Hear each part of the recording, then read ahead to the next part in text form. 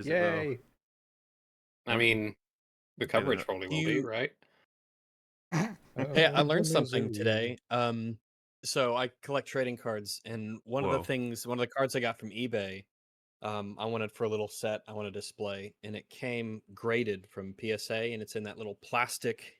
It's a little plastic container that has the card, and it has on the top segment, it's got like the text of what the card is, the set, the grading number, all that. And I was like, well, I don't care about the grading really. I just want to put it in a display alongside another card. So it arrived here, and I'm trying to get it out of that little plastic case that it gets graded and put in. And I for the life of me, I could not figure out how to actually open it up. And when I Googled how to get the card out of the case, you have to use like pliers and like physically break it out of the case in order to free the card from that graded case. Oh. So I don't have pliers. I'll have to go to my folks' place and get some. You don't have pliers? But that is What a I loser. don't actually, well, not Where's your I think I have, toolbox, like, little ones. Rags? I have little pliers, but not like heavy, like we're talking heavy duty pliers to cut through the corners of a plastic container. Just use your gun. What are you doing? I should. Did you know that thought actually kind of ran Yeah. through my mind, where I could just shoot the corner of it with a pistol and it Yeah, would break easy. it out of the case? But I was like, that's illegal. I mean, you could have just asked me. Where I am Well, you could now, get Boogie to it's do it. illegal where I am now. I could, yeah. You Just just need hold to it up hold it up for into him. the air so you can shoot up. I could hold it near a school zone. Just hold it up in the air. If he was like a trading card himself, you'd like bonus attack damage when in a school zone. Anyway, welcome everyone. Welcome. We're probably going to get started up sooner rather than later because we don't have all of the time in the world today, but we are going to get through, hopefully, episodes 6 and 7. 6 being the end of our Act 2 and the close of a storyline that everyone has come to love. A certain character's journey coming to an end. And then episode 7, considered journeys. broadly, and I guess but personally by pretty much everyone, to be the greatest episode of the season. I'd be curious if we can see if we can figure out why, or if we maybe have a different take. Who can say? I have a hunch as to I why. guess we'll find but, out. That's okay. A hunch. All right, good. Well, yeah, it's like the Agatha episode with Lillian. Is like, oh, this is really, really shit. I can see why people think this is amazing, though. But on top of that, if we have some time, we'll certainly do it next week. If we can't do it this week, I've got some extra bits to talk about that I think many people here already are familiar with. Some meta things be happening. Broadly speaking, just explaining why this season is the way that it is, and watching the meta on this season slowly shrink and sink, and inevitably Quick turnover sour. on this one. It's interesting. I'd say it's the complete reverse of what happened in the first season, where gradually more and more word and mouth spread, and more praise, and then more and more people being like, "Holy shit, that's really good!" Getting more and more criticism. Isn't that crazy?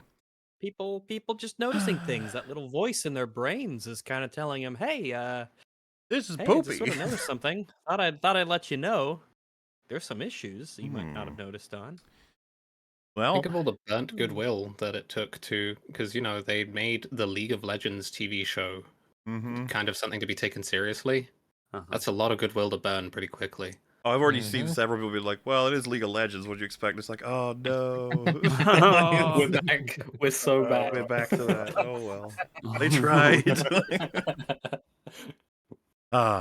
Well. Anyway, yes, we're starting with 6, which where we last left off. The last big payoff we had was Happy Families, right? Collected back up. It was great. It was very invested in how methodically well developed those events were.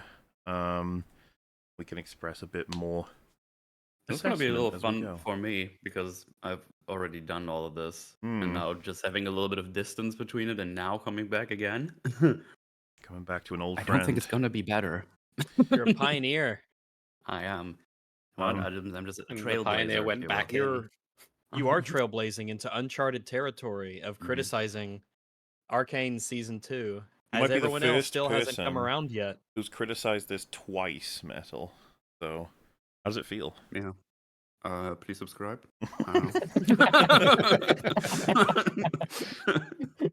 All right, well, we open on a spinning, rolling gear. What could that mean? I suppose we'll find out later.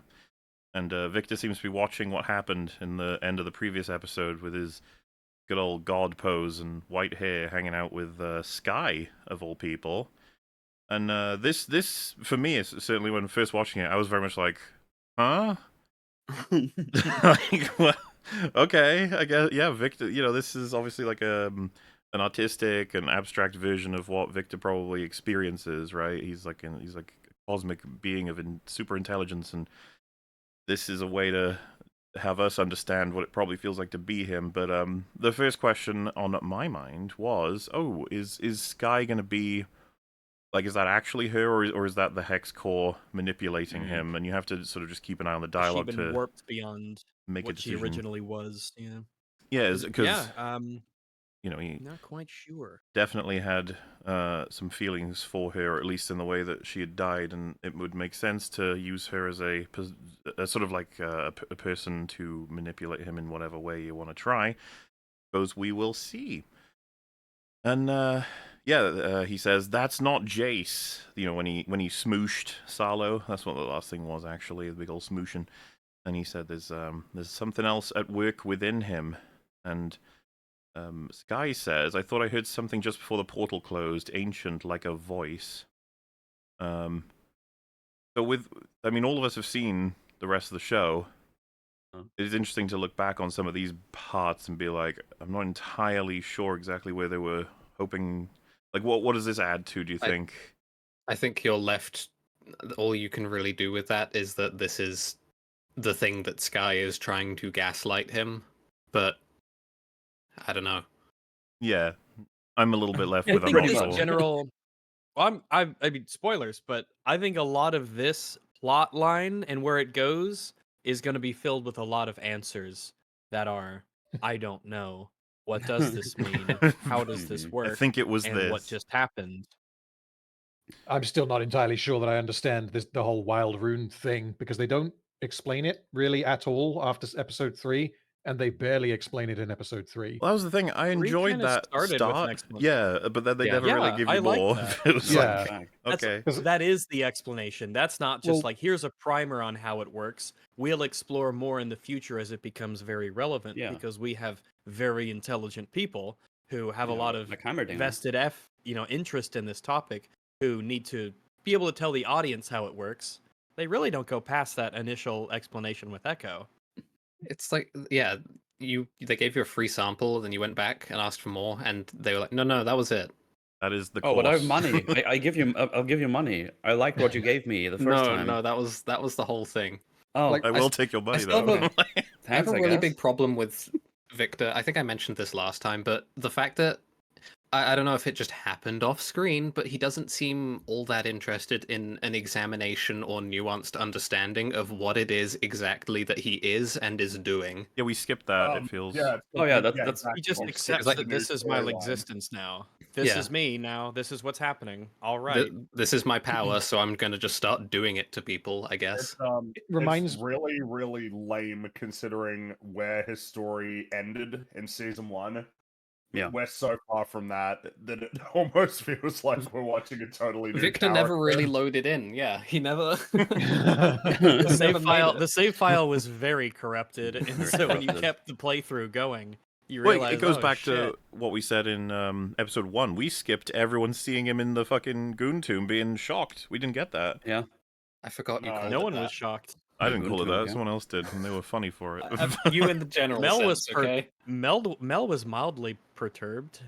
She's the only one that She wasn't really, though. well- That's my thing. She comes in, she's like, oh, this looks, as opposed to, Oh. what the fuck? Like, what? Nobody Was- treats But you even tried to touch it, and spikes Mildly came out of it. perturbed. It's so funny. Mildly. Nobody treats man-made horrors beyond their comprehensions as man-made horrors beyond their comprehensions. They're just like, oh, that's a thing now, I guess. So many different Victor- cases, like Warwick as well. Yeah, true. Victor in season 2 reminds me of Celebrimbor in season 2 of Rings of Power, which I My did not God. want to make the comparison, Oh my because God.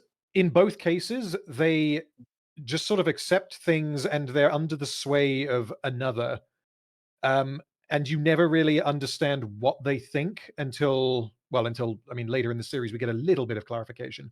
But for now, it just seems as though he is being influenced by the hex core that was used to like resurrect him, essentially.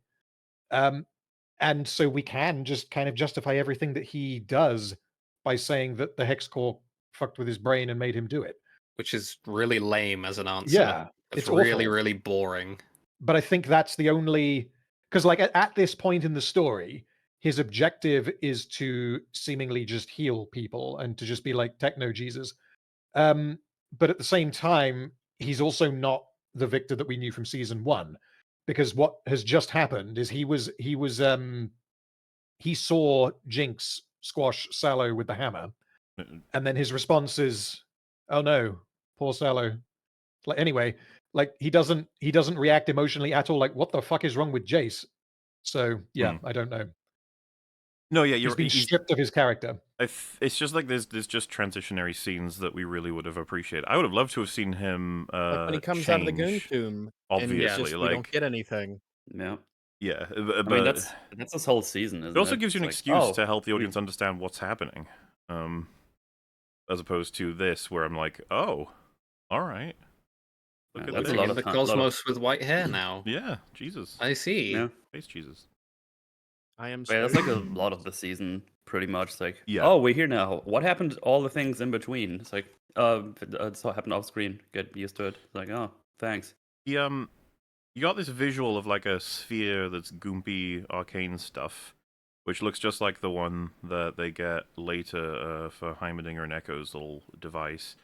What exactly is that supposed to be specifically in relation to all the Hextech arcane flimflammery that we know of? It's quote unquote the anomaly, which I think is supposed to just be whatever the hex core turned into when Victor started interfacing with it more. Wait, the anomaly is the hex core.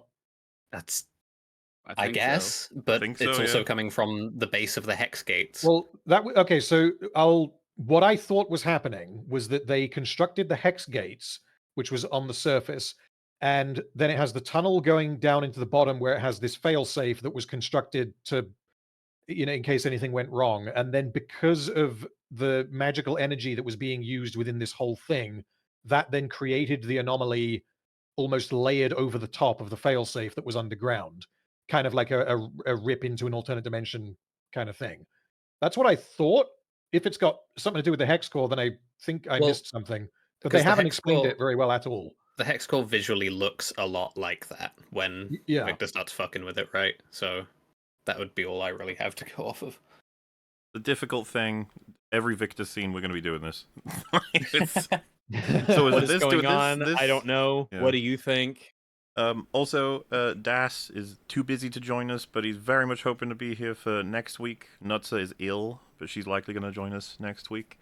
So it is. This show made this her team. ill. Yes, correct, 100%, definitely that. Mm-hmm. Regardless about the anomaly, Victor says this is a sophisticated conjuration, a singularity, simultaneously self-replicating and self-annihilating. We've never seen complexity like this. Flawless, exquisite chaos.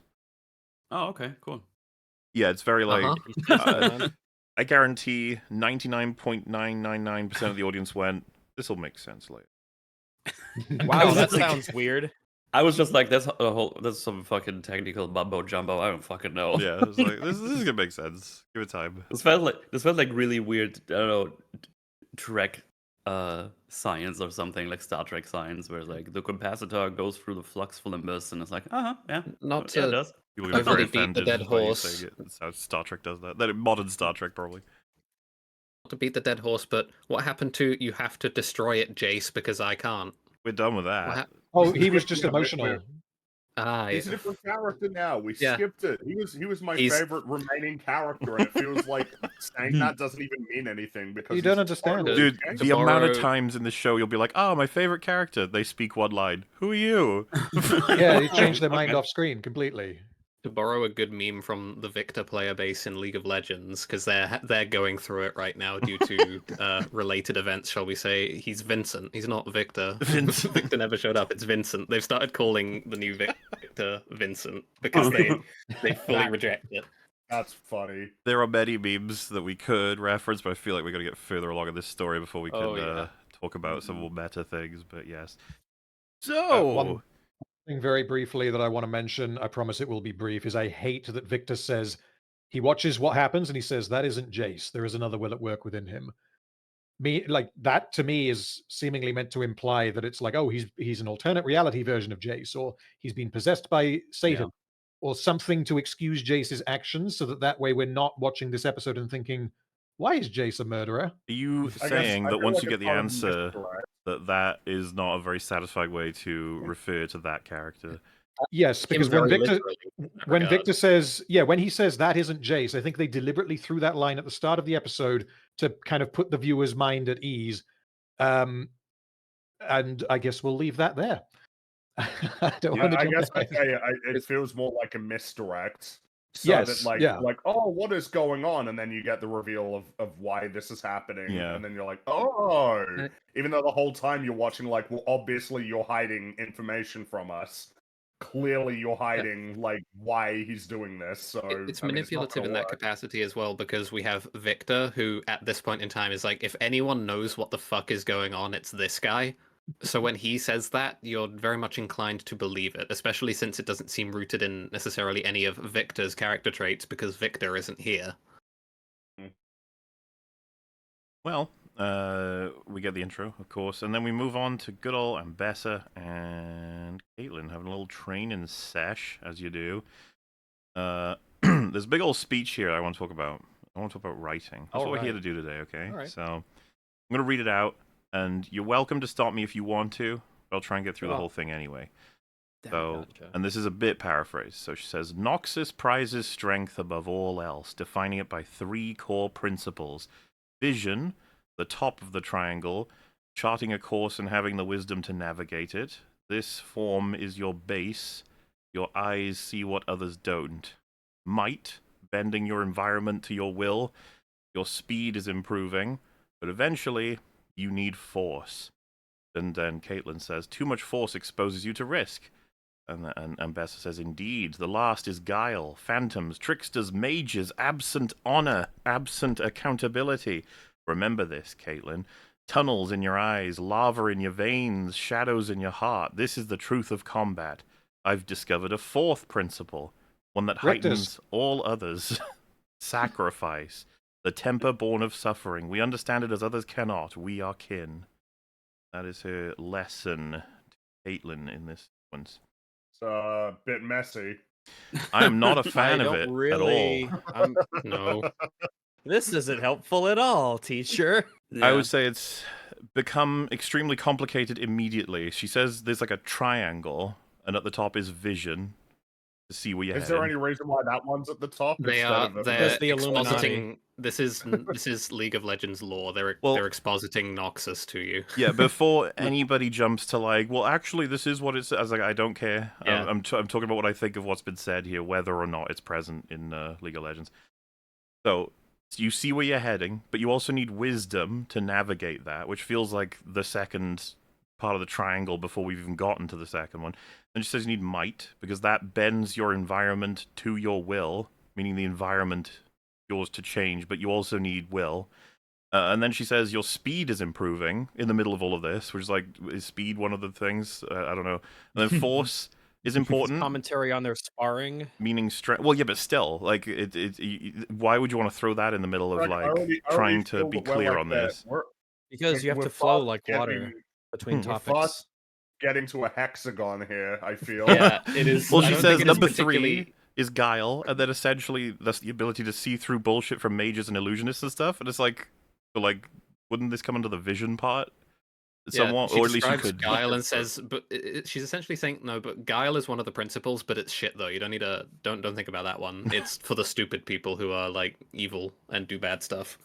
Our magic though is the tits, and it's fucking great. You'll see what I mean. But it's the good magic. Just to Trust me. close out, my impression then of the 3 core principles that Noxians prize would be vision, wisdom, might, will, speed, force, guile, and sacrifice.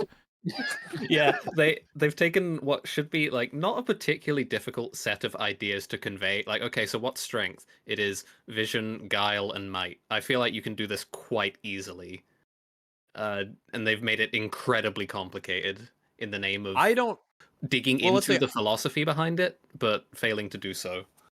I don't know more about Noxus at the end of that speech No. than I did before.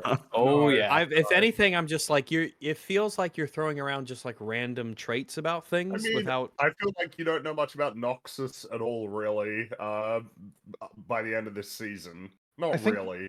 I think we know No. enough we know enough for the plot to take place in as much as it does, especially in season one. I kind of like that they don't do what they've done in this scene. They don't spend a stupid amount of time explaining Noxus It needs because it's not. redrafting.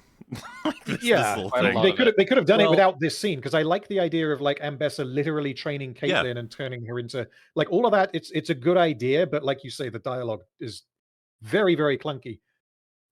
I wanted to ask as well, Theo. I'm guessing you would probably be the only one that would know this, but the three parts of the triangle that became a hexagon, those are relating to three different leadership factions in Noxus in League Yeah. lore. Is that This gets a bit weird because it depends when in the timeline. Because there's a character called Oh, Swain. really? Probably heard everyone talking about him, but it's unclear exactly when in League of Legends lore Arcane takes place.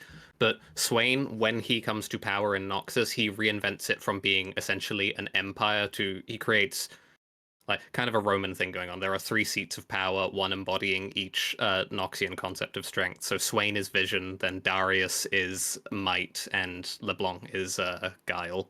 And those three people are in charge. Swain is like more in charge, but Yeah. right? that's the idea. That's It's- more helpful than what she said. Yeah, it's strange that they didn't do that. Vision, because strength, and guile. I'm like, okay, yeah, it's Well, Yeah, okay. I feel like that's really easy. It would also be But really also- fucking Guides cool the ship, if might you enforces its will. Like you could spend the know. same amount of time with the amount of lines they had there to actually give a small history lesson on the state of Noxian leadership, and then Yeah. talk about why those guys embody those things and why they're so important. Like, swear to God, like the speech she gave, I was just like, what? Like, I don't even. Noxian's like a Yeah. lot of stuff, which, yeah, to be fair, I do too. I don't know. And you could have even like put other champions in there, showed them like depending on when this is, like show like a Swain frame or something. It's like, here, this is the other guy or whatever. Swain Then- frame. Yeah, I'm it would have sure worked. Arcane could figure out a very visually interesting way of depicting that sort of thing. 100%. Yeah, it would have worked on like a fan service angle of like, oh my god, look, it's Swain, look, it's Darius, but also it would have been there would have been more to it narratively because it would have shown that like Caitlyn is now taking an interest in Noxian culture, and it would have allowed them to set up things that presumably are going to be important or at least exist in the spin-off show that they're going to do in Noxus. It would So be I'm kind of surprised they didn't do that. it'd be really relevant to figuring out when exactly we are in the timeline as well, because that's partially relevant, like not to lore nerd too much, I guess, but that's relevant to Singed's history, because where we are in the timeline, that there are things that, according to the lore, unless they change them with where they go with their various shows and whatnot, Singed is supposed to go off and have done already or do in the future. And that could have served to inform, like, okay, when actually are we? Has Noxus invaded Ionia yet? Has Singed already gone on a field trip to use war crime weapons on fantasy Japan? Sin's Or just going to has be the that not main happened character of Runeterra by the end of this. He is. He's going to be wandering around, ignoring every plot line going on, but just doing his thing, just chugging along, you know? I think a good comparison for a scene where it's much more effective at making its point would be good old Game of Thrones. I can't remember how many people here have seen not only the show but the scene itself, but pretty sure Theo and Fringy at least would know what I'm talking about with the I think I know what you're talking about. It's so good for so many reasons. It's a season 4 scene, so that's how you know it's like, oh, it's probably good. The I would. Joffrey has died. Wait, is it a season 4? That is season 4, isn't it? The Purple Wedding. That's season 4, yeah. Mhm. Joffrey's died, and they haven't yet, like, even properly, done a funeral and burial and stuff. And Tommen's already being set up to be the next king, and Tywin's moving in. like immediately to start pushing him in particular directions, which is Oh, something I've that seen this scene. I think you're talking about. Even I've seen it. You showed it to Cersei, me. yeah, well, I may have because it's really good. Cersei's noticing it and finds it like disgusting that he's doing this now of all times, but that you know the character well enough to know that he's doing it for very good reason, and it works in the scene, right? He asks, "What's the primary like trait of a good king?" And Tommen goes with holiness first, and he says that there's an example of a king who made a lot of decisions on his own personal interpretation of what is holy until like seriously bad moves were made. There's justice, and he says there was a just king who failed to see his own brother who was like an evil doer and killed him and took control of the throne. And then he says strength, and you got Robert as the example, being he won through strength, amazing commander and that sort of thing, but that he was terrible as a king, drinking, hunting, whores, that sort of stuff. And so the broad thing connecting them all being that like there's loads of errors that the kings will make, whether or not they primarily value one particular trait, other than, and then Tommen guesses wisdom. And Tywin can textualize his wisdom as the ability to understand what you know and what you don't know, and to incorporate people who do know what you don't know. Like that's like the most important thing for a good leader. And it's like a really, really solid scene because ulterior motives there, but like that's still a pretty worthwhile piece of advice. Yeah, and Tommen is clearly interested, and Tywin is like actually kind of revved up when he guesses wisdom is the most important thing. Yeah, and, like wisdom, yes. It feels like Tywin was like, "So you gonna get this wrong?" It's like, "No, you got it right." And then walks him off to start talking about marriage and how extending your line and strengthening it works. And you could just see Cersei is like, "I've lost my other son," basically, because Tywin's gonna do whatever he can to craft him into the best king he can puppet, sort of thing. It's really, really good stuff. And you might be like, well, what's it got to do with this? Like, well, this scene could have been that good. There was no reason it couldn't. We could have. I saw someone in chat mention Batman Begins, the training scene with Ra's al Ghul, which feels like, I guess, more analogous in terms of it being a fight and trying to instill lessons in a fight. But that one feels like it's got a lot of clarity, right? The big takeaway line is training is nothing, will is everything, the will to act. Compared to here, where it's like, so yeah, there's wisdom. And then but wisdom means a whole bunch of other things as well. And then there's what was it? Strength was the next one. I don't think we're talking about that, and I've already kind of lost track of what they were. The first one was vision, which is really important to explain to someone who doesn't understand why that would be at the top of the triangle or whatever. But they don't really do a good job of it. They just say chart a course and have the wisdom to navigate it. It's like, so wisdom as well. So, but that's what you're supposed to be teaching me is that wisdom stuff. Part of vision? Is that what wisdom is? Or is wisdom its own thing? Is wisdom ambition, or vision is the umbrella, and wisdom is one of the subcategories? But I one of the subcategories. I don't. Well, hold on. You got to slow down, Frankie. I'm writing this all down to be a better person. The fact that I pick up, please pay attention to the diagram. The fact that I pick up as many as if 8 Ambessa different... got one of those little roller, those things, like the roller papers on the wall, and she pulled it down. All right, listen up, Caitlyn. And she pulls it down the wall and gets a little stick. Here is the diagram. At the top, we have wisdom. She's like, wisdom here's is not guile nor here's vision. my triangle, Vision and she is draws on the like this left. fucking fucked up shape. And Caitlyn's like, that's not a triangle. It's a square. She draws a square. Yeah, because she's like, I've discovered the fourth point of this hexagon that I've already outlined. It's like, wait, I think I don't know. It feels like that's kind of these quotes aren't particularly. Like, if you're providing a whole bunch of caveats, it's like, I don't know, it ceases to become, like, one of those kinds of quotes. It feels like you're just giving me, like, a piece of advice that's very, like, specific that I can't really apply in all circumstances. Yeah. Like, no, and a big part of teaching is to be able to do it in a way that, like, translates real quick and real easy, not like this. Well, it's the reason why, quotes, right? People really enjoy quotes is because they can often distill a complicated idea in a way that's very easy to grasp and remember. Whereas this speech, it's like, well, how's Caitlyn going to remember all the shit that she got told here? Like, it's so while so being much. beaten up. and I don't even know how useful it is. It feels like there'd be a variety of circumstances where you'd be like, well, which one should I be relying on more here, seeing or strength? You know, like Seeing. But Qui-Gon Jinn said, What did Qui-Gon Jinn say? he What'd he said, say? don't Yeah. trust your eyes, they deceive you. Oh. Right? Also, what exactly Dude, has Clicking Caitlyn- information. she says, here's my triangle. She draws my vision of Sadik, and then she says, don't let your eyes deceive you. That is a triangle. He is very powerful. Regarding the fourth point of this triangle, I'm curious as to what exactly Caitlyn has sacrificed. Unless we are counting, like, A like mother just or something, which would be tragedy weird. inflicted upon you as Yeah. sacrifice, which... Yeah, that doesn't count. That seems like a weird Good way. luck with that. Well, because yeah, she says sacrifice through suffering, which is like, well, That's a... wait. Well, she's suffered, but it's not comparable. Sacrifice or is it suffering then? Because they're not like they're not the same thing. Like You can when sacrifice describe without them- suffering, and you can suffer without sacrificing.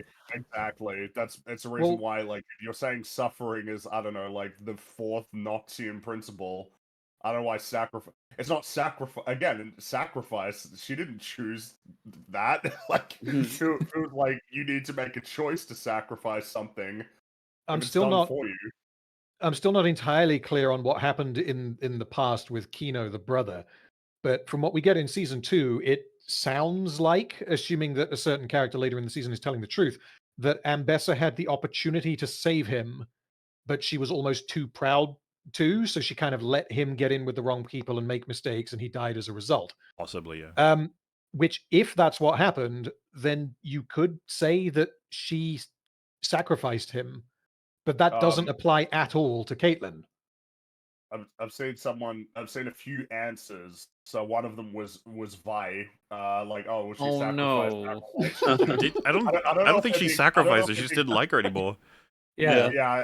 Well, hey, You have and corrupted blood. Get I out saw of here. someone saying she was sacrificing herself, like her morals. It's like, are we doing that? What's that character from KOTOR 2? What's her name again? Freya? Freya. Yeah, like I feel like we're not doing that here, so No. we probably don't need to bother with that one. The idea of the sacrificing of principles and a willingness to do that, like to not be. I mean, it feels a bit awkward to be like sacrificing principles while explaining Noxian principles. Including You the know? principle of sacrifice. Exactly. Which, by the way, Also- she made up. She said it's not even in the triangle. She's a liar. She made that one up. She's like, this one's also really cool. This is my I figured DLC. this one out. I Yeah. quite like it. So. DLC. Would for you the like to play Noxian Noxus Triangle. in Ambessa mode? Yeah, the scene closes with good old Singe saying, "I've tracked Warwick. Let's go get him." He made a Let's Warwick go, tracker. more Singe. All right, nice. Yes. He Yes. says, "I've tracked him. He's in Zorn." Like, yeah, obviously, where did you think he was? Wait, he's in Zorn? That's crazy. I thought for sure that he'd be running around in Piltover. He's not. It'd be He's funny not if right he here, did. hiding behind that He's corner, being somewhere. cheeky. He's somewhere in Ruined Terror. Yeah, he's like, I mean, I don't even know the name of the place. I just know all he's got is an arrow, by the way. It's like It's the one of those fucking shitty Jack- video games Yeah. I hate, where it's just like beep, beep, beep. Oh, it's It's past an an arrow hour. that is now pointing you at a wall, so you just run left and right at Yeah, the you're like, wall does the until you arrow find a way update that... based on what path I need to take, or is it just directly to the target? Because It's check. like the it arrow appears- in Crazy Taxi when you gotta drive to the destination. It's just a big arrow that pops up on the top of your vision. Yeah, go that way, and then a countdown starts. Yeah. Do. And then Sid's just running through the streets of Zorn with the Crazy Taxi music playing.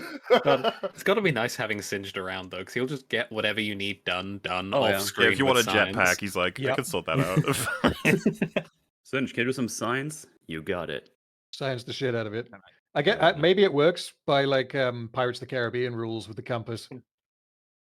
I forget how that Point. goes. It Oh, yeah, points points to to what you whatever you want. want the most. Oh, Yeah. okay. I could see Singe making that, yeah. Awesome cake. Doesn't end up pointing to Warwick at all. Yeah, just goes somewhere else. Sorry, I got hungry. Grocery store. You just want that scene, though. It's like, can you do any better than Zorn? He's just like, no. No, follow the blood thing. and He's like, a big I how- will. wolf I fan, will you can update find you if him. he leaves on. We'll just look around. It's fine. Thanks, man. I like the little compass thing just has an icon of each region in Runeterra that lights up when he's Yeah. in that region. Or He's imagine in it's like Targon that. now. I forget the name of it, but like like the farm animal toy where you pull the lever. It's in Toy Story, and it'll like land on one and it'll go moo goes the. It's just like A cow says, roar "Moo." goes the Warwick in Zorn. Powder goes the Warwick and Zorn. And then you just have Ambessa awkwardly looking like, did you do the voice too? And he's like, yes. I take payment by commission, by the way. Turned out very well, I think. He's amazed by this invention from Piltover. Really cool. He's like, yes, that is what the cow says, but how did it know? Through sacrifice, that's how it Your knew. sacrifice, yeah. So this was a bit of a, I don't know if you call it a jump scare or something, but the scene starts up and we've got the whole family team entering the sanctuary with Victor, and it's just Warwick is hanging out. Here he He's just is. around. He's just shambling around under his little coat. This He's is doing a hard bit of a to snarl, hard to but, watch for someone he's who is pretty- not expecting this storyline. But there we I are. mean, everything is fine and dandy. He's very daylighted and chill and just that's just Papa Warwick with us. You're like, okay. All right. No one's bleeding anywhere in Zorn, so he's totally fine. I don't know. How did we get here? It's not been that long, but I guess tunnel. this is where we are. The tunnel, yeah. remember? They tracked him through the tunnel. I always What's lose people in even- tunnels. What's even his deal? Like, can you talk to him?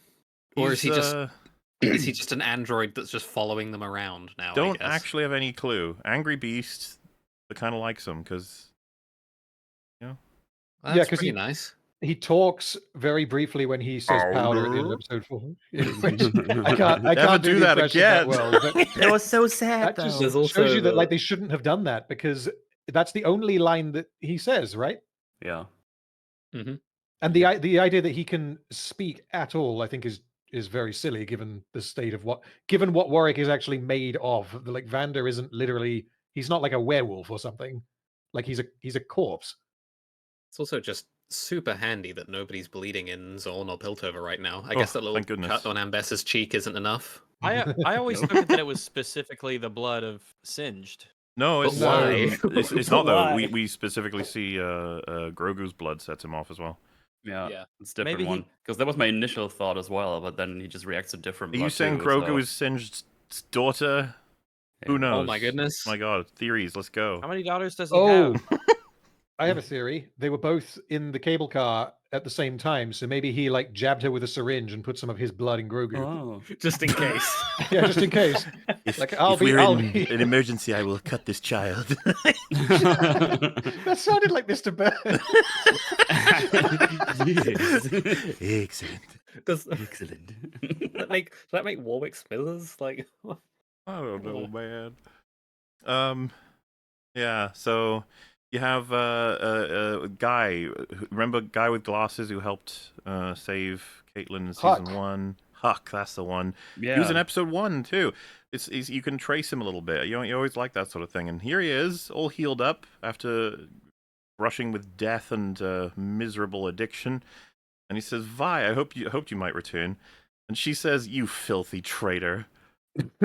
And I was Like, just like, what? really? Really, traitor? We're talking Really about now? traitoring. Hmm. Okay, all right. There's, we can do there's this really That's good fine. silver bullet that you can pull on Vi anytime she talks about treachery or Yeah. any sort of betrayal of anything. I It just involves find it gas. amazing for her to say that when, she's done more traitorous action to Zorn than any individual Zornite at this point, I think. Yeah. I was also just really confused at the idea that Huck was a traitor because in the scene when we saw him previously, when he was, how did it go? He basically got Vi the shimmer that she needed in order to be healed So, after she got stabbed by Savika, and then very shortly afterwards, Silco shows up and he's handing out shimmer to the shimmer hobos. One of them is Huck, and he grabs it and leaves. There's not any implication there, I don't think, or if it is, I missed it. That Huck had specifically sold her out. my understanding here is what she may be criticizing him for is the fact that those Shimmer fellas became, like, temporarily henchmen to go after her, right? That's what they were gonna do. Silco's gonna send them to kill her in that scene. In some capacity, Yeah. maybe like they got The like thing, I'll give you shimmer if you come and find her or whatever. what I don't But like Huck about it didn't is make that happen though. well, so I think what needs to be considered is he was fucking out of his mind as a result of like Yeah. addiction to Shimmer, Yeah. desperate, Sure. dying. And she's like, you traitorous fuck, you took the drug that you were desperately addicted to, became a big chungus, and very likely would have gone after her. If that's actually her issue with him, it makes even less sense because of how much worse she's done to this whole place. Well, And yeah, I if would say as well that Vi should know more than anyone about, addiction to Shimmer, growing up in that kind of environment, seeing what people do to get their fix, how it destroys people's Yeah. lives. If anything, you would think that she would be the most understanding of people aren't their truest self, so to speak, when they are like going into like desperate withdrawals of this horrific drug that they're addicted to. This to me feels like they were like, what's their relationship? Oh yeah, we'll go with she'll hate him for being a traitor. And it's like I feel like if you thought about it for longer, she would actually be kind of sad to see him in a way of like, fuck you. yeah, You know, it's good you're here, but I don't know what's happened to you, but I do know what you've been through, and holy shit, what everyone has been through. You know, just like a moment of general tragedy for everybody, right? Instead of, you are a traitor. It's like, shut up, Vi. He lives in Zon, right? Yes. General tragedy. Yes. He does, yeah. He's high rank. Yeah, like, if he had- Well, I guess if he had- Richter, yeah. if he'd taken the Shimmer from Silco and been one of the like Shimmer heads that went on to attack Vi and Caitlyn, then I wouldn't agree, but I could understand the idea that, okay, well, he's accepted the drug that he's addicted to and he has quote unquote betrayed Vi, but that isn't even what happens. He takes the drug, like the vial of Shimmer, and then he leaves. He doesn't. Well, she doesn't like, fight those consume fellas it. anyway, right? She knocks down the thing. Sure, but my point is that even in Huck's like drug-addled state, he doesn't consume the Shimmer and he doesn't attack Vi. So there is no treachery involved. Maybe it's enough for her that he would accept Shimmer from Silco. I don't really know. This is what I mean. I don't buy this. I think it's silly. If that's the case, then that's insane, because that's like saying that a drug addict accepting a drug is treachery. Which that's ridiculous. Like Rag said, like Vi would more than a lot of characters, Vi would understand that. By the way, fuck, I completely forgot. She's standing next to, when this is going Yeah. on, a woman who orphaned children, as she put it, fucking working for Silco the entire time. This guy Yeah, accepted a exactly. drug from him. Meanwhile, you've got his primary henchman. God, the Yeah. Oh, show. yeah. as well as somebody who I guess at this point it's been months because we skipped ahead, but blew up Caitlyn's mom. Such bullshit, man. Yeah. I completely forgot to be fair. Chat, like, how did it take you that long? It's like, well, because I was thinking about Vi specifically, who's I all was Thinking all the sitting there and other I was- ways I that was the sitting thing there and I was fucking kind of breaks. wondering, it's like, when are we gonna address the the elephant in the room, as it were? But that's the thing, it's a constant running elephant. It never stops. Yeah. And the show is just lying to it's not even really lying. It's almost like the show is gaslighting us because of how quickly it got those two characters back together at the end of the previous episode. I feel like it's not. I think the easiest way to describe it is Jinx is a main character, and when you're a main character, for some reason, a lot of people's perceptions about them and their sort of role Culpability. in the world change, right? It's like, well, you're a main character, they're like a supporting character, so they don't really get as much consideration. I feel like Different that's simple. standards. Yeah. She's a main character. She's got superpowers. It's the same as like Wonder, right? It's like, who cares that Wonder is essentially indistinguishable from a character like Ronan? Like, well, no, she's main character, so it changes perception of them and essentially like the nature of the things that they've done. It's bit cringe, if you ask me. Well, yeah, we've at this point seen countless references to how they've tried to essentially whitewash Jinx, get it back to fun hero mode. Yeah, which is and frustrating to say can't the do least. that. You are Very well, frustrating. You can do it, but it will take you several seasons. You Yeah. can't do It it. will in take you an insane amount. episodes. It's one of these goals of, yeah, you can technically do it. Should you? Good luck. Good luck, yeah.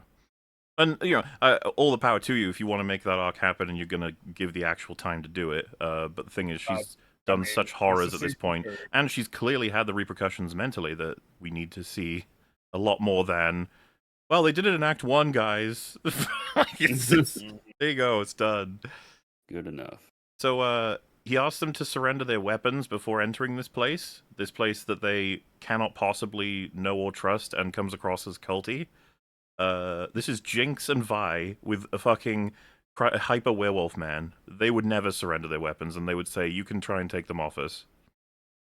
Yeah. Oh, yeah. I mean, a good example of that would be at the end of season 1, where Jace says, "Take the gauntlets off," and Vi's response is, "Make me." It's insane. These aren't these characters anymore. It's all wrong. And you're like, why would they do this? Oh, gee. Let's think. What happens by the time you hit the end of this episode that would mean it's better if they don't have their full set of weapons, I wonder. Yeah, this is one of those unfortunately, this is such a small thing, but it's indicative of when you're dealing with just bad writing. Is like, well, wait, why would a character? I know it's small, but like, why would they do this? It's like, well, to facilitate plot points later on. Yeah, because I mean, why would they do that? They have no idea what the fuck's going on here. This place is creepy. Well, Yeah, I was well- literally about to say the creepy cult wants me to disarm myself before I submit myself to their No, thank you. rules and everything. I'm like, Oh, Right, God. right, of her, like Vi just drops the gauntlets, but leaves the Oh, God. the crystals in them. And The it's like, gemstones, yeah, she what? leaves them behind because she can't. This is another on example. the floor. The, Yeah. Puts the it on order, the floor. the Yeah. order in which these people would remember it, it would be Vi as number 1 because she knows exactly how important those things are. She's used these gauntlets forever. She knows what the cost is when the gemstones don't work inside these gauntlets. Like, so she would obviously pick them up, especially because you can pocket them easily. Jinx is number 2. She knows exactly how valuable these gemstones are. You're not going to just drop them on the floor. That would be insane. Definitely not doing that. But no, it's not either of those two. It's Grogu that remembers to pick up the gemstones. And the second you see that, you're like, well, there's got to be a reason for that. Because there's no way that the writers would make it so that Specifically she's the showing one. us and, yeah. I also just thought of another layer. So yeah, you've got the layer of like, there's no way that these characters would give up their weapons when, for their own safety, like going into this creepy Kool-Aid cult. What, with all these crazy But- crackheads around? yeah, looking for But the other Kool-Aid layer cult. is that, I'll like, just leave. who I'll leave have this they got? $1,000 bill here. Who have they got with them? They've got Warwick. Without those weapons are their only way, in particular, Vice, to control him, gauntlets, the only way to control him, which means that if he freaks out, I mean, everyone in there is dead. Well, and that's funny, There's right? no reason to believe that he won't. They should probably be like, we're not going to let the horrifying monster in. Our rules about the sorry. weapons? He's kind of a weapon. Like, he's- Also, he's not coming in here. That's fucking insane. yeah, we don't know what the Think- fuck's going on here. All you have to do is tweak. You just have to tweak the logistics of this, and then it works. You have, like, they say, well, no, you can't bring that giant werewolf zombie thing in. And then Huck goes and gets Victor and brings him out. Victor has a look at Vander or Warwick and says, like, yeah, okay, yeah, we can do something about this. That then convinces Vi and Jinx to drop their weapons because then they know that Victor is going to help them. Or you There's can make that as a but deal. He could be like, alternatively- I'll help him, but you can't bring the weapons in. Yeah, that would fix it. Alternatively, you could not do this. You could just Oh, not yeah, have a you could plot go that point way. where, like, Can he 2 come episodes after talk to Warwick us is out here? introduced, Yeah. He's like he's totally pacified, and The we're fact dealing that- with Victor in this crazy magic realm as a totally different character. We could just not do any of these. The fact that he's just following them around. He's just Yeah. wandering around behind them, and then So he unfair. hears a What else sound are they and he gonna has a do? bit of a Is that- grrr, you know? Why does he have episodes appointments to ago. go to? 2 episodes ago, he got introduced. What the hell? Yeah, well, that's what What a waste. well, I mean, this episode is largely about him, I guess. Just not in any way, shape, or form what you'd be expecting. I say You know this, what's by the also- way. You might be thinking like, oh, because you played the game. It's like, no, I'm saying this as someone who's spoken to plenty of people who have never even played the game but had expectations about him. I got no clue. I just thought they were gonna do something with him. They were really bigging him up, like he was being. He was so Like, much he would be of something the, else. of the marketing and stuff. Mm-hmm. The Well, very in the first first- teaser for this, first shit they 3 used his hunt episodes theme. all had like these stingers at the end. It's like, oh Yeah. look, he's Yeah. not doing the Warwick stuff. Yeah, and they you're were like, oh, Thanosing him. We're, They're like, we're "Get getting ready, him. it's gonna be a big deal very one day." soon." Yeah, and then we got this one thing, He and now gets he's like a 2 little fights, puppy. and then he's just following them around like a big Yeah. grumpy yeti. Are you counting the one that they didn't show with Ambessa? Yes. I mean, the fight with Jinx and the fight with Vi and Jinx, I guess. And I then guess that, yeah. Yeah. You know what's also Um, funny to think about? Someone had to haul those fucking gauntlets away without the gemstones in them because they're later on they're not in there anymore. They put them in some house or whatever where they put her Jinx's weapon. So that's a good point. Where are those weapons going, and how are they just going in a shed somewhere, and someone who think so, not yeah. holding a weapon is guarding them? Well, Because, so Jinx, this is Jinx sends Grogu later to get one of the stones. yeah. So If that's the apparently case- in some shed or whatever, some house, whatever. If that's the case, then that means that anyone who wants to could just keep an eye on this place and then go in and grab the fucking. They're not. Are they the Atlas Gauntlets? Is that what they're called? Well, Yeah. yes, and by the way, they're actually hard to move because they don't have. Yeah, the that's what I was gemstones in them. saying. Like there were probably like 7 They're people heavy as just fuck. Yeah. hauling them to the fucking thing. I'm imagining a version of this where Rictus has just posted up outside of Victor's little commune thing, and he sees, like, just, somewhere slightly out of sight, he sees Vi and Jinx and whatnot come by, sees Vi drop the gauntlets, just goes over afterwards, picks them up, Picks walks them away. up. Just another thing on the What? stalker. It's like, you guys final boss wouldn't believe Rictus. what happened again. There should probably be I have their a weapons. huge production of gemstones as well that the Ambessa would have access to, right? There must have been. There's no Absolutely. way they wouldn't have loads of those. That's Unless because she our meme needs- is more accurate to what the show should have done than what the show's done.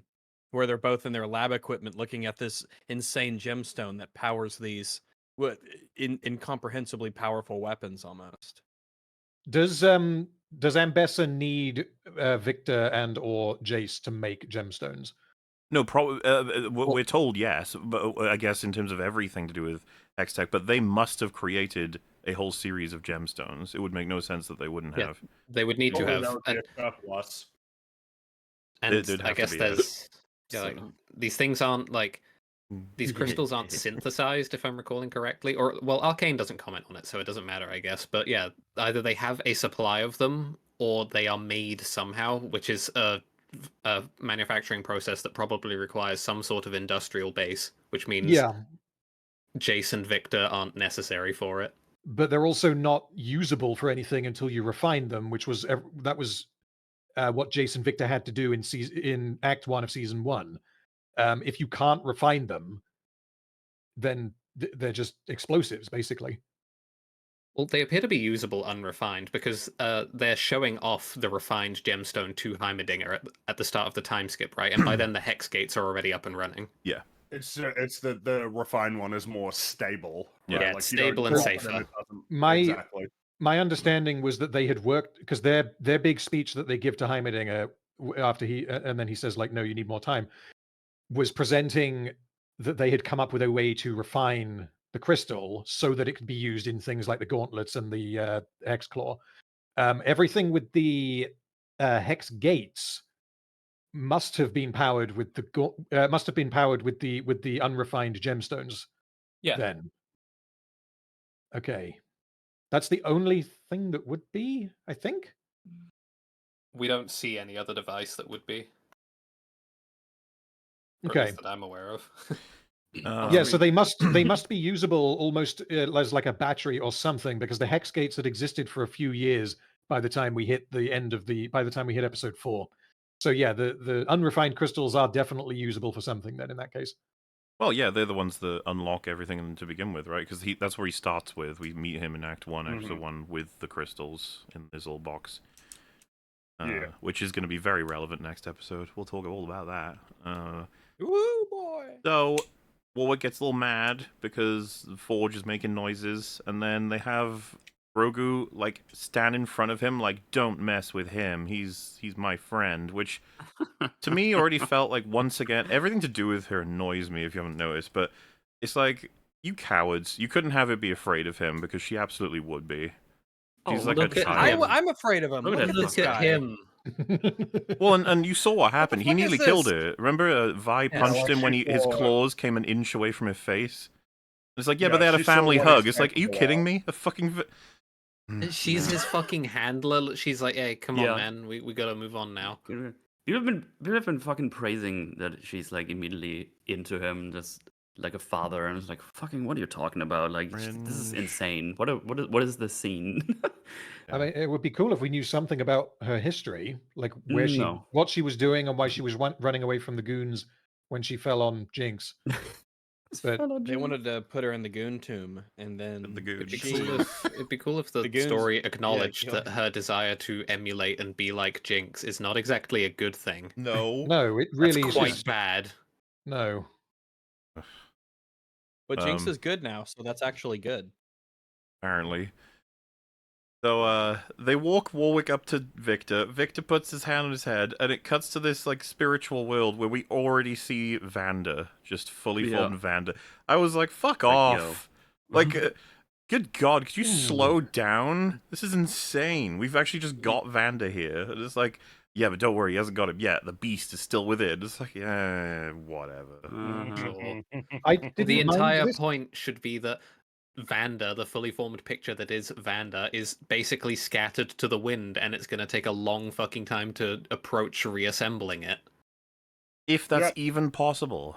If it's Yes, even possible. if it's even possible. But remember, we've already by this point in the story essentially betrayed the point of season 1, which is that people are molded by the circumstances. Yeah, to and the point that and it is there is no going is a back when lasting- certain actions are taken. It is a Exactly. lasting and continuous betrayal that is almost like thematic of this season. Is like the theme of this season is betraying season 1 in that regard. Yep. Betrayal.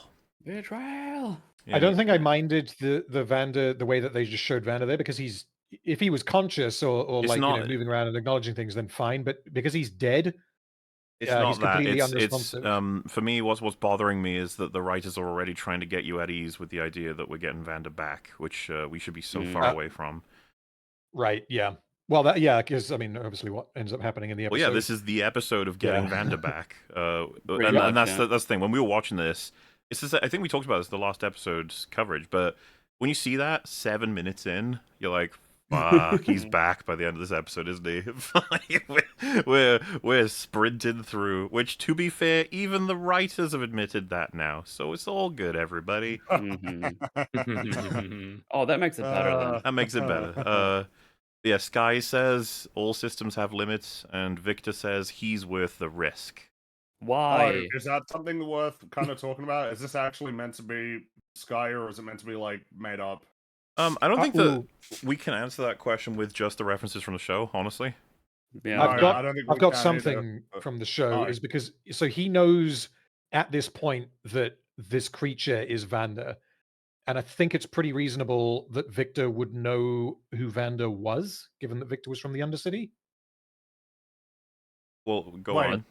That was So- probably well, from the so why if- that I said, not So the if he guy. knew who Vander was, and he was this sort of semi-legendary figure within the Undercity, the Peacekeeper, and all the rest of it, who was also a victim of a terrible tragedy, which is, I think, the exact words that he uses later in the show, and he realizes that that guy is now stuck inside of a werewolf zombie robot, and he's like, "Oh, okay, yeah, I should probably help this guy." Well, you I wouldn't. I think that the idea of him taking any kind of risk in doing that, because he says he's worth the risk.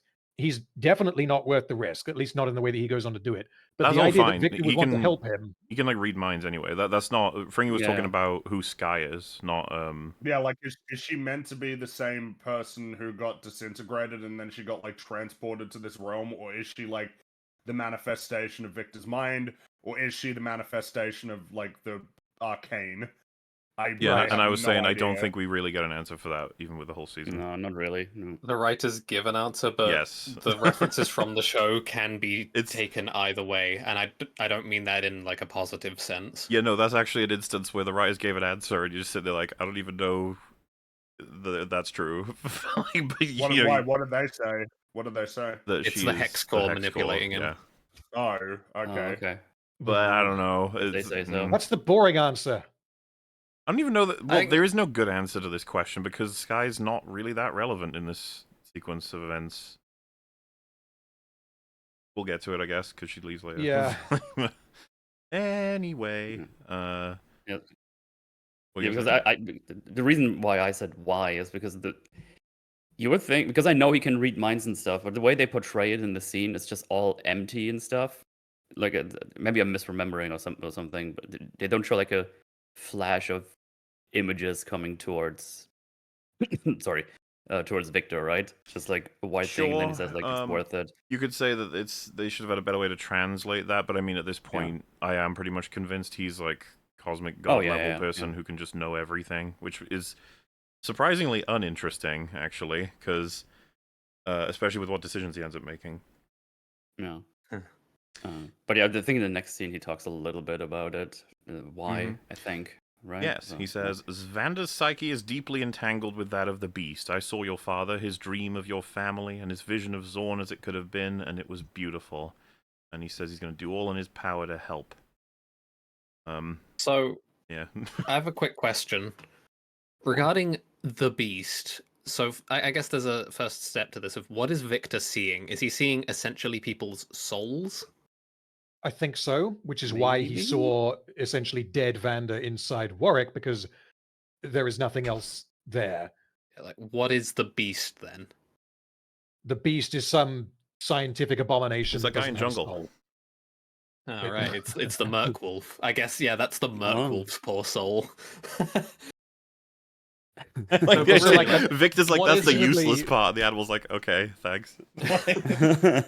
Well, presumably, if Victor did that to like a dog, like a normal dog, then he would see the soul of a dog, and it would just be there behaving like a dog. Whereas in the case of Warwick, he is the combination of sci-fi fantasy bullshit and Vander's corpse, and so Vander is the only sentience in there. And it If that- formed another soul? Like, what is the beast? I don't think that the beast has a soul. If we, I don't know if we're misusing the word soul here, but Vander's is the only soul that is inside of Warwick. Then what is it? Well, it's the same as like if it was a robot, like it was a artificial construct created by Singed to I be a don't soulless understand killing machine. why Victor would be seeing that then, considering the way he interfaces with things. Well, he didn't see anything Warwick related. He only saw Vander. Is kind of what I'm saying. So the absence of anything beast related, I think, tells us that the beast element of Warwick doesn't. It's not something that Victor can meaningfully communicate with.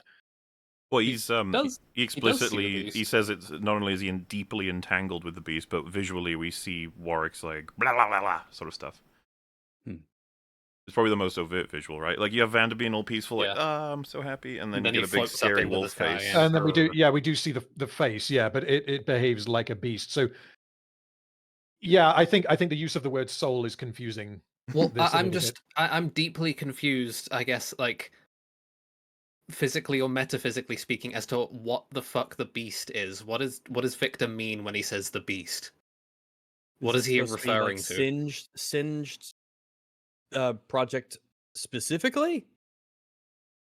And that's how he phrased it? Like the beast is Singed's We're meddling saying whatever with- manifested as a result of the jungle creature plus Singed's connection to pieces of humanity from Vander, but then that would be a mixture. I don't know. I guess I don't. yes, I really but- hate that it is an entity like distinct from Vander. First of all, Yeah, it's almost like a Dr. Jekyll, Mr. Hyde Yes. type deal, where they're totally separate entities. I mean, I guess the beast Victor is referring to everything that Warwick is minus Vander. Which, I mean, I don't know how much sense that makes, but I think that's what he is saying. I think we're not really going to get very far with this. So I'm content to leave my question. I don't really understand. Well, I think we've cracked it. They deliberately made it this way to have people broadly interpret it simply as kind of a Dr. Jekyll, Mr. Hyde. There's two wolves inside you. And that's probably what they wanted the audience to think and feel about it as a whole. This is the creature inside. Vander is in there somewhere, and by gum, we got to get him out. Damn it! They've made it. Yeah, they've probably done that for clarity because, I mean, honestly, both seasons of Arcane have some like pretty high concept storytelling going on. It's just that season 1 does it a lot better than season 2. And if they had said that, like, no, there is only one entity and it's Vander, but he's kind of been twisted and bent out of shape into Warwick, then it would be a lot harder for them to visually show that they need to I think that's undo that. I think that's really easy to visualize. Do you think it's easier than showing that you have a beast and a Vander and you need to get rid of one of them? I don't think it's easier than that, but I think it is very within the realm of possibility, especially for a show like Arcane. Yeah, that's true. They Yeah. could have done it. Season 1 would have done it. Oh fuck yeah.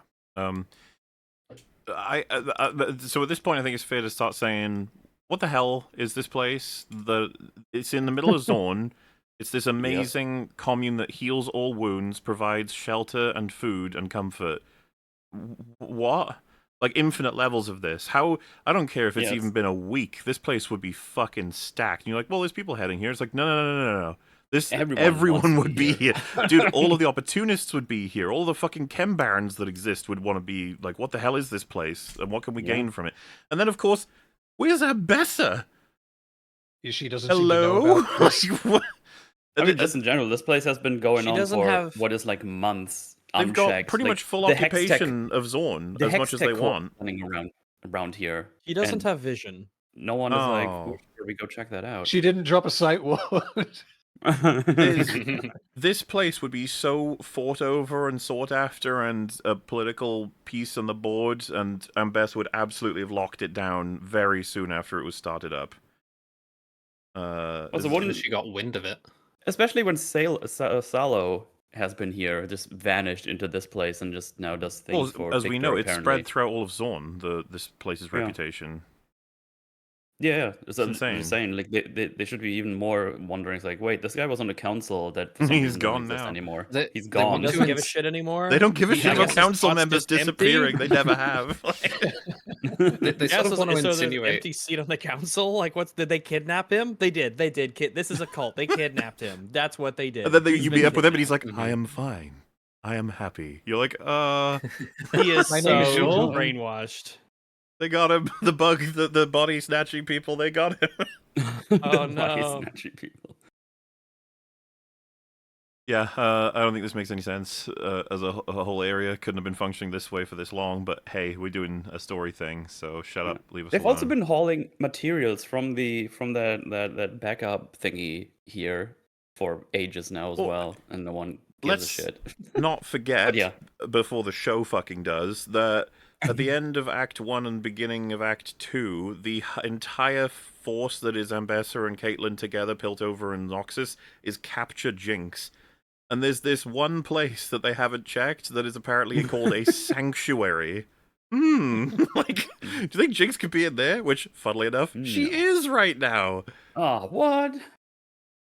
Well, it's fine. Don't worry They're about it. probably thinking, well, they would obviously really hate Jinx, of course, because of all those reasons we'd mentioned on prior episodes. There's no Yeah. way that they would No, keep she's her no in there. Even symbol. they'd turn her down. No symbol of rebellion. Everybody loves her down there, apparently. Oh, she's Even the great. Firelights. Victor says, I have one condition on all this, and then camera's got her in frame, and she says, looks like you got a couple. God, I wanted to punch my screen when she started doing the fucking Harley Quinn shit. Yeah, my commentary for that is, I hate it here. That's it. Man, she Let just me fucking out. keeps Let going. me out, yeah.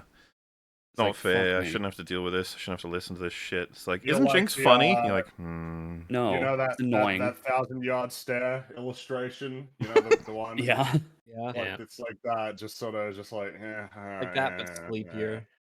Yeah, sleep, yeah. Sleepy. I'm just like, Because it's Remember- like simultaneously, like, it's mind-numbing and boring. Well, and there's that aspect with the comedic elements that are just completely missing who these people even are and when they would even say things like this. But then it like randomly, in an almost pandering way, right? Because Victor says, you have so much to offer this commune. Powder. And then she goes, Mhm. and it does the glitchy shit. And it's just like, shut up! That's not even yours. You can't have that anymore. Remember when she was talking about herself being powder to Isha and it was all fine? Whatever. Mm-hmm. It's been like marvelized. I don't know how else to say it. Slopified. It's Sucks. cringe. Mental state is like a pandering thing now. Ooh. Yeah, and he says to her, your talents can be used to build instead of destroy. And she says, I'm going to stick to what I know, thanks. And then you're Mhm. sort of sitting there, it's like, yeah, like, if it's almost like hearing him say it just plainly. It's like, why? We already know where you're going with Jinx. Yep. We already, Yeah. it's pretty apparent. And in one season too. It's that- Wow. The fucking writer just looking at you across the table with a smug face, like, you don't know what I'm up Yeah. to. And you're like, yes, I do. And he's like, no, you don't. I You're do, like, yeah, yeah. I do. I think I do. Yeah. It's like I've actually, watched yeah. movies before and shows. I've seen this. No. I was Let's not just seen born this done yesterday. better, way better. God. Yeah, and he says he's just got to be restrained at night so that he doesn't run around and kill everybody. Oh, cool. Like- Can we have our weapons back? Is that even possible? Question. I don't know. What? Yeah, I don't know. We're How gonna get is some rope. Yeah, that'll do the trick. how is one question, and why only at night is the other question? Well, because he's a werewolf, you see. Yeah. You'll be evil at You night. know, It's dark at night. They can't Also, see it I'm like- so convinced well. that's as far as it goes. They're like, yeah, he's like a werewolf thing, and werewolves turn evil at night. So Maybe Victor just assumes that he is literally literally a werewolf, so he goes by those rules. It's just- Yeah, this is like just an ongoing problem, but just to highlight it again, all of this relies on no one in the sanctuary bleeding at any point. No one in I also Zord, wanna- dude. No one in Zord.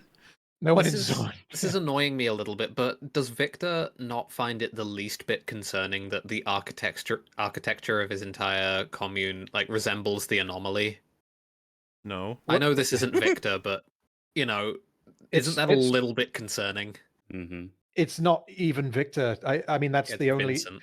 That's what I meant by like the Celebrimbor comparison. It's like we can't judge Victor's critical thinking here because it's Victor's brain plus hex core.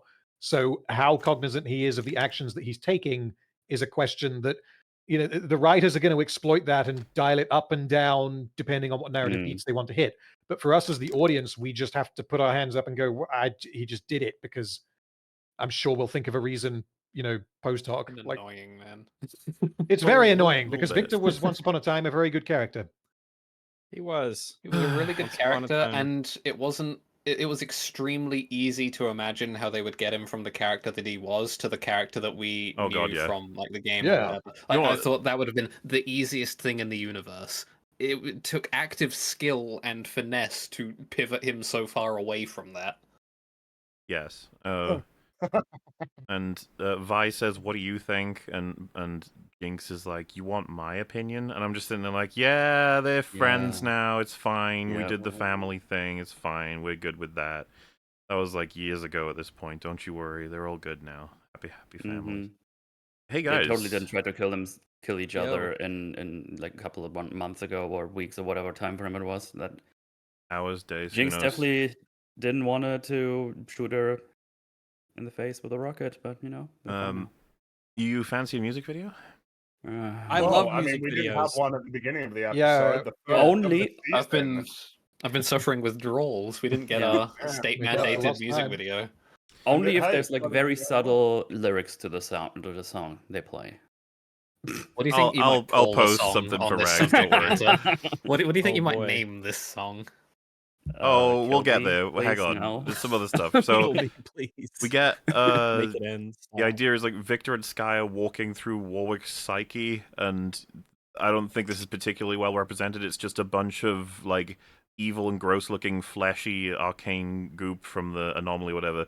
And then they keep walking through it, and you just see Vander's face in the center of it, looking all nice. And it's like, that's what we want. See, and it's covered in all the goo. We don't like the goo. And it's like, You that's just separate them out and juxtapose them. That's surely the interesting way to approach this. yeah. I was just thought it was a bit like, oh, that feels like idea one, and that you guys could have gone a bit further than that. But okay, it's fine. Yeah, keep going. There was like one shot that I liked where I think he's like a big wolf creature with a face or something. There's like faces coming out of the side or something. They look kind of gross and creepy. I like that.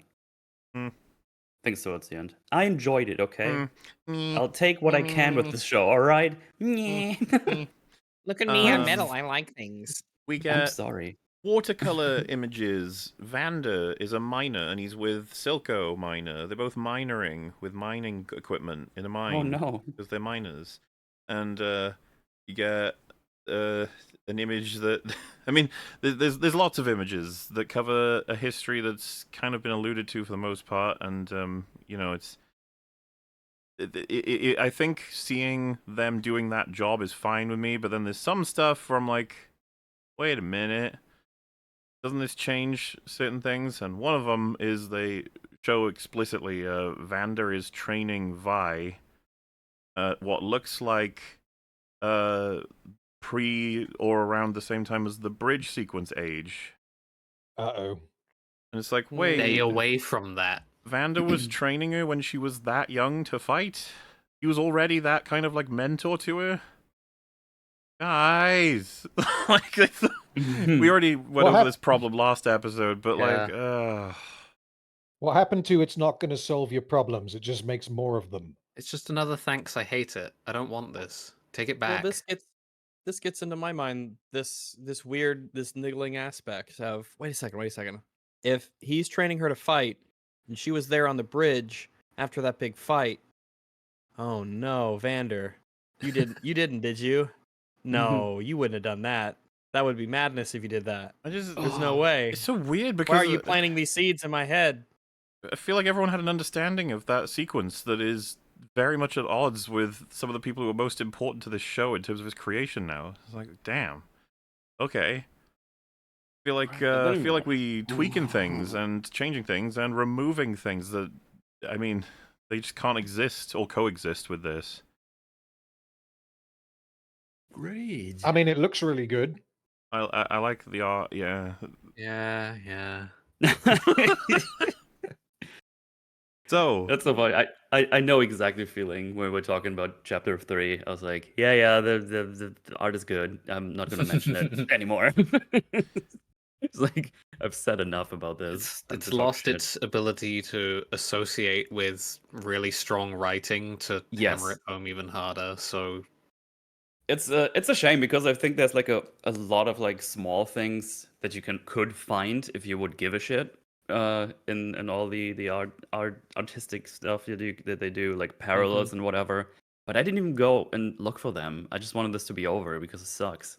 It's like, yeah, that looks nice, and there's probably something here, but there's no good writing behind this, so fuck it. Someone said, wouldn't it be before the bridge scene because the mum's alive? The reason I'm entertaining it is because the further back it is, the worse it is.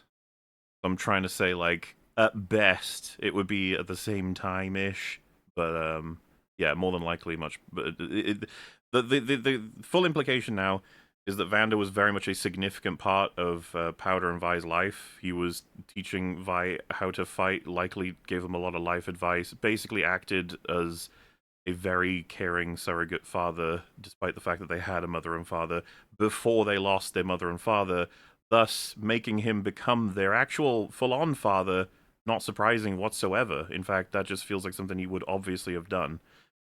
Which it's quite strange, like with this extra information that we get in season 2, because Vander never had any kids of his own, but he also seemed to treat Vi at the very least as if she was his own child. And we know absolutely nothing about Vi's actual father. We know that her father is not Vander because the mother name drops her husband, and it's another character, but we don't see him in this. We only see his corpse at the start of season 1. So it's like, well, what was Vi's relationship with her actual father like, and why did Vander not have any kids if he clearly wanted kids? Like, those are pretty big questions. To be clear, in this watercolor sequence, just very, very little. There's a little bit as they come back through the door. He fades off out of screen almost immediately. The father you're talking about? Yeah, the father. Yeah, well, yeah. He's just not relevant. Nobody cares about him. Nobody gives a shit. We know that. No, at this point, he should have. He's a separate entity. That's all we know. This is the problem with this. At this point, he should have just been their father. Why wasn't he at this point in terms of writing? Why did you do this? Yeah. And it's because there was different goals in season 1 compared to season 2, and it makes it so like it's hard to consider both seasons having been written by the same people. But here we are. Now, you might argue that this sequence is Victor trying to get Vanderbeest to remember something, maybe remember who he is. And so they play a song, and Rags, if you can give us your best soulless, deadpan, monotonous delivery of these lyrics, maybe we can get kind of an idea of what they were going for with the song. God, these Sure, songs, let's man. investigate. These fucking All right. songs. All right. Can you find me? I'm not hiding. All my memories aren't mine now. Not me. Show yourself. Not me. Show yourself. We're all creatures. Who am I to you? Find the mirror. See what I see. Remember me. Remember me, I'm on my own. Remember me, I'm too far gone. I couldn't see. Remember me. Remember me. All my life, I couldn't breathe. Remember me. Remember me. Remember me. Remember me. Ooh. Ooh. Ooh. Ooh. Oh. Oh. Yeah. What do you think the song's called? What's it titled? It must be something like "Forget Me." Yeah, Forget Someone Else. That's the song, I think. Yeah. I mean, it's Look, it's no Jeff Lynne, but I mean, I got nothing. I just find it I very. just can't see how this is relevant. It's extremely straightforward. I don't know. It's just not very creative Yeah. on the part of the stuff we expect from Arcane. It's very like. So this is the sequence where we try to make Vander remember who he is, and we show images of his past that don't even fucking match up with what you may have thought to be the case, and also play a song that says "Remember" over and over again. Like, yeah, I guess that achieves that goal. I sure do hope he remembers. Me too. I remember. Because if he doesn't, that would be Tragic. not good. I also don't like the idea. Like visually, I think I like it. What they're Sure. I doing like and the what they're showing, watercolors. They're but cool. as in, like, showing these images at this point in time in the story is kind of what I mean. But what I don't like is the implication that in order to turn Warwick back into Vander, he has to remember that. Well, why did we appeal to when these memories as opposed to the memories of him raising Biome Powder himself? Yeah, that would be the easy thing to do, right? I Well, know 'cause the I argument mean- would be, well, he was here for all of this. And it's like, yeah, well, I fucking shouldn't have been. Like, that's not what the story was. You get to be the cool uncle here, maybe, and then No, the I parents see. That's the die. thing. Vander was Vander. I like the idea that he and Silco were the dudes that were trying to really fight for and lead Zorn, and that Felicia, or whatever her name was, she was a citizen of Zorn with her husband, and they had kids. It was that simple. Oh, right, now, okay, now I got you. Yeah, I just caught up with my brain. But now It's they've fine. made it so that Vander's just one of the Yeah, most you're right. important people in their life from the get-go. He always was. Yeah, no, that's retarded. And then Was a those mistake. two talk about remembering their parents because they're allowed to have this scene now because we've skipped everything else to get here anyway.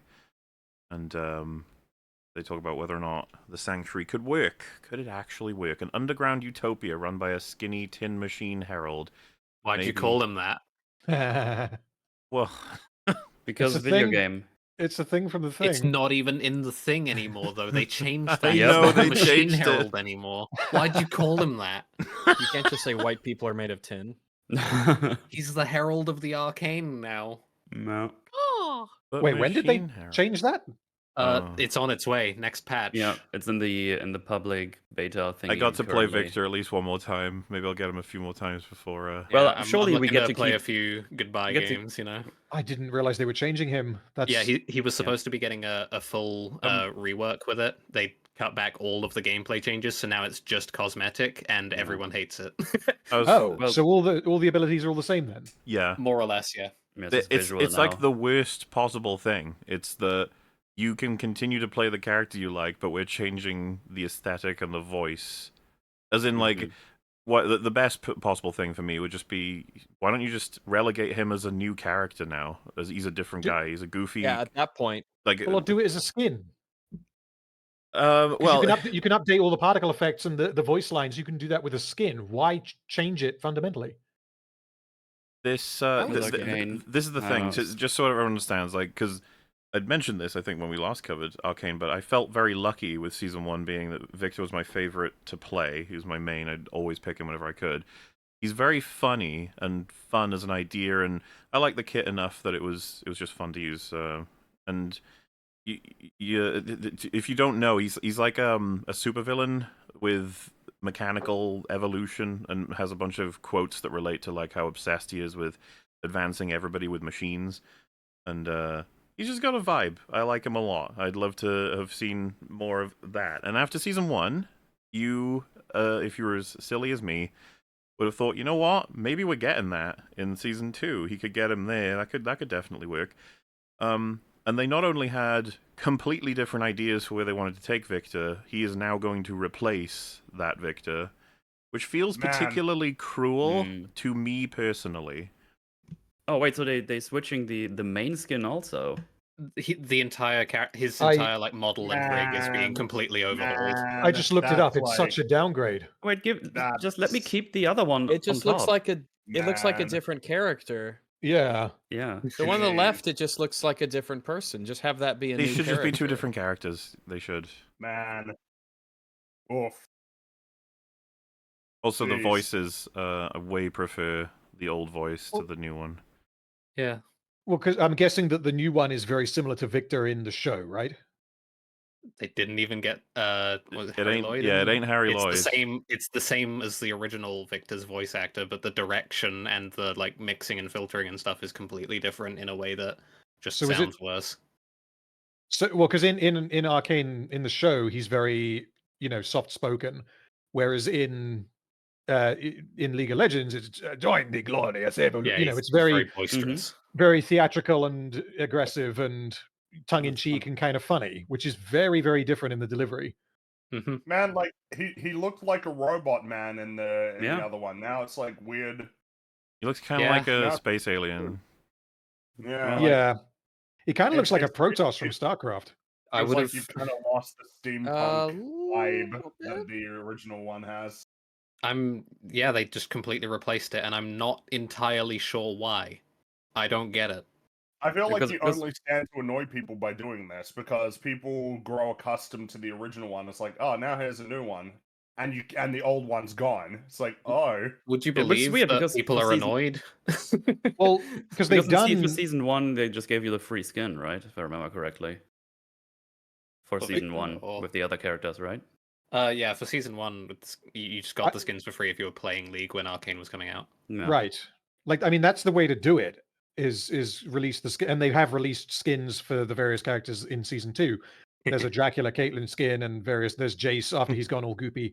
And those are skins that you can buy.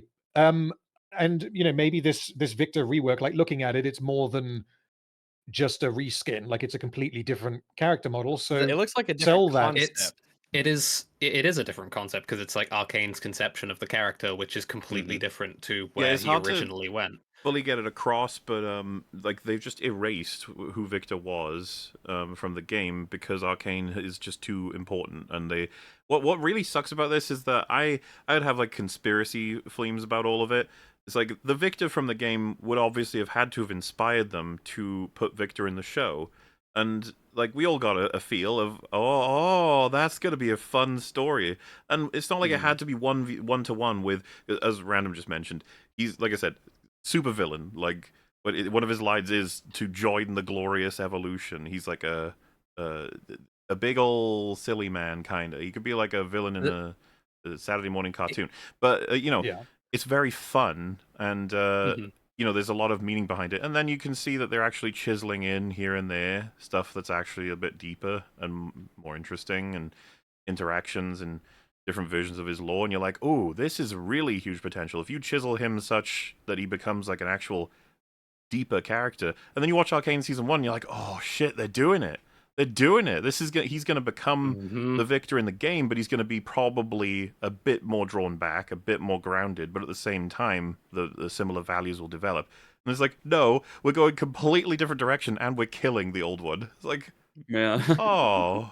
Oh, thanks. And like, because it was initially pitched, what they told the League player base is that one of the characters will be getting a VGU, which is a full like gameplay and visuals update, and then they just didn't change the gameplay because apparently Victor mains or like the people they tested with were not like receptive to the gameplay changes they made, so Oh my they essentially God. just cut them completely. So I don't even get my gameplay changes out of it. Why not just make I'm him so mad on Victor every from front. Arcane It's so Victor, lame.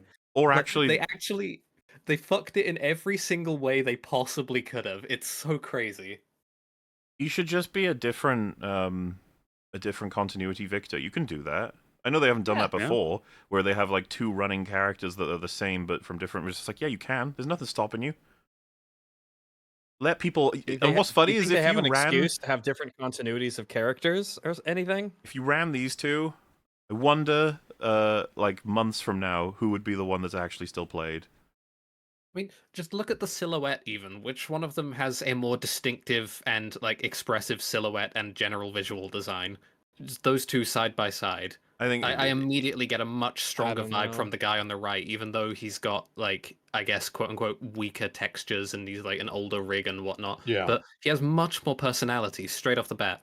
I just think that if you played their voices back to back, you'd quickly Oh. decide who your favorite is. Oh man. I haven't heard them yet. I kind of want to keep it that way. Progress. He's so cool, but he's gonna be Does gone the voice stay forever. the same for the other skins that you have, or do they change them too? His guess entire, they did- like, all of his voice lines are just being replaced with new voice lines. Oh, so no, the What are they bastards. doing with existing Victor skins? Because the they existing are getting skins. changed to reflect the new like visual No, design. no, Essentially, No, Yeah. fuck That off! is I paid cool. for that. They bought those things as they I- were. Yeah, wow. Mhm. That's one of my favorite Ooh. skins to play. Uh-oh. The creator Victor is fucking awesome. No, yeah. This, Don't look at new creator Victor. No, don't, That's, motherfuckers. I don't Yeah. like it when the Sorry. idea of them fucking around with something that I purchased. Ooh. I mean, this is the first time in my experience of the game that it's gone badly. Riot had a very good track record with this because they do this Yeah. when they like update characters' models and whatnot. Before, it's always been good, as far as I can tell, I guess. But yeah, this is a very clear showcase of the consequences of giving them like license to do that. Man. well, and I've seen, because we'll likely cover it, like I said, either this week or next week. But Christian links several comments that relate to all kinds of different things. Oh he's, man. he's seen as broadly responsible at this point for why Arcane Season 2 sucks. And there was a comment I saw that was like, I can't believe my favorite character from League of Legends is getting fucking replaced by this idiot fanfics writing. Like, they're just like tossing in his own OC to just completely replace someone that they love. And like I said, it's so unlucky for me. Out of all the characters, he was my favorite. It's just like, great, thanks. Victor players are so upset. They are so upset. I don't need to like. I don't want to belabor this too much, but yeah, every single thing that could have gone wrong for them in this regard has gone wrong. They haven't got the character they wanted. The character they liked is being replaced. They're not getting anything gameplay wise out of it. And it's You so know, weird, right? like, Because you just be like, really can you Season just... of TV sucks. And you're like, it doesn't harm anything. Can you just let me play what I want? And they're like, no. You're like, No. Okay. You know, You literally can't, have all right? the assets. You could just flick a switch and Surely, be like, oh, you can use the new or the old one. That's it. Yeah, they're gonna be people trying to mod it, I would assume. Oh, absolutely. Yeah. I don't know That's how. the new creator Victor? Fucking kill me. Wait, can you post it? It's going to be rough because he's an all new rig. Is the problem? Like, This doesn't look like it. Doesn't look like him at all. What the fuck is this? yeah, it's not good. What the fuck is? I hate this. Yeah. Oh, what? That is What is awful. that? Okay. That's we his gotta do best some... skin. That's the one I always ran. I was gonna say, I use Creative Victor on my runs, so this is original. Interesting. What Oh, the that's fuck? cool. This is the original. That him. skin had a reputation. like a of robot if man. you see a Victor player using that skin, that's like the scary Victor player because he knows what he's doing. And then Oh, this the is the skin new layer. one. Okay. Oh, this fucking bullshit. Looks all right. Looks all right. Let's see this new one. Yeah, when it loads. This Hmm. one's all right. There's There's a theme going. So they've Alright. also added this one. Yeah, That's a different person. Arcane Savior Victor. I It's a had different character. not. Jesus fucking Christ. That looks like a Tarek skin. Yes. Yeah. This is the gay Victor, I guess. Like, there's because there's a gay Tarek skin that I quite love as well. Armor of the Fifth Age Tarek. It's so Yeah, good. yeah. glorious twinkification. Has, Man, Glorious, he's there but- and he's got his robots and he's commanding them with his staff. yeah, that's a whole skin line He's by the cool way. as There's fuck, other and characters they- in the background, and he like built them, and it's kind of neat. They And could have done this story. There was there's nothing stopping them. they man, set themselves up to do this story. They were Well, that's on why their it was way to exciting. this story. I That's don't why it was fucking exciting, get it. yeah. I don't And get I it. don't know, man. I feel like something was seriously lost in losing the steampunk kind of aesthetic. I don't know why know, you would. I don't know Even why I don't you know would. how you would lose the aesthetic when Arcane is like, I mean, Piltover is like a steampunk world, but I mean, all of the Victor stuff is like way too like magic looking. Yeah. Well, it's because he's not the Machine Herald anymore. He's the Herald of the Arcane. All of his Yeah, they shit's call him a Machine Herald. It's like none of these people look like machines to me. They look like people with floop on their faces. Maybe they thought it was spelled Harold, and that's his name, Machine Herald. Machine. Wait, Hello, I am Machine Herald. Machine Harold. you have to help me out. Anyway, Theo, I'm trying to look at Death Sworn. Is this the new version of Death Sworn? Hang on, I got you. When am I gonna see it? It's loading because the internet sucks. All right. There it is. Yeah. Oh yeah, that's new Death Sworn, Victor. Oh. Yeah. That looks like a different character. Well, just for These reference, all this look is like old Death completely Sworn. different characters. man. Oh, he looks more deathy. Yeah. Man. So just Man, EFAP chat. That's The old one doesn't look it's- very deathly. This is It's gone as wrong as it possibly could have this, for them. this is Death Sworn like, Victor, and then this is new yep. Death Sworn Victor. Man. I feel like this is just missing the point. I have Yeah? I have a feeling that there something about this isn't going to go through. The backlash is too big. No one is happy, and the entire Victor player base is very upset. Including I'm not me. surprised. I mean, I just, Yeah, I don't Riot has understand why you historically. would remove their choice to play as the original. I think that's what I find so baffling. If you want to include all of these new Victor versions, that seems like that's. I mean, sure, but like, why can't you play as the It would have old been one? something I'd actually congratulate them for. They said there's an Arcane Victor pack you can buy, which it's set up that way. You could just have it all apply. It's like, there you go, you set that and you've got the Arcane pack. It would, Fucking make it as expensive as you want. Why did you take old Victor away? It's just like, this it would is make mean. more sense if there were any fucking gameplay changes, or if Victor was like somehow a defunct character, because that has happened in League of Legends before. Like, characters have ended up like, with the progression of the game, they just don't have a place in it anymore. Like, they're stranded without any sense of identity or whatever. So that's usually what full visual and gameplay rework scale means. Victor didn't necessarily need that. He's been in a bit of trouble the past few years, which is why I was excited for fucking gameplay changes. And a lot of other people were too. The Victor people were like cautiously optimistic. Then this shit started coming out, and then they say, yeah, no gameplay changes really.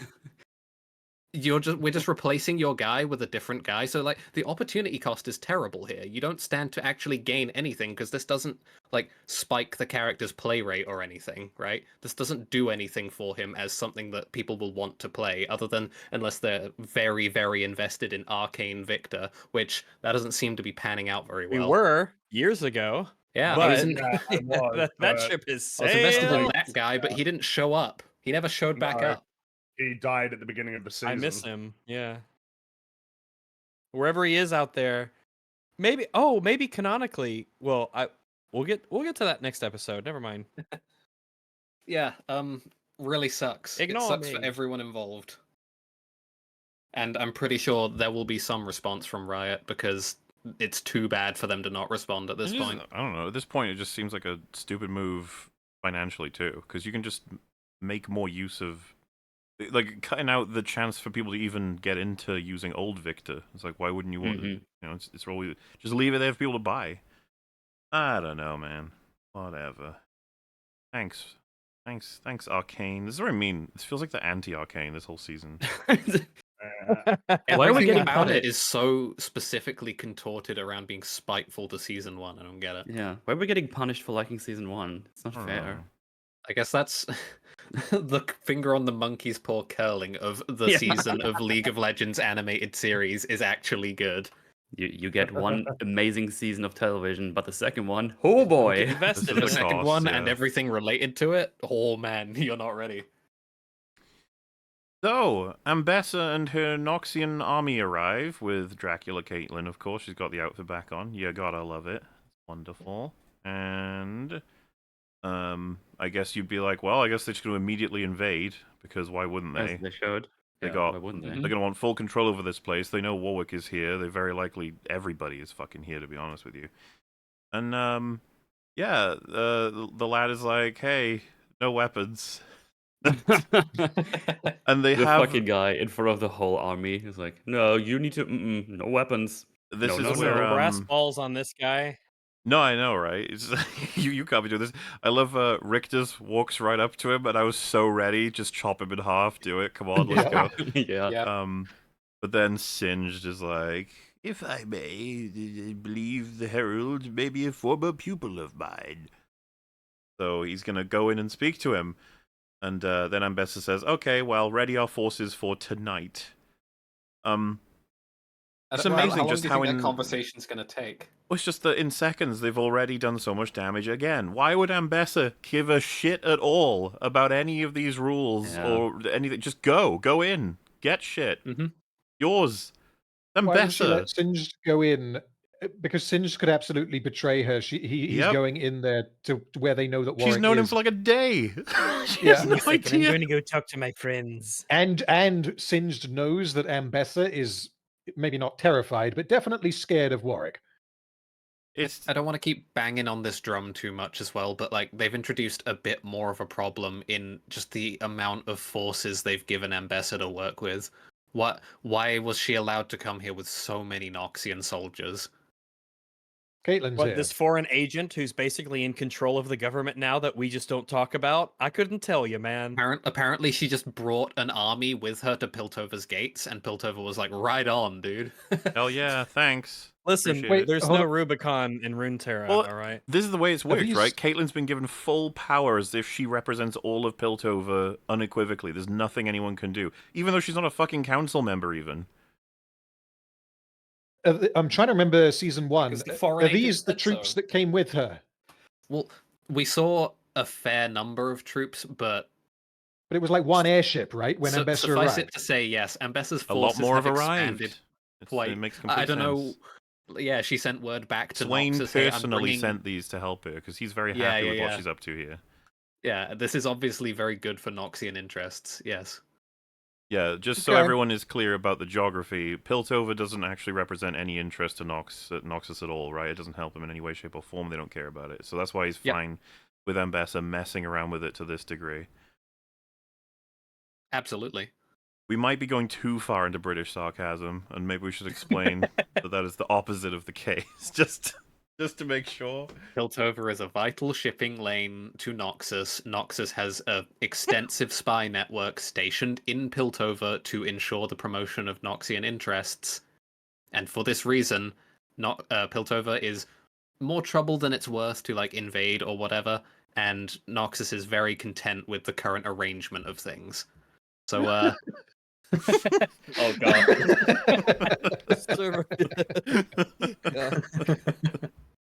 Triangle. And the kid's like, I don't think that's. She's like, triangle. Pay attention. How many triangles do you see? One? Good. You have vision.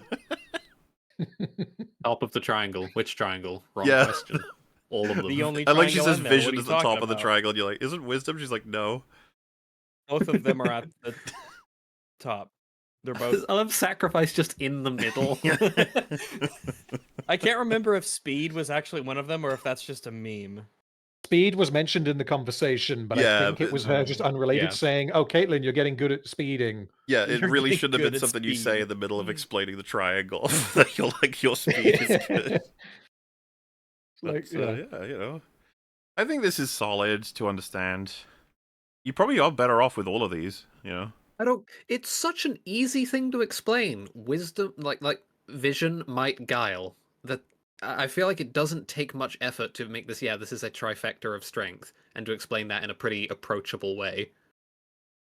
No well. Starship Troopers, I'll tell you that.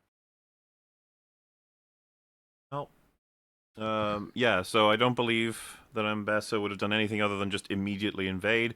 I don't believe that she would trust Singed to just go and fuck off. She didn't even talk to him about what she wants him to do. Stop, She's you just can't like, post I'm that. off. And how long does a conversation take? Like, we're gonna wait until tonight for you to go and talk with the guy. Maybe like an hour, a couple of hours, a couple of minutes. Yeah, I mean, fuck it. Remember, he does eventually just wander out at one point. It's very much like, yeah, I can just do that. Yes, we haven't explicitly mentioned drooling for a squeaky today, but now we have. There we go. My favorite lyric from this season. We'll have to figure out what it means someday. Scientist. Oh, I think on we it. all know what it means. Uh, Oh, I think you do. I think you do. So anyway, as was mentioned with random, if Singed goes in there and you can't trust him, he can warn them, he can escape with them, they can do literally everything to subvert you that you could imagine. I was thinking more that Singe could go in there and just stab Warwick with a syringe of psychopathy and create a major problem for Ambessa. Syringe That of that would never psychopathy. happen. What you just said is insane and would never happen. That's crazy. That would be really dumb. Yeah, They would like, never do such a thing. imagine Ambessa sends her like super important scientist man into Warwick and it does something that ends up killing her right hand man. That would be so funny. What a funny thing. Anyway, you know, we got to move on, right? So it's what possible thing will happen next, and it is Singed and Victor having a little chin wag as you do. And he says, "Your power, it's finite. It's diminished that a by thing? every use." Is that a thing, chinwag? Yeah, you've asked me that little bit before. of Go chinwag? Google it, Rags. Have I asked you that before? Mhm. Interesting. I've been expecting you, Doctor. That's what Victor says. He knew he was coming. I guess he just meant generally that he was expecting to have a chat with him again at some point. Chin. Ask a question. Hmm. How the fuck does Singed have any idea how Victor's situation works? He's got a really good understanding of things. I guess understanding things would be one of the things you would need in Well, if order you to said, like, understand Victor's situation. Hey, last we met, you gave me some shimmer, a special shimmer, and well, I got into the Goon Tomb and have since started this commune where I have a cosmic level of understanding of all everything. Yeah, and Sin's like, yeah. So Wait, it's like, did you yeah, say- a wait, natural consequence. Did you say the of words course. goon tomb just now? That was you, right? Who said that? I would prefer you stayed out of the Goon Tomb. It's The Goon dangerous. This is. Tomb. I feel like I'm sister's in a missing goon. some. I'm missing some context here because I wasn't on the podcast for Act 1. What is a goon tomb? It's what Don't worry. Victor Oh, was in no. after he joined with Yeah. the Hex Corps. Remember? Oh, the thing in the wall the when he vertical was. bath, yeah. Yes. the vertical bar. The Goon Tomb. What was it called? Okay. Even a shower? I mean, it's you know, it would be fun to have a vertical bath. I guess you walk in. That and... sounds harrowing. Some Well, people would call oh, that a yeah. shower. I But Standing just straight made up. that not a- joke, you fucking idiot. Anyway, I guess shouldn't know how any of this works. This is completely no, fucking unprecedented. he shouldn't. But I guess he should be invested in, like, you might be the key to saving Oriana. I guess so. He's like He super should be interested. I very don't know. interested, Yeah. he says it with such conviction like that. Yeah.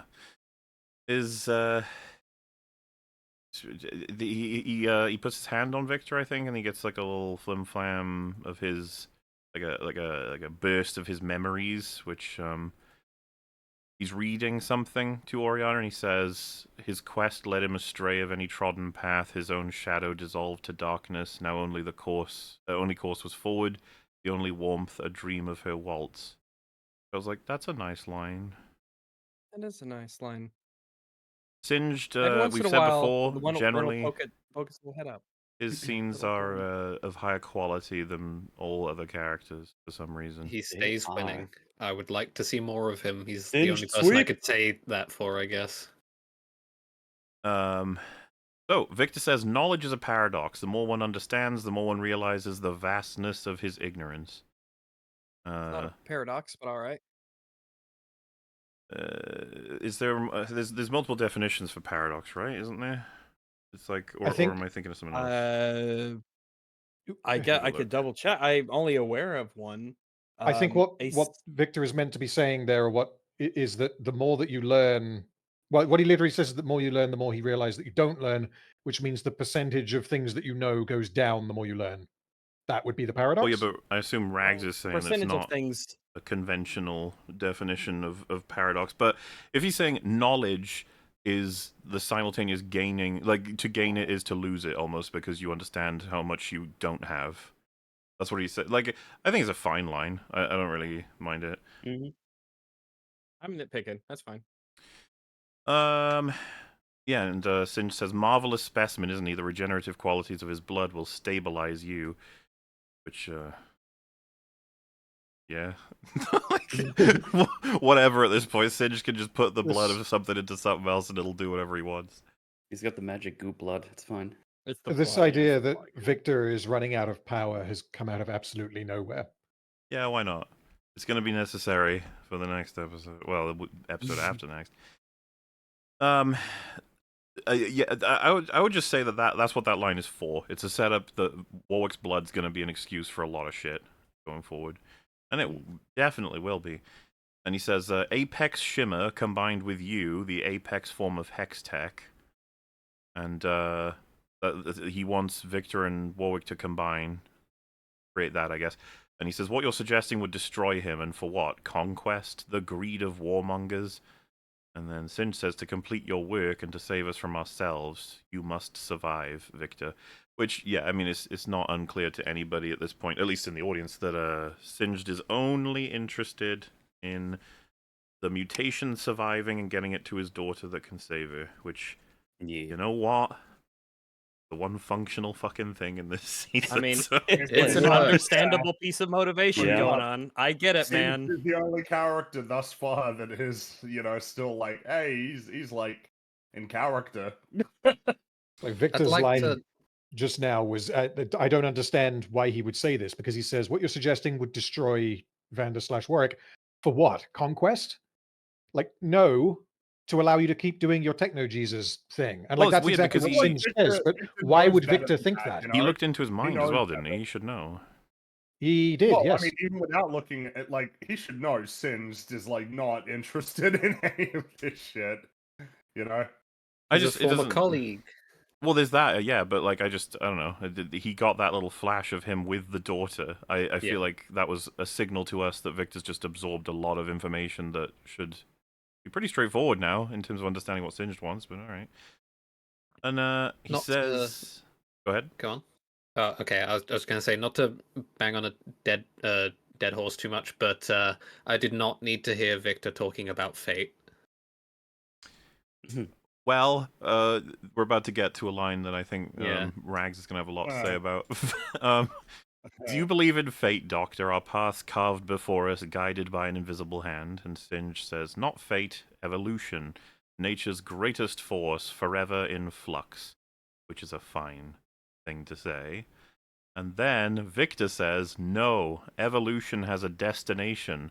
Not to combat nature, but to supersede it. The final glorious evolution. You said the thing! Yeah, he said the thing. That's not evolution. That's not how it works. There's just not really a way to interpret that line as valid. Like, it doesn't work. Evolution has a destination. No, it doesn't. It literally doesn't. It is evolution is not a process. What's so interesting about it? They finally do the line from the game that people have been talking about, and they fuck up what evolution is. Interesting. Which is so fucking odd to do that at the same time, because that's unusual. Yeah, because I remember being stuck thinking about how wrong he was, and then they say the line I was waiting for all of season 1, and I'm just like, oh, man. Like, oh, sorry, I was distracted by that silly thing you just said.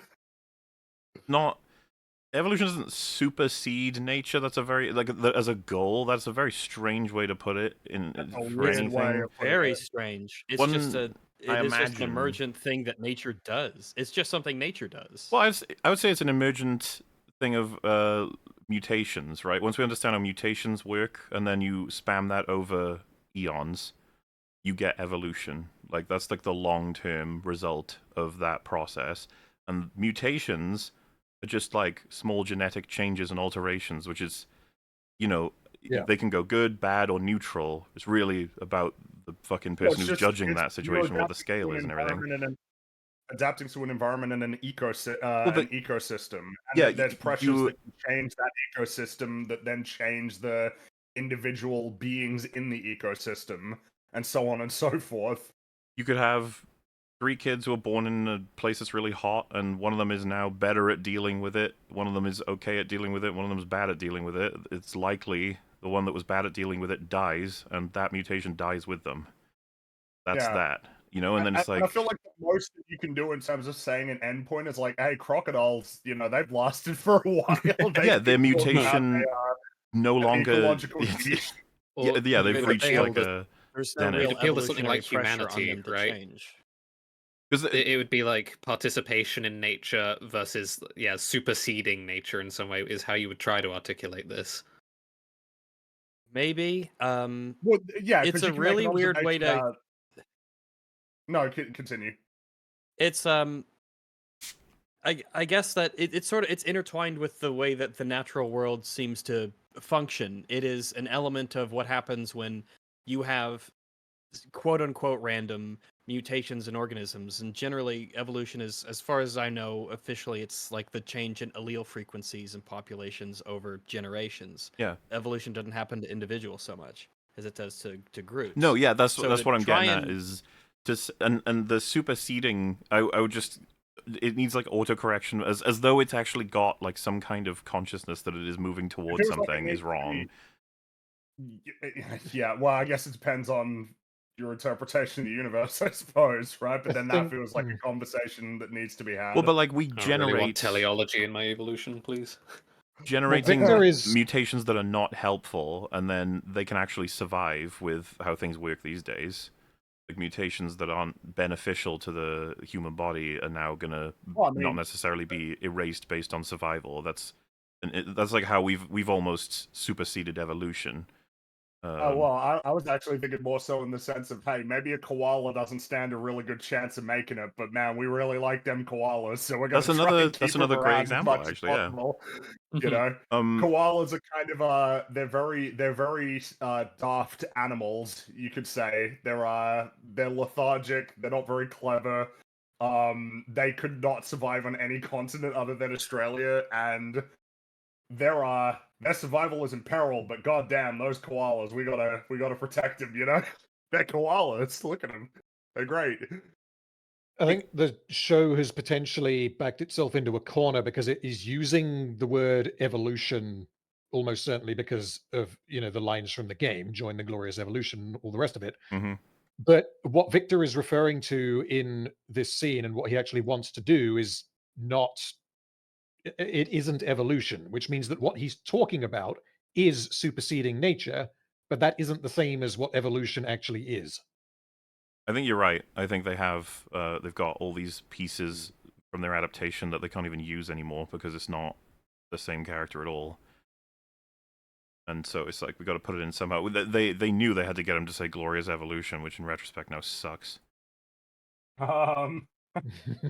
Just a bit. I don't know. I suppose almost like the root of the frustration here is this feels like a whole episode's worth of conversation, you know, but instead it's like this really condensed, abridged conversation that they needed specifically to get to the line, the final discussion. Like, I'm okay with the character coming to the conclusion that evolution does have an end point, even though I disagree with that.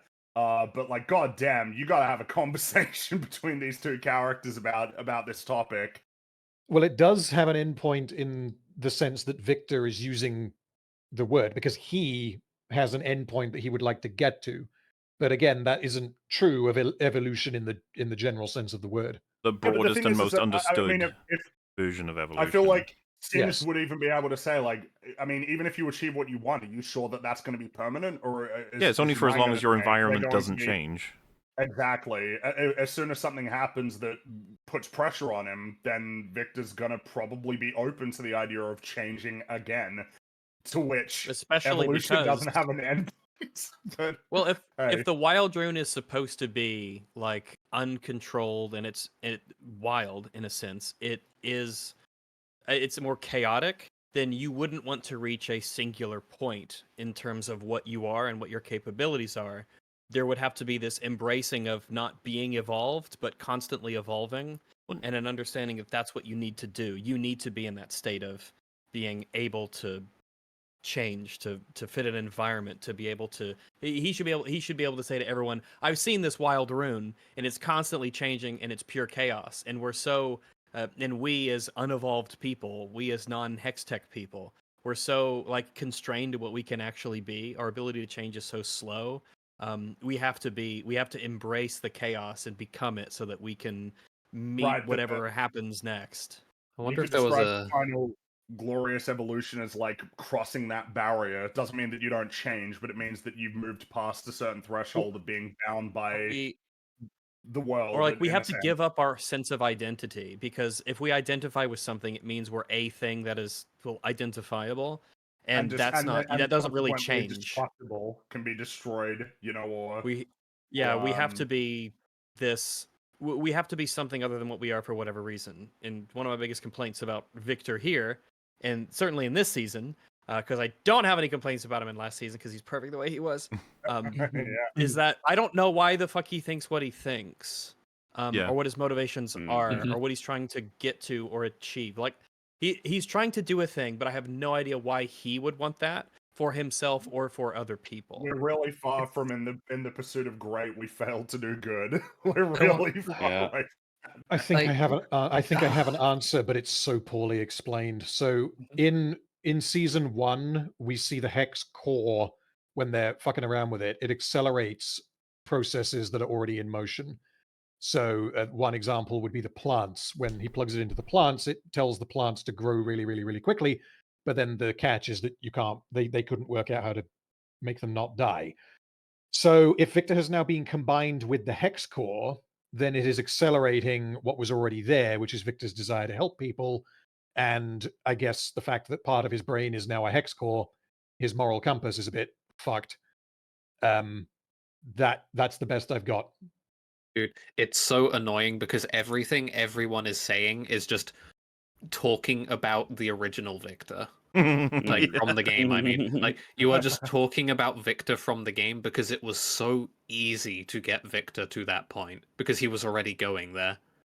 And yet we just pivoted like unbelievably hard away from that in order to do this, which isn't even representative of a viewpoint that seems to speak to anything about either the character, his circumstances, his environment, his history, the world around him. Like, I really, really just do not understand how we got here. I cannot make sense of it. They just did the time skips. Like, I think Hextech is Poggy now. Why? I don't know. They do seem to have flubbed the layup that they gave to themselves, which is an odd thing to say. The original Victor was just hardcore about, like, just he was progress to the extreme, essentially. You know, flesh is weak and we can, like, replace it with better things. That was, like, his main deal. And, you know, they gave him plenty in Arcane Season 1 that would inform a viewpoint like that. He became, like, a shitty version of the WoW. Oh, fuck. Why'd you say that? Because that's what he is. Now you have to think about it too. I just gloriously evolved your mind. So there. I didn't want this. I'm gonna gloriously jump out of my window We have to do a lot of fucking de-evolution to bring the WoW down to what they've written here, because, like, yeah, I mean, you know, I'm not going to talk about the WoW, even though I'd love to, because I fucking love the concept. But yeah. Like you can have evolutionary dead ends, or we mentioned like different creatures that haven't changed much and still function very well in their environments, or creatures that haven't changed much but probably need to better make use. I mean, we could make way better use of our environments. Humans aren't exactly. People like to claim that we're peak evolution when it's like we got plenty of things that can be solved, and plenty of evidence that there's clearly been errors along the way. I think we mentioned this on streams before, but I've always loved the video of I think it's Richard Dawkins talking about a giraffe's neck. Oh, giraffes! That's insane. Was the nerve in the neck that was like, and so, way longer than it needed to be. You know, like evolution being described as anything other than a functioning biological process it has all kinds of results. Like if you start talking about it as evolution wants to take over and beat nature, I was like, Victor had a line for this sort of thing. In one of his short stories, Victor has a line for this sort of thing. He says, humans settle for fine when they could have exceptional. That's his underpinning idea. you need to not keep telling me these things because they're gonna make me more upset about what could have been with. I know, right? Victor. It's so grim. House on Emberflit Alley. Good story.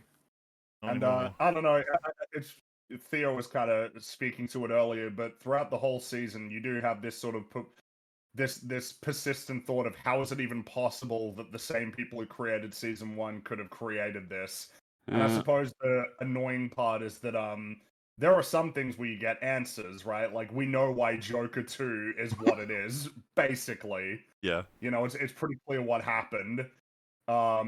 Whereas here, it really feels like there's a variety of explanations available, but they don't feel satisfactory for how you could deliver a season 9 episodes worth of really well crafted, compelling story, and how we could get to here where it's not merely that it's not working as well. It's like it's running contrary to a lot of what was established in season 1. We do It well. doesn't make much sense.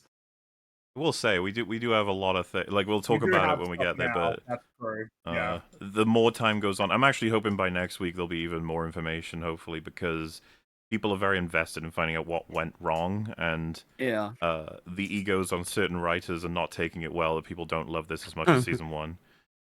Oh yeah. Yeah, I suppose so. But I mean, I'd say definitely with one of the quotes he came out with. Yeah, that's. Oh yeah, that one is man, like that's a case of calm down, dude. Like the ego is running a little bit out of control there. But, hey. I really want to see this quote now. I won't look it up though. I'll wait. Just love it. Yeah. Hang on. You gotta show It's so sad. It's so sad. This is a double fucking hit for me because Blitzcrank was my first main. So Blitzcrank is awesome. Blitzcrank. He's so Blitzcrank's good. fucking brilliant. The idea that we were robbed of Victor becoming that and then making his robot pal Blitzcrank to hang out with is actually cruel that you took that. Yeah. Just for chat. This Blitzcrank guy, he is a robot that Victor built. And he's like a happy robot guy. He's super chill and fun, and there was a big puts the go in chemical Golem. disaster in Zorn, and Victor built Blitzcrank to like help Zorn be less fucked up about it, I guess, essentially. One of his lines is "A rolling golem gathers no rust." He's so funny, wholesome. dude. He's great. That was humor. Other robots find that to be appropriately funny. We're done. We're going to see all the magic guys. I forget their names. Who are the good guy fantasy guys? Talking about Demacia? Are they the good? Is that the big guy with the sword? Is he one of them? Garen is Demacia, yeah. Okay, yeah, you'll be going there next or something. We're done with Piltover and Zorn. We got bored of it. What about all of the other champions that are from Piltover and Zorn? No, well, that one we do have a quote for where Yeah. he just said we didn't have the time. It's like, okay, Too bad. Cool. Too bad. thanks. Appreciate You've it. left their lore in limbo now. Bye. Because many of them can't actually exist with the way Arcane proceeds. So, Vampire Caitlyn is on guard. I need to explain this because You should call it Count Caitlyn. I've heard some very, very amusing names for her with that relate to vampires. It's good shit. Caitlyn the Impaler. Because her character sucks. More like Count, Oh, damn it. Count Dicula. Oh no! I disavow. Yeah, Whoever it is out there who says that is a naughty thing to say, and I disavow it. yes. No, it isn't. It's fucking funny. So, yeah, I don't know how to explain what the fuck happens here. Singed is like, well, that was my chat with Victor. I'm off, and just leaves. Oh no! Vi, wandering about, happens to spot him leaving and decides, yeah, I'm just gonna follow him into Noxian territory. Fuck it. Which is already like, what are you doing? This could go bad in many ways. And look how close she is to him here. Yeah. You think he just turns around like, why are you What are you following? doing? What do you want? So she's almost to him. She's doing a snoop, and then boom, she's ambushed by someone who's on guard. Happens to be Caitlyn. Why is she here? And Em, for can the you imagine if it record, was anyone else? Caitlyn did Yeah. not recognize that was Vi until she attacked her. Yeah. How? You're a sharpshooter guard. You would have seen her coming from ages away. You didn't recognize that was Vi? Are you blind? No. Well, we need funny banter, so. And then, of that's course, what are the fucking odds that Caitlyn was on guard? Are you kidding? She's the commander. I understand she's Everyone a takes their sharpshooter and turn. everything, but she's the commander. She's in charge of the entirety of Piltover why. right Yeah, she's now, been in like a guys. tent somewhere where they do war meetings She's- or whatever. I think it would be fair to say she's a bit busy. Yeah. This is so retarded that you immediately just... It's so reliable. Why would this have happened? Well, it's to cause the rest of this episode to happen. Facilitate, Yeah. and Well, consequently the rest of the season. Yeah. You say that, but the plans within plans that go on here do not make any sense. Nope, no, they What? don't at all. If you What do you mean? if you're currently tracking Caitlyn, we're about to. This is the moment where she switches entirely back to being a complete good guy from bad guy, and I got nothing for like how the hell this happens. It's Yeah, so I have no clue. It's I'm actually baffled. funny. It's really funny because the way that I don't know. Do you want to go through the scene first, or So she says the routes in and out of this canyon are being monitored. No one can come in or out without being questioned. We've tracked some sort of chem weapon and a bloodthirsty, murderous beast. What are you doing here? So she's already surrendered like all of the information to Vi for no reason, really. Like, you don't trust her, I thought, but okay, just go ahead. And then Vi says, I'm trying to save my dad. and then we cut away. That's it. That the It's- line that's I'm here to save my dad, or I have to save my dad.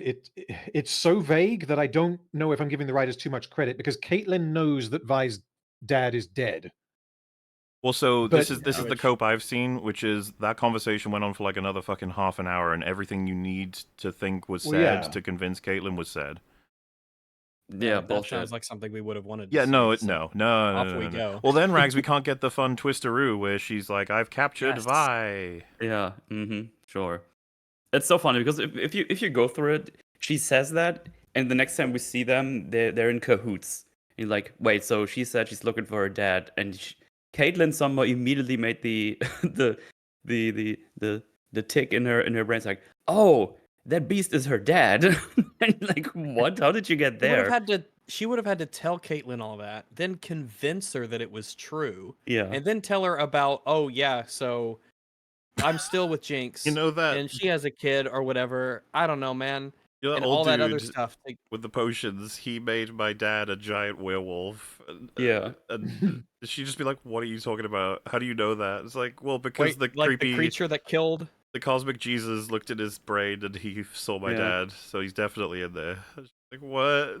like, What? what? Okay. What happened? Yeah, there needs to be so much convincing on Vi's part to this even be. Dude, I'm half somewhat convinced that's reasonable to why happen. we don't see the conversation, because what the hell would it be? Yeah. But whatever it was, it convinced Caitlyn fully to be a good guy. That's what happened. Well, Yeah. Also, by We the way, don't- You're Jinx is telling here. me you're telling me that the deadly beast that killed like a whole bunch of our guards and soldiers and people is actually your dad? Whoa, Don't I'm forget, on your side Oh. now. Caitlyn was particularly pissed off that Warwick's... What he did was undo all of their operations over the past few months that they'd made great sacrifices for, right? So not only has it killed a bunch of enforcers, it's undone all the work they did by freeing all of the Mhm. Thor Knights. So... Yeah, basically, she killed a would have couple every of reason them. to hate this thing. I've seen people say, it's like, no, this makes sense because Caitlyn understands how much Vi's father meant to her and that she should do anything to help her get him back, even if he's a beast or whatever. And it's just No, like, yeah. Caitlyn was trying to murder Vi's sister when she was lying down with a child on her. I think Caitlyn's It's a so- bit beyond the whole, like, oh, people you care about, I won't hurt. The We don't even reactions know and for cope to certain. this online I've seen is so frustrating because I might have said it last time already. Like it feels like the people who react to this positively online, they just enjoy like this family kind of drama and these relationship dramas that they just don't even think about or just plainly ignore all the murdering that is happening by those Mostly characters. ignore. It's like Jinx still killed very many people, and Warwick killed people, including Zor Knights. You can't convince me otherwise. No, Fuck yeah, off. it's bullshit that he wouldn't have.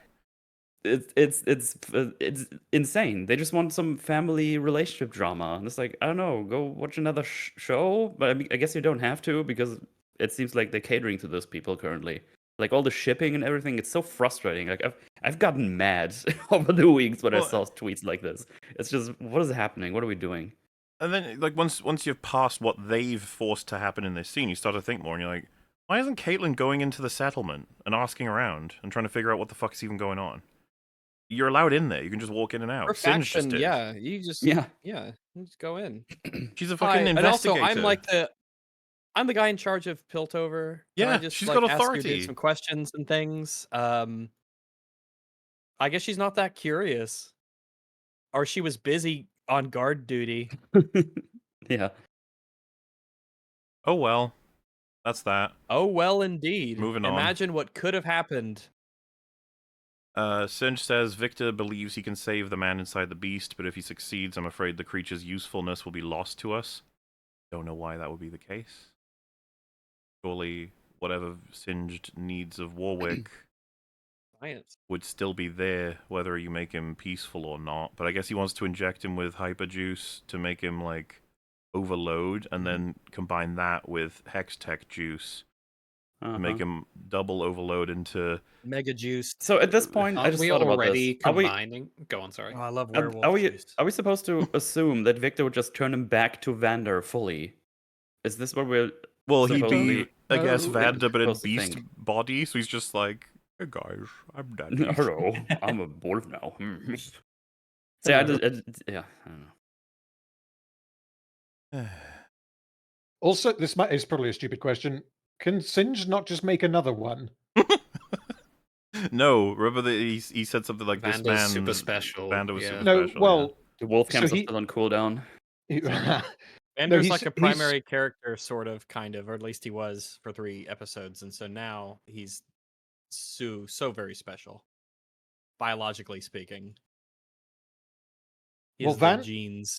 His genes were necessary for the purposes of like working out how to regenerate flesh so that he could resurrect his daughter. But in terms of just making a giant You roided just wolf said that monster, so matter of factly, but that's kind of like the story. it is.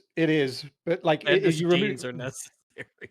he doesn't need Vander in order to just make another killing machine, right? He could just do that. It's Just- the goo inside him needs to be added to other goo, and then other goo, and then it's the perfect goo for Oriana. I think that's the idea, okay? You following? Which apparently Victor doing his goo to Warwick's goo just doesn't make that happen, I guess. Mm. It needs to be Warwick goo on the Victor goo in that order, not... Oh, you can't all of a do it the sudden other we have way. a bunch of scientists in this panel acting like, ooh, I know how it would really work. It wouldn't be Obviously, like that at all. it's very clear if you pay attention. See, this meme is about Rags not following obvious details, and I think it makes it very clear. Because as you can see there, it says room, and then dishwasher, and then goon tomb, which is the perfect placement for it. As Fringy is True. pointing out. So, yeah, the show continues against all recommendations. Sides, and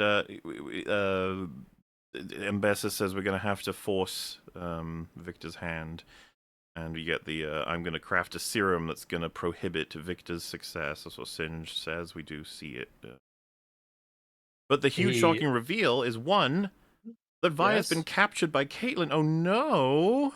Holy crap! Tense How could this have music happened? plays, and you can see Rictus doesn't. He's like, and it's like, yeah, because he's the only good character in this act. I'm gonna stay He's like, here. I don't know about this. But yeah, we also see Jace is here, and he's like arrived at the settlement. Which when we were watching it, we were like, "Fuck! Did he walk all the way from?" He did walk. Holy shit! Like, You Didn't can even imagine. You take have to the imagine all bus. the awkward looks. Like he's just back all of a sudden, walks through wherever he needs No to one go through. It's like, mentions is that Jace? What is Is what that is he? the what is man of happening? progress? Well, he's been missing for like 6 months. He's Yeah. very famous. He's a counselor. How on earth did he get here without someone being like, "Holy, you're back. Where have you been?" I mean, if that happened, did they just get like pulverized? He just killed every single one on their way. He just shot them with the cannon. I'm Get out of my still way. like, having seen Ew. the entire season, I still don't understand why he hammered Sallow. Like, that was not necessary.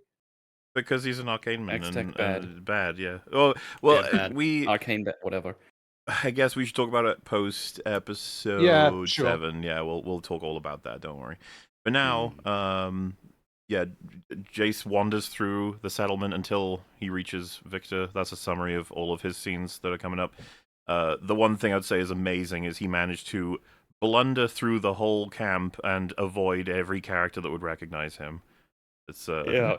lucky. Yeah, he's also carrying his hammer, obviously. He's and very nobody stops him. noticeable to the point where other people could easily have said, there's a psychopath with a hammer. Like, anybody? Yeah, no one. Someone at the door didn't take his weapon. Take it. He looks like Well, he's he going to didn't squish go- some people, too.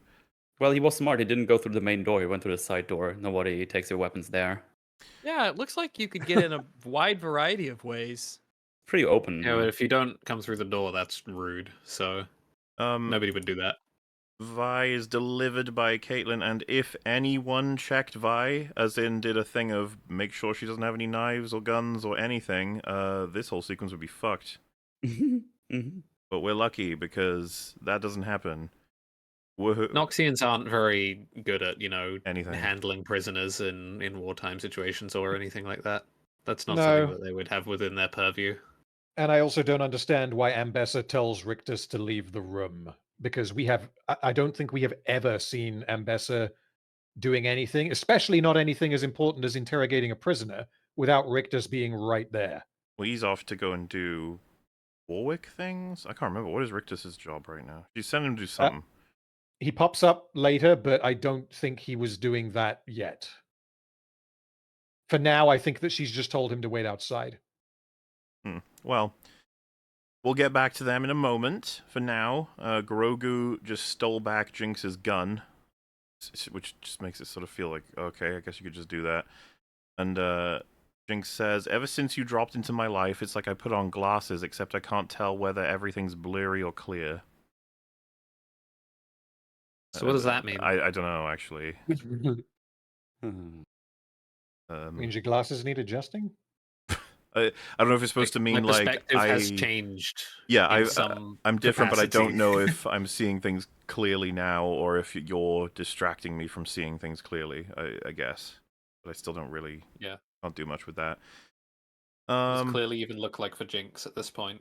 I think the idea that Jinx can see or think clearly after the events of season 1 is ridiculous, and we've got there in. Well, man, they it's fucked happened her up. prior to this episode, but That is yeah. not the character I was promised. Nope. Oh, they stole it from us, much like everyone else.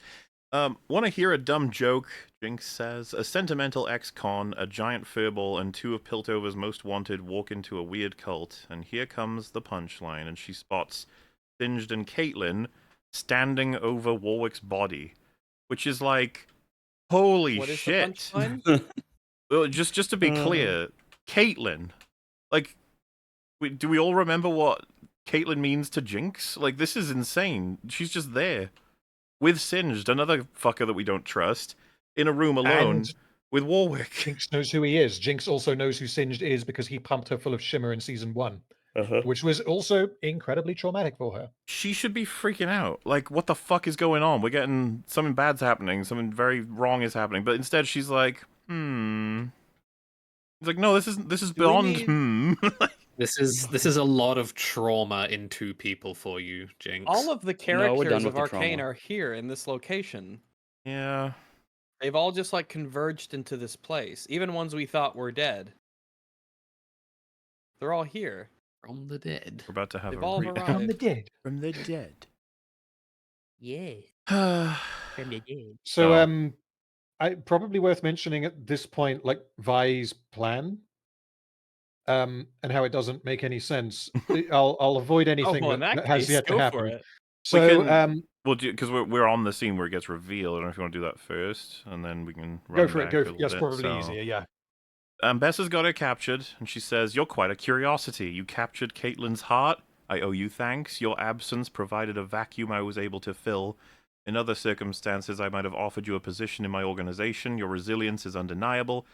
Of course, that won't be possible. You've caused too many complications. Caitlyn must not be distracted. And I think I said twice as she was saying this fucking speech, "You're monologuing!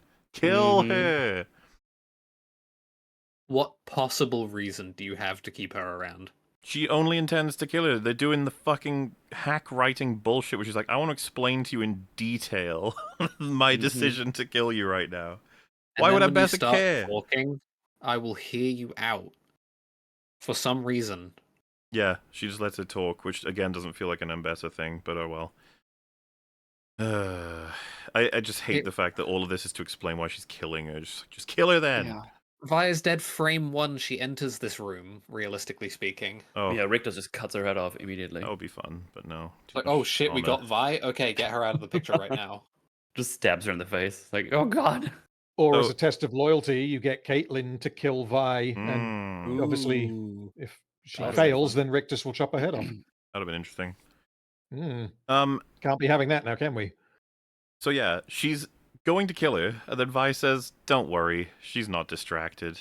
You know, my father taught me about trust. He told me if I wanted it, there were 3 things I needed to do." And I was like, No, no not way. 3 things. No way.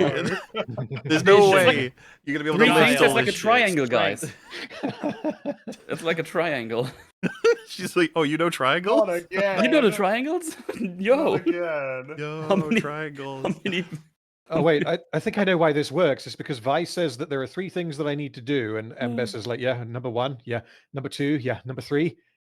Where are the other 5? Where's the... Where's sacrifice come into this? You didn't even start with vision. You You're suck. still on 3, you noob. Yeah, and she said the 3 things. 1, be honest, even if it means telling a self-righteous windbag that her breath smells like a cesspool. Be patient. Still haven't managed to crack that one. But being tied up sure helps. And then Ambessa says, and the 3rd? And I'm just like, oh, kill her. Ass. Just kill her. Ambessa at this point, absolutely, like, there's something going on. You know this already. Do your thing. Drunk woman, just knock her out. Yeah, and then Vi says, just shut the fuck up. And I really wish Ambessa had shut the fuck up and killed her, but never mind.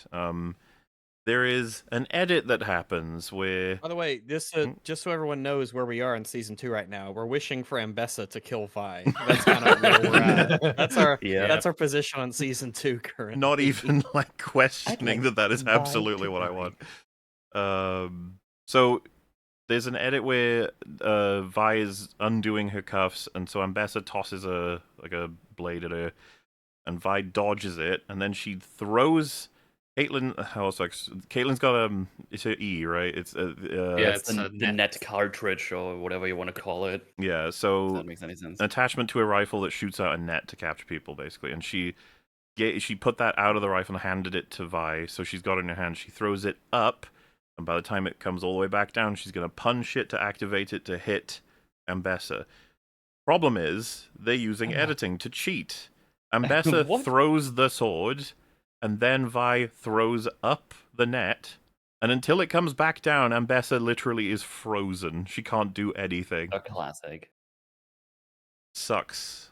But Yeah. oh well. Also, the fact that she punches that thing, they probably just went like, Vi punches things, so this is how we got to She's do it. punchy, She yeah. can't just use the gun she has right there Yeah, to just be- shoot it with. There are so many ways it could have gone wrong. You toss Yeah. in a cylinder, that could be at any angle when it comes back down. You don't know Yep. for sure. And the idea that it's the perfect angle when he could easily punch it such that it doesn't activate or falls in a particular way, but yeah, it happens. And they are very happy with the editing that as it's going up, they're cutting back and forth to the Caitlyn Vi discussion, the part we didn't see, which is just her basically saying, like, do this insane nonsense plan. Yeah. This is where all the guards are. This is what we do. All right, let's go. It's like, no. I need to know more. How do we get here? It's like- Again, there's like so much conversation that needs to be happening that I guess happened off screen if you want to cope. Well, I mean, it's just a matter of like, well, yeah, they planned this. You don't even need to show us this. We got it. I don't even Oh know. yeah, you the know thing what is, I mean? I'm much more interested in the conversation that happens to even get to this thing. Vi's Yeah. So Vi's plan here was seemingly to incapacitate Ambessa and then not tell anyone. So I don't quite know how that works as a. It's not like a big explosion or something that's going to act as a distraction. I don't understand why Vi did this because it didn't actually really accomplish anything. But the bit that really just confuses me, and either I'm missing something or this is just a hole. Vi told Jinx to grab the rifle, grab the pistol, get Grogu to grab the pistol, and then wait. And it turns out it's revealed later that Jinx was told to do that as like a failsafe in case Caitlyn changed her mind. So Jinx had been put there to shoot Singed, so that way Warwick could be freed. That's their plan here, is to free Warwick. After doing that, after positioning Jinx to do something that she didn't know was going to happen, Vi then followed Singed and accidentally bumped into Caitlyn, at which point she got Caitlyn to join her side and learned what Singed was doing. And then asked Caitlyn to go in and free Warwick, which means that essentially Vi set up a failsafe for Caitlyn before knowing that Caitlyn was even there. This is all very easy to follow. It doesn't make any sense. No, No. just And confused. What don't did even want she- to talk about the character thing of like, I'm going to set up Jinx as my failsafe against Caitlyn. No, she has been rehabilitated. She's fine. Don't worry about it. Ah, yes. Everyone She's switch just sides okay again. now. Don't worry about it. Yeah. Nobody Also, believes anything. That was the old me. she does indeed actually trap Ambessa and knock her out with the electric net, but doesn't kill her. Vi does not kill Ambessa here. Yep. That's absolutely fucking nuts. This person is quite a large problem right now. And you have Yeah. received circumstances that you should not have been allowed to have. Maybe make use of them. I don't even know where to begin in terms of like, do you understand how much of a difference it would make if you killed her here? It could end a lot. Just a bit. Yeah. Insane. But no, she's not allowed. The plot would not let her kill her, so no, not allowed. I hope she doesn't get back up pretty much instantly and we have a huge fight in a bit. That would be bad. Well, that would be awkward. That would really suck. Wah, wah, wah. Yeah. It's funny that they have that little like, see, they had a conversation when it just tells us nothing that helps the situation anyway. It's just like, it almost feels like it's there to make people go, oh wow, what a great twist. The tweets They had a conversation? You're joking. I would never have predicted that they spoke. Boy, I would have They been. don't do this in this I would have season. given a lot to have Talk. been a fly on the wall to listen to the characters in this TV show talk to each other. No. I missed the council meetings from the first season. That was nice. Where they talked about things. Just, thinking about everything. Nearing the end of the episode, don't worry, not much else happens, no big events. It's mostly Nothing crazy. mostly chill. good. There's a happy, kind little child who's like, "Hello, Jace," and Jace is like, "I want to smoosh you with my hammer. I want to smoosh you." You know, I'm experienced in killing children. You might wanna leave. He's nearing Jace. I hope that's a pleasant and happy interaction. I'm sure it's gonna go just wonderfully great. Children much to just give talk about. Jace PTSD now whenever he sees a child. I mean, you see people say like, he killed a child. He'll be happy to kill most other things at this point. He's fine. Yeah. So yeah, because it is funny after everything Radam just said. It's like the plan was Caitlyn was gonna get Warwick out of the tent.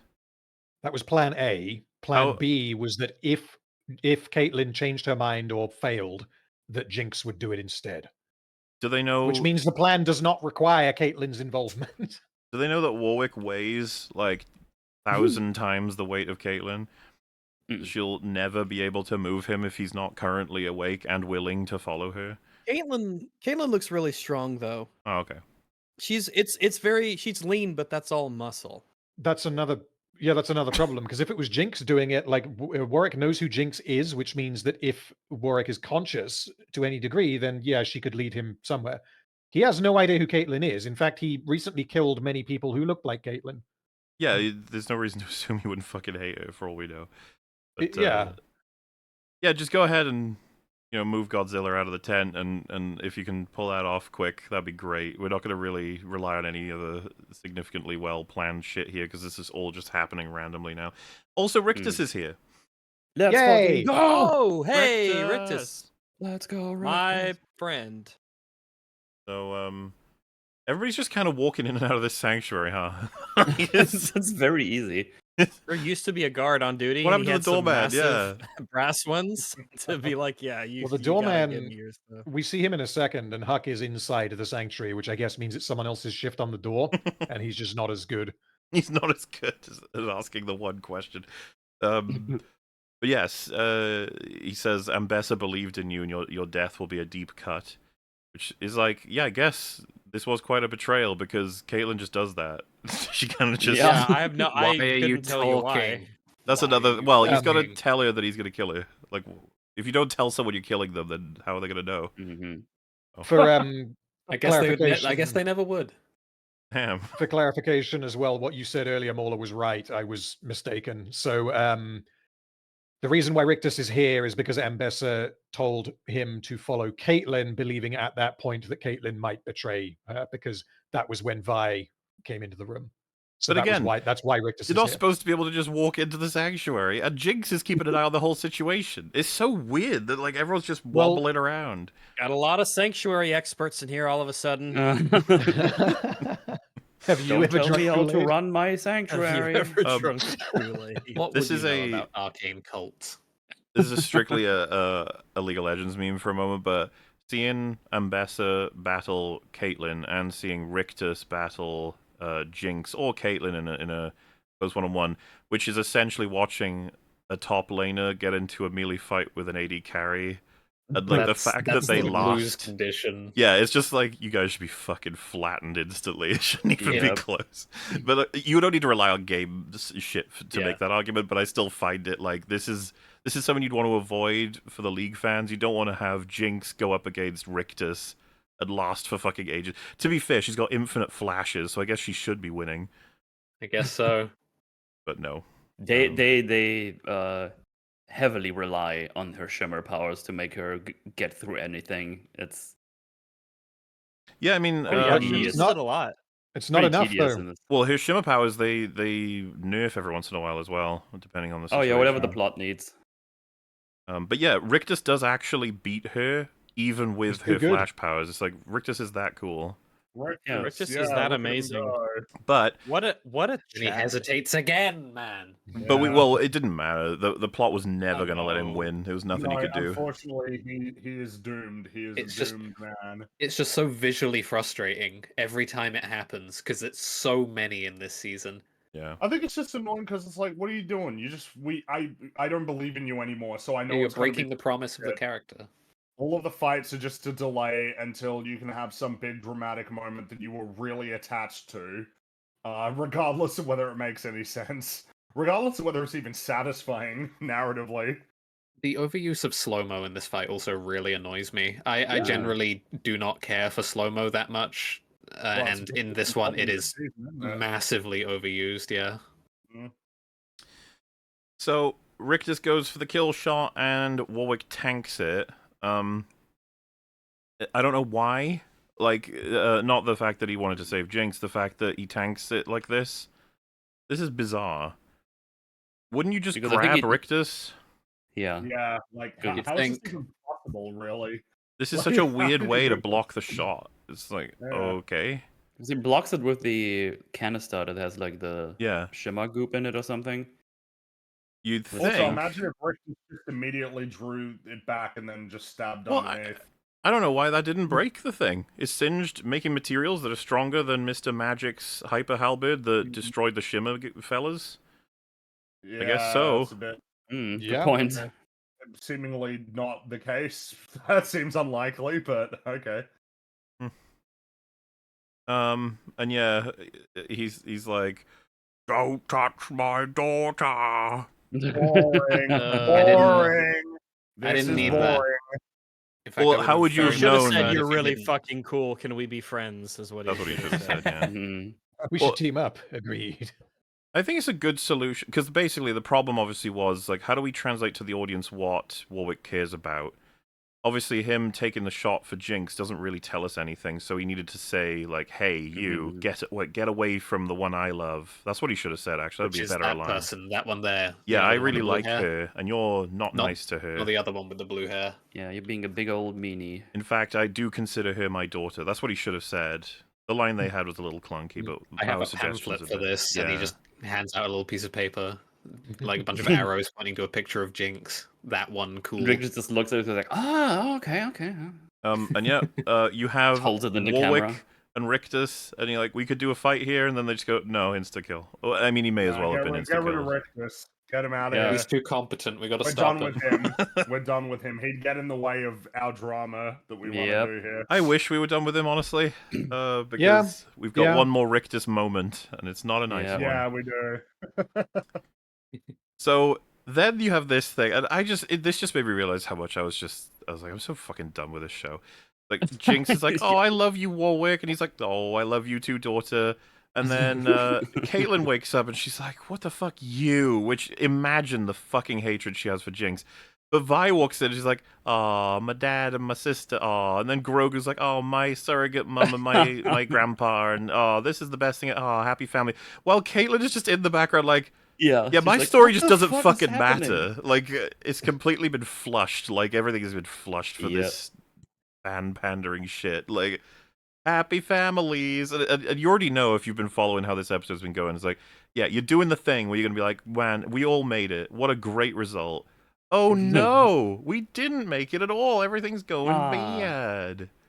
Bum duckets. I gotta ask, what was Vi carrying there? Let me see. I know what she was carrying. Let's see here. Well, it's Caitlyn's rifle, I guess. Yeah. Yeah, so that's another weapon that's got into the sanctuary past the doorman.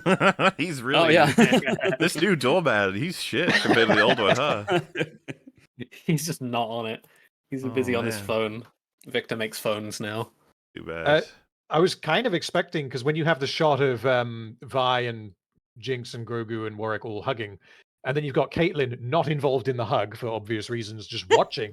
I was half expecting her to just like completely freak out, because she's like, well, Jinx has taken everything from me, and she still gets to have her family. Yeah, but don't do that. No, this to me felt like a very overt moment from the story of being like, I'm sorry, Caitlyn's story is getting put into the side. We're not dealing with it. We're having a we hug. care more about this stuff.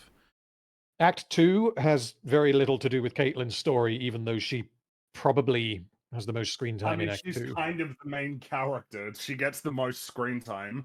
Yeah. She has the most screen time in all of season 2. Is there someone else who has more, or does she have them? No, I can tell you. I worked it out. It is Caitlyn. That doesn't surprise me. You worked it out? She gets a lot. Yeah, I work it out.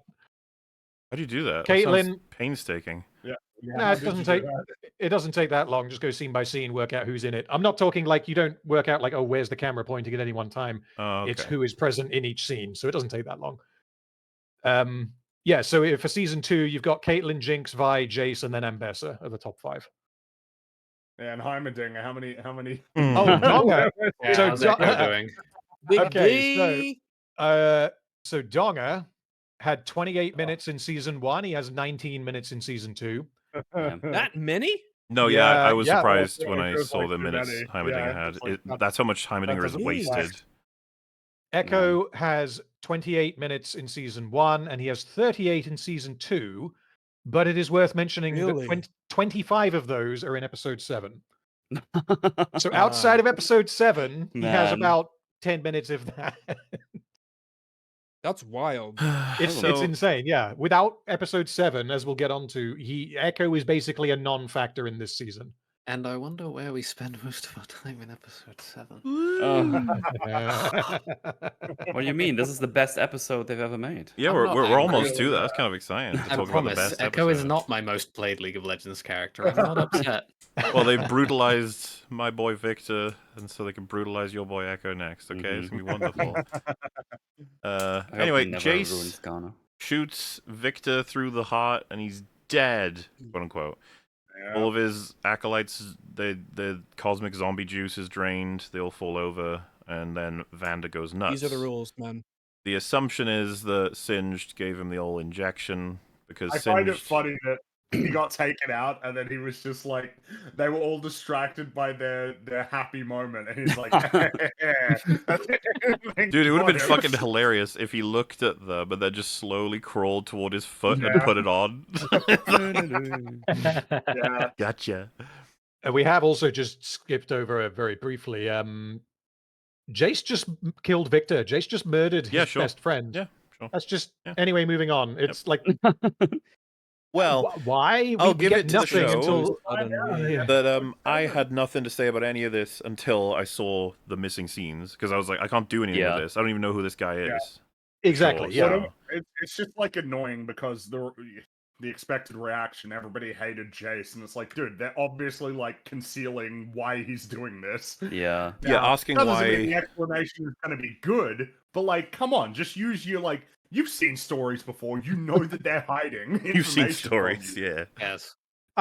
To me, it would be like if you opened The Force Awakens with a scene of Luke murdering Han Solo, and then you filled in on why he did that in the next movie. Like, I don't know why you didn't just use the actual example. They never... Yeah, we never got why, and Luke did any of the shit that he did. True. What I mean is that, like, Jace doing what he does to Victor in this scene is so far detached from who Jace is as a character that it is Well, but that's what complete nonsense. It's not intuitive at all. I get you, but the writers would be like, yeah, intriguing, isn't it? What happened to him? And it's like, it's not intriguing. I just got to sit here and wait until you explain it to me, and then I can decide. Yeah, there's nothing for me to work with, other than, by the way, It's manufactured. I It's think manufactured rather than... all of us with a gun to our head were forced to guess what happened to him. All of us would broadly guess. Well, he went on some kind of adventure that convinced him that the Arcane and the Hex Tech and stuff are all bad. They lead to, That like, would the be bad. my guess. That It's would like- be my guess, yeah. The Yes, answer but is I don't... remarkably close to that. I don't think that... well, we'll get on We'll to it, get but to I it, don't don't think worry. that the justification is anywhere near sufficient. I agree. Well, I mean, hey, yeah, in episode 7, I don't know that we get exactly where he needs to be. So, Warwick goes nuts, and he, for some reason, feels the need to tear Rictus personally to shreds. That's just dumb. Yeah. Just Thanks gets for that. splattered, and no, that's not a setup for Singe to make a cool zombie Frankenstein Rictus. He's just out. no, That's Dad, it. he's Done done. so. Combine him with Smee. Yes. Smeechtus. And because he's not a main character, he doesn't get a slow motion with dramatic music and getting to reflect and contemplate, his life or anything. He just No. gets torn to shreds because he's So not a but main character. It's funny, I'm grabbing a bit ahead, but it's funny because they do say it's like, or let Singed say it's like, no, his wounds were too severe. We couldn't rescue him. It's like, Yeah, oh, okay. which is bullshit. Thanks. Singed I mean, can bring okay. whatever. Like, it's- I mean, I don't know, like, Vander's injuries were pretty severe. Oh, yeah. No, that's nah, fine. fine. The, the I genes. feel like we may have seen the light go out of his eyes, but I guess that's okay. The bit of Rictus's death that I do like here, though, is the zoom on Ambessa and Ambessa's reaction, and also Caitlyn's realization for what's going to happen about a second before it does, because of how close Rictus was to Ambessa. Not necessarily emotionally, but like they clearly knew each other quite well, and he was very useful to her. So yeah, I thought that worked. Whether he needed to go out in this way, probably not. I mean, I feel like you've highlighted an issue without even realizing it necessarily. What the fuck is Ambessa doing? She should be attacking. That is a good question. Yeah. Just standing there with a whole army waiting. Why would they be? I can't imagine for a fucking second that Ambessa wasn't sprinting toward Rictus with him being on the floor. And to be honest with you, it would have been a really cool payoff to have Hyper Warwick versus Ambessa and Rictus. Yeah. But no, we don't do things like that. and then Rictus dies as a result of protecting Ambessa. That would have been And then awesome, yeah. That No, could have been instead he so much better, yeah. It's this. Look at him. Because like you say, What's like this? earlier when Warwick threw Rictus out of the window, Rictus was just lying there on the ground in plain view. So Ambessa must have seen him there. He's not fucking small. He's gigantic. So Yep. And Rictus, yeah, Act 2 MVP. Smeech was Act 1 MVP. And We say good, And that's good the night to recurring both of our theme, is that soldiers. They die too soon. And F Good night, F sweet in prince. chat for Richters. I don't want to open the conversation too early, but do we have an Act 3 MVP? Singed. Is there No. one? No, I don't think so. No, there isn't, right? Oh, The Singed, ending yeah, Singed. Ending But credits I of guess episode 9. he's kind of like the MVP of the whole season 2, you know? I'll happily give Yeah. it to him in Act 3 as like a because that's where he wins. Sure. Oh. I mean, he does win, yeah, pretty much. Maybe Loris, the Shieldman. No. He does Why would you say that? No, because he no. does something and he has a cool gun. That's not quite the No. nature of what gets the status The thing of about the MVP. Yeah, Smeech and any Richters given have characters. They have goals, and they Yeah. execute on those goals, and they have like actual Sure. stories somewhat. And so Singed, he can count. Yeah, Yeah, I'd okay, we happily can- say Singed. He's, Alright. Yeah. he's the winner of Act 3 and kind of the whole season. Loris dies because he doesn't use his shield. That's the peak tragedy. writing. That's This the His whole arc was tragedies. about like trying to leave the shield behind, but he just couldn't do it. He learned A it shield for my eventually. shield? And yeah, so we get a very emotional like the fighting begins via montage, and Victor starts Oh, having no. a chat. Here You we know, he go. says, "I understand now the message hidden within the pattern." I feel like needed a redraft. Like the message hidden within the Bit of a pattern doesn't clunky line, sound it's not yeah. very refined. Something different. The reason for our failures in the commune, the doctor was right. It's inescapable. Humanity, our very essence, our emotions, rage, compassion, hate, two sides of the same coin, inextricably bound. This is apparently a Alright. revelation to what is the smartest being in the history of this universe, that turns out what comes behind some of the greatest and horriblest actions ever comes from the same place. It's passion. Did you know that humans can be good and Oh. bad? I was really surprised that this was the point he was making. I was like, well, duh. Like, what the fuck are you talking It's about? so Like, boring as well. It's like, oh, we're doing this really lame. This is like the starting thing. point. Like, Like okay. it is a given that human beings can do both good and bad. Therefore, That's not like the revelation at the end. You know that because you are one of those humans. you're like, how is this his revel? Like, this is what he has to say about all. He doesn't even know why Jace just shot him. Like, he's Also- just confused. Doesn't he has the Ambessa syndrome where he doesn't understand triangles. He said that three things were two sides of a coin. Did he? Oh, I guess because he Yes. said rage, compassion, hate. He probably should have said compassion and hate, or rage and compassion. Yeah, he shouldn't have. Yeah. Yeah, I'm with you Oh. on that. Actually, that's just a Perhaps matter of redrafting. You should be tightening that up. just Now for we the need to intuition do of it. another. Now we need to draw a weird coin. I don't know. Yeah, it's amazing that this huge war is happening with all these significant characters, and I don't give a fuck.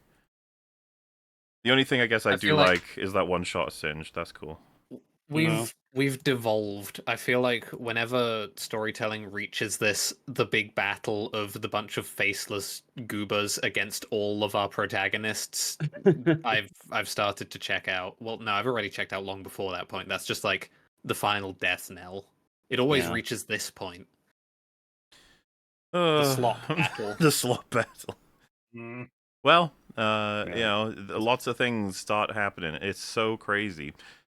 Warwick hits Jinx, and she's out. Like that one hit to her. Oh, she can't do anything anymore. Damn. Oh. And Grogu spots this. Grogu actually has a unique understanding of the battlefield, such that no one Yeah. else does, and concocts a plan to save everybody. And I can't help but say this with a fucking smile on my face because I know the result of it, which is very funny. But so to be clear, Baby Grogu is like, that big beast is getting out of hand, and it hurt Mummy Dearest. So what I should probably do is put the 2 gemstones that I took earlier when everyone else should have taken them into the pistol from Jinx that I picked up because she got it knocked onto the floor, overload it such that I can shoot a giant energy beam into Warwick, hopefully killing him, but unfortunately sacrificing myself in the process. But that How unfortunate. that is a move I'm willing to do for the sake of love and for the sake of saving those who deserve it, because I am a hero. This woman is like 6. Why did you say this woman is like 6? Because that's how they're treating her. That's how they're writing her, as though she's like a This full-on, tiny evolved, child. very advanced adult character who's understood her own journey. Fuck off. Yeah. She's a child. She has no idea what's going on. Be afraid and running away and cry or something. Counterpoint, this is like No. poetry because it rhymes with No! Act 1 of Season 1. No. Stay away. Because this random kid who fell on Jinx has become Powder, but this time uses the gemstones deliberately in a suicidal attack to save her family rather than as a tragic That is accident. obviously what they were trying to do, and it's Yeah. so funny because they decided that the result would be good, when in realistic Yes. terms, she would have probably killed everyone here. Yeah. The absolute craziness again that they think that this is a good thing for this character. It that is this a child heroic. with a gun, and they're like, This is- yay!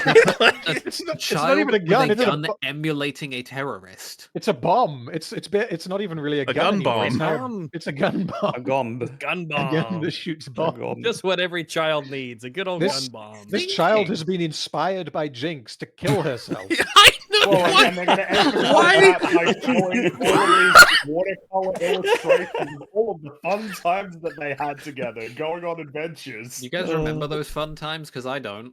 How No, the we fuck didn't was see there for them. them? You Well, see them hey, right look, there? it's the recurring theme of the season. If ever there is information, necessary, important information that you need to convey that you don't have the time to do, squeeze it into a music video. Yay. Sounds good. But also, she didn't need to do it because one, you could have achieved Two- it without the suicide run if she understood the gun bomb that she was holding. bomb. But also, like, it wasn't as though the scene wasn't framed as though Jinx was just about to be killed and then she ran in and saved her. It was like, well, everyone is here, so I'm going to go and blow up the monster. They could have just left. Well, I have to bring it up now because it's just too fucking funny. What is the total result? Well, all of the good guys do make it out. So, thank goodness that it Oh, did nice. work. And what about the bad guys? Like, well, Ambessa's alive, and Singed is alive, and Warwick, well, he's even more alive than he was. He's now supercharged, and Victor is also supercharged. What was the point? And- Like, And what- Ambessa has more So Noxians funny. in the back. It's Yes, fine. she got a She respawn doesn't- derby. So basically, Wait, it was completely pointless her doing this. Yeah, Which- which this means the show tells me doing something that you think is good is fucking worthless. Don't do Also, it. I don't know what the fuck we're supposed to take from this. I don't know. I It's don't- fucking. It's so hilarious of a So scene. all of Act 2 to me feels very, very pointless because it does. You could just watch Act 1 and then like a few weeks later and then go straight to Act 3. You don't really need much of what happens in Act 2 because all of it primarily focuses on Jinx and Grogu, which goes nowhere because Jinx has now returned to having nothing, which means that, in other words, like she's exactly where she was 6 episodes ago. They didn't need to Yeah. do this, and it feels like filler in a season that really could have done without this amount of filler. Yeah, Yeah, isn't they it had- crazy to have that much filler in a season that the primary and accurate complaint is that several seasons worth of content was crammed into it? And then you have a storyline that is effectively superfluous. This is one of the most bizarrely paced shows I've ever seen. I don't think I can get over the. Well, there's that, but I don't think I can get over the fact that, like, what message can you take from this that isn't terrible? This sequence. So many people loved this moment, and I was just fucking thrown by it. Like, we have the child commit suicide for the team. What in the hell? I've never come across a story that's ever justified shit like this. Yeah. The Jinx. Also, the obvious thing, like, if you watch this show, like, I don't give a shit about this child. Like, I don't Oh, know yeah. who she is. I don't know Well, what the fuck is person. going on. And I think they were advertising like this episode is chapter 2 is gonna be a real tearjerker, and I was like, no, like I don't care about this character. There's Jerker, nothing but here to hardly grab know. This is onto. absurd. Compare It's this, absurd. compare this to Act 1 of season 1. Yeah. Like that was I'm- amazing because we understood the characters. The two of them died. 3 of them died. Well, technically 2 only, I guess. and everything's like, oh yeah, this is like actually really tragic and shit. And now we go to this like, oh, this character that never talks is now dead. But look, she did the pew to Jinx because Jinx really cares about her, allegedly. Warwick could have flattened And- her at any moment, by yeah. the way. Yeah. Oh yeah, it just doesn't. But yeah, it's bizarre that I think we actually I care cared about her this. as much as we do. Well, I'm guessing Yeah, it's that, like, who's this child? Fuck you. I'm guessing I speak for everyone when I say that I felt sadder at Rictus's death. Absolutely. Than Dude, I actually Absolutely. felt legitimate something in the funeral sequence in episode 8, right? Like with Oh, Ambessa. sure. Rick Yeah, was a yeah. bro. You know, Yeah. he was loyal to To Ambessa the end. and wanted to protect her and Noxus. Yeah, He this should have was been on the not council. well thought out at all, and as Fring's already mentioned, but we'll start talking about it now. As she's running to commit to a sacrifice, I'm just gonna call it as cynically as I can. They were like, we should probably toss in some history flashbacks because we've barely done anything for these two. Yep. And so it's Absolutely. like, look, Yeah, they're basically, you just dancing, got look, all they're of singing, the look, they're running through the city illustration together, of- look, they're playing. Look at what they had, and now it's coming to an end. It's like you didn't. This is invented. This is not. Yeah. You can't do this. This is Just not cheating. allowed. You can't just. This is You pretty can't much. just This jam is in so a montage of beyond characters below. developing a relationship. Like, season 1 would be fucking embarrassed to see this. It'd be like, what are you doing? This is not. I'm just this is imagining cheating. now Boromir's death in Fellowship, but where he's not a character, he never spoke, and then as the arrows get Oh, fired no. into him, you just see like a flashback. Dude, you see, And so.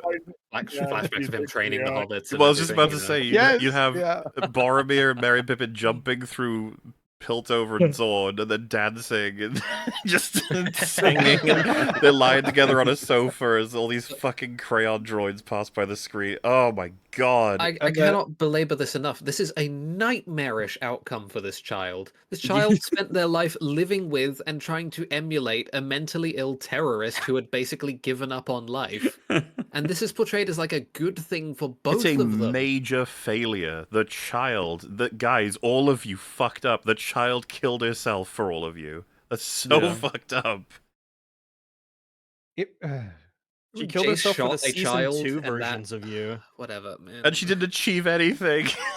didn't matter. Didn't achieve anything. Well, so for the It's- record, I think it Isha would have is been worse if it had achieved something almost. Isha is her canon name, and she is not really mentioned at all in Act 3. No, that is Yep. actually a bit bizarre, isn't it? Yeah. I mean, this is the ending of Act 2. This is the big moment, and then it's just like, He's done nah, her you're narrative done. duty. We can You're move done. on. We're finished with you. Bye. Mission accomplished. I don't even know what to say. Again, It's like just I don't even like. Again, it's entirely manipulative anyway. But like, I mean, you got to follow through on the characters of the story that you create. You know, and especially Kind of do owe it to understand- them. I'd say so. I mean, you know, like I said, I mean, I basically don't respect the writing here. It's entirely manipulative and cynical. But you know, like this is a character that you introduced, and once she's gone, that's it. Nobody really talks about her or acknowledges her anymore. Which happens to another character. You see, actually, you see in some episode results, 7. some results of her death, Yeah. right? Like Jinx. But I'm obviously it's weird as fuck that first of all, Savika never finds out. We never have the scene where Savika knows what happened to the child that she also took care of. That's really Savika fucking just odd. never finds out anything. That's her character in she season doesn't. 2. Well, to be fair, doesn't. I don't personally give a fuck about Grogu, but I would try to list this as parts of the problems because this is about how they failed to achieve things that they're trying to achieve, not just they're failing to achieve things that we think they should have achieved. And it's honestly lower on the list compared to all of the things they've done wrong. Like forgetting to acknowledge Isha's death, I'd be like, that's really like problem 96. We'll get there eventually. We got to deal with all the characters, and then of course there are certain other people who are going to die that are not going to be mentioned whatsoever either. No, Mhm. they're not. Certain fellas with mustaches. Certain fellas that I've been waiting all season to see. Hey, don't worry about that, okay? The Lash. The They sweet smell of respawn. science. Don't worry. Oh my god, Mhm. we're still going to talk about it. We're on the way. We're getting there. Yeah, so how else do I put this? So like the Oh. sequence is ending, and Victor says, "That which inspires us to our greatest good is also the cause of our greatest evil," and I can't help but obviously It be like, is? that line Yeah. fucking sucks compared to the Chad line in season 1. In the pursuit of great, we failed to do good. That was Yeah. like such a Excellent thoughtful line. statement. This one is such a like, okay, bro. Sometimes when you try to do good, you do bad. Oh, thanks. Oh, okay, yeah. Well, You know I that had no Five. idea. that like thing inside us that motivates us to do good things. It can also motivate you to do bad things. Like, wow. I, as a human Really? being, every time I set out to do a particular thing, I accomplish exactly that particular thing and nothing else. There are no other ways that my actions could go. Do you think he meant the Grogu had just been inspired to do a great evil? Yes. Yes. Or do you think he's talking about the writers? Maybe Grogu was like, I see my perfect opportunity. I can kill Warwick now. You go, that which inspires us to do the greatest good. It shows Arcane Season 1 is also the cause of our greatest evil. Arcane Season 2. Yeah. I mean, the line from season 1 also applies now to season 2. Oh, yeah. They wanted to make this even better than Season 1, and holy fuck. And they failed to do good. I failed to make it half as good as, like, one episode. Yeah. It's also just, I mean, we haven't really dug into it because the show won't. But the notion that the very same element that inspires us to do great good gets us to do great evil, it's like, it'd be nice to have a character fight against that too. Like the notion of it, Yeah. how wrong Victor is, how it's a lot more complicated than that, that plenty of evil would be done pretty casually and without significant passion, while some of the greatest evil can arrive from very destructive or like apathetic, like a nihilism can lead Yeah. to great evil rather than great passion. There's so much to discuss there. I'm not even going to bother. What would be the point? No. They also never really mention again that this weird community of cult members just exploded. It's just like Yep, because they're all gone. people probably still want to go there. Like, oh, I'm gonna go to the weird machine thing called whatever they call themselves. Like, no, didn't you hear? They exploded. It's like, oh, okay, guess not. How the There fuck was would like you a war in summarize the Zan, it was events weird. of the... I just, when I saw it, the first thing I thought with the logistics of the battlefield is like, she's killed everybody. There's just no way you could justify this. She's killed everyone. That explosion Oh yeah, is going to vaporize everybody there, but they don't have the balls to do that. No, I did absolutely not. see some cope with the final, because the very final shot that you get where the explosion goes off, and then it kind of does like a freeze frame thing and then fades to black. Mm-hmm.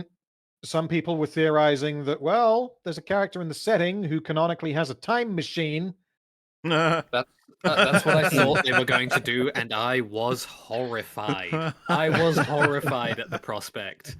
Mercifully, my greatest fear in that regard didn't come to pass, but I think what I got was a little bit worse, so I don't know. Maybe I'm not too happy about it.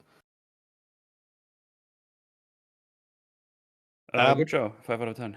Yeah, so that episode currently is the highest rated episode of Arcane, both seasons on IMDb. Really? Episode Jesus 6? Christ. You know, That episode just now has a 9.8. That is a fucking tragedy. The I'd be second willing highest. to hazard the opinion that The Base Violence Necessary for Change is a better episode of television. Absolutely. Oh, Holy shit. yeah. God, that episode's amazing. Also, someone said, to be fair, Victor isn't supposed to be right. Do you guys think so? With that No, line? I think This is framed as like Victor- apt commentary. I feel like he's supposed to be correct on Victor's this. condition. Yeah. Victor may well be, the role that he's going to be playing in Act 3 will go in a certain direction. But yeah, I think this quote is meant to be kind of in the same way that in the Pursuit of Great, where we failed to do good. This is meant to just be like a true statement on as believed by the writers.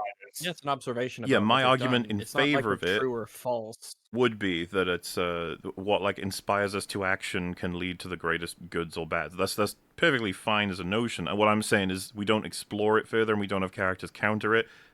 Hell, I would have loads of counters for it. That's what I was saying. It's like it's a pretty basic. It's like, I don't know, do unto others as you would have them do unto you. You're like, yeah, you could put that in your show. guess. You gonna talk any more about anything else? Have anything to say about it? Yeah, No? like, be cool to build on that. And it's like, eh. So, Neat. episode 7, everybody? Excited? No. As far as I'm aware, this one is I considered am- the best. Yeah, I'm sure it's his peak. We can absolutely talk about episode 7 Oh, because I man. think there will be a lot to discuss about episode 7. Mm-hmm. We even start with a change on the disc because we're going to a different universe. Look at that.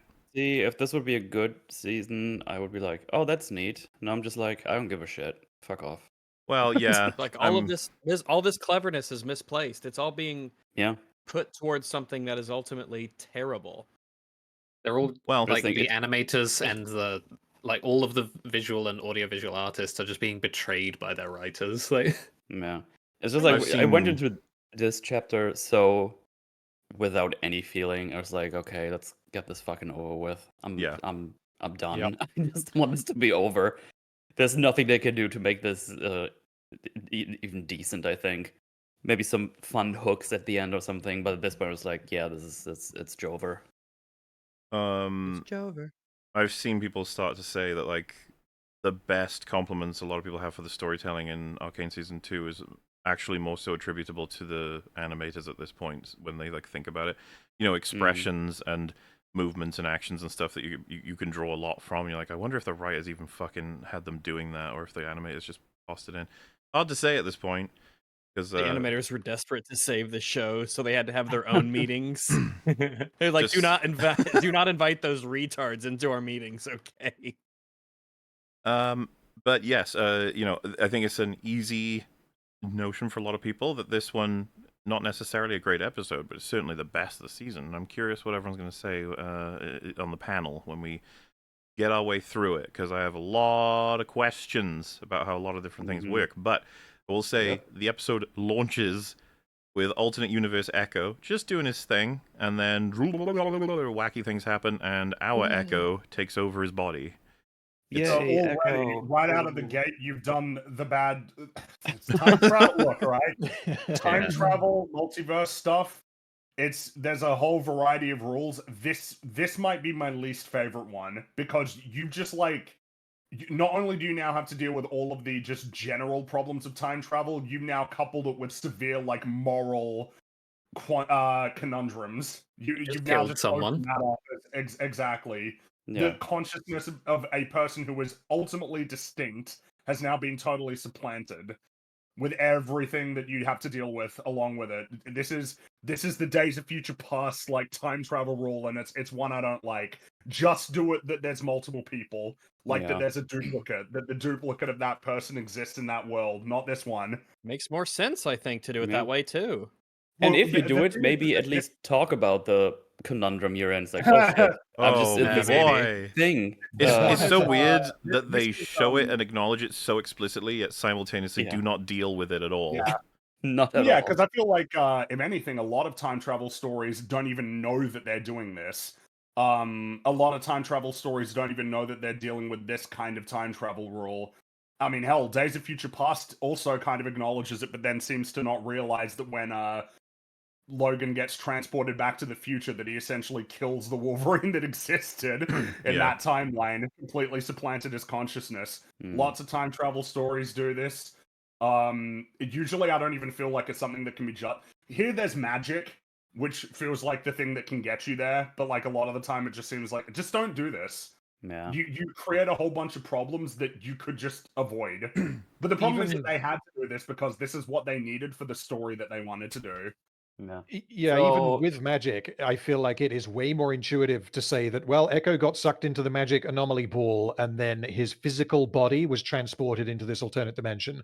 That, fine, like magical bullshit, fine. But what they've done instead is that his physical body is somewhere, his brain then went in here, and the brain, or the consciousness that was in this version of Ekko is now gone for a bit, is what they've done.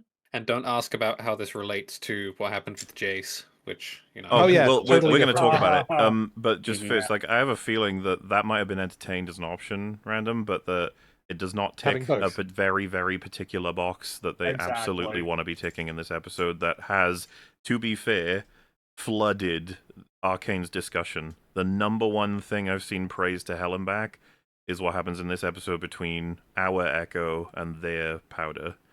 Oh, I fuck hate off. it. I hate it. It's I hate it's it. it's We'll like talk about overthrown almost every other thing that happens in this show, and it makes me realize like, oh fuck, we couldn't do the really cool thing of our Ekko and this Ekko working together to create something neither of them thought possible, Yeah. and them sharing their experiences. That could have been really awesome. No. I know how his abilities work in the game, dude. I'm annoyed. Yeah.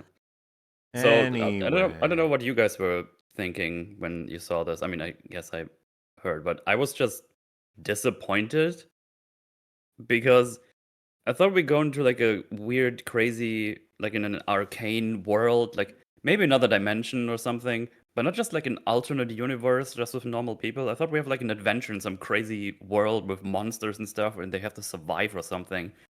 But we just do The fucking moment Powder was on dimensions the and stuff. screen, I got so annoyed because Yeah. I felt like I already knew where this was all going, and Yeah. every subsequent thing you see just completely validated that. It's just I don't know, it's just lame. I thought we could have something more. You didn't interesting. need this, and Oh, because yeah. this all exists to facilitate Ekko obtaining a certain device, I guess. Pretty Which- much. That's Plot-wise, the yeah. real Oh, Because it consequence. doesn't by have any accident. real. Do you know what the origin of that device is prior? He built it. Oh.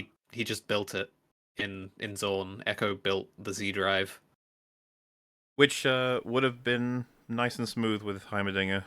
Yeah, they had it perfectly set out. Heimerdinger were is there hanging to out. take away it being kind of bullshit that Echo this just is where we built get a a time bit travel device on his own. Go on. Potentially conspiracy brained, but I still remember the shot of Heimerdinger and Ekko being together in the tree, and it Yeah. pans over a ticking watch thing.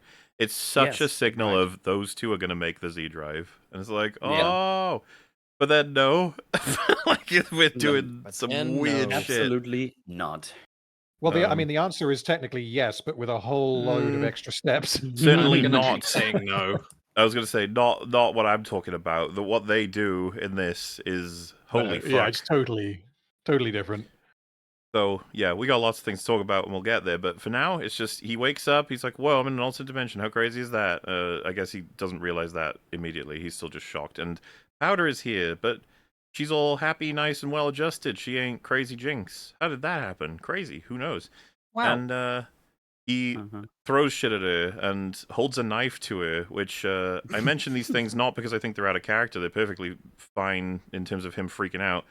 But I do mention them as these things should be remembered by her, but will promptly be pretty much forgotten, along with a bunch of other references for how he's clearly out of his fucking mind. Yeah.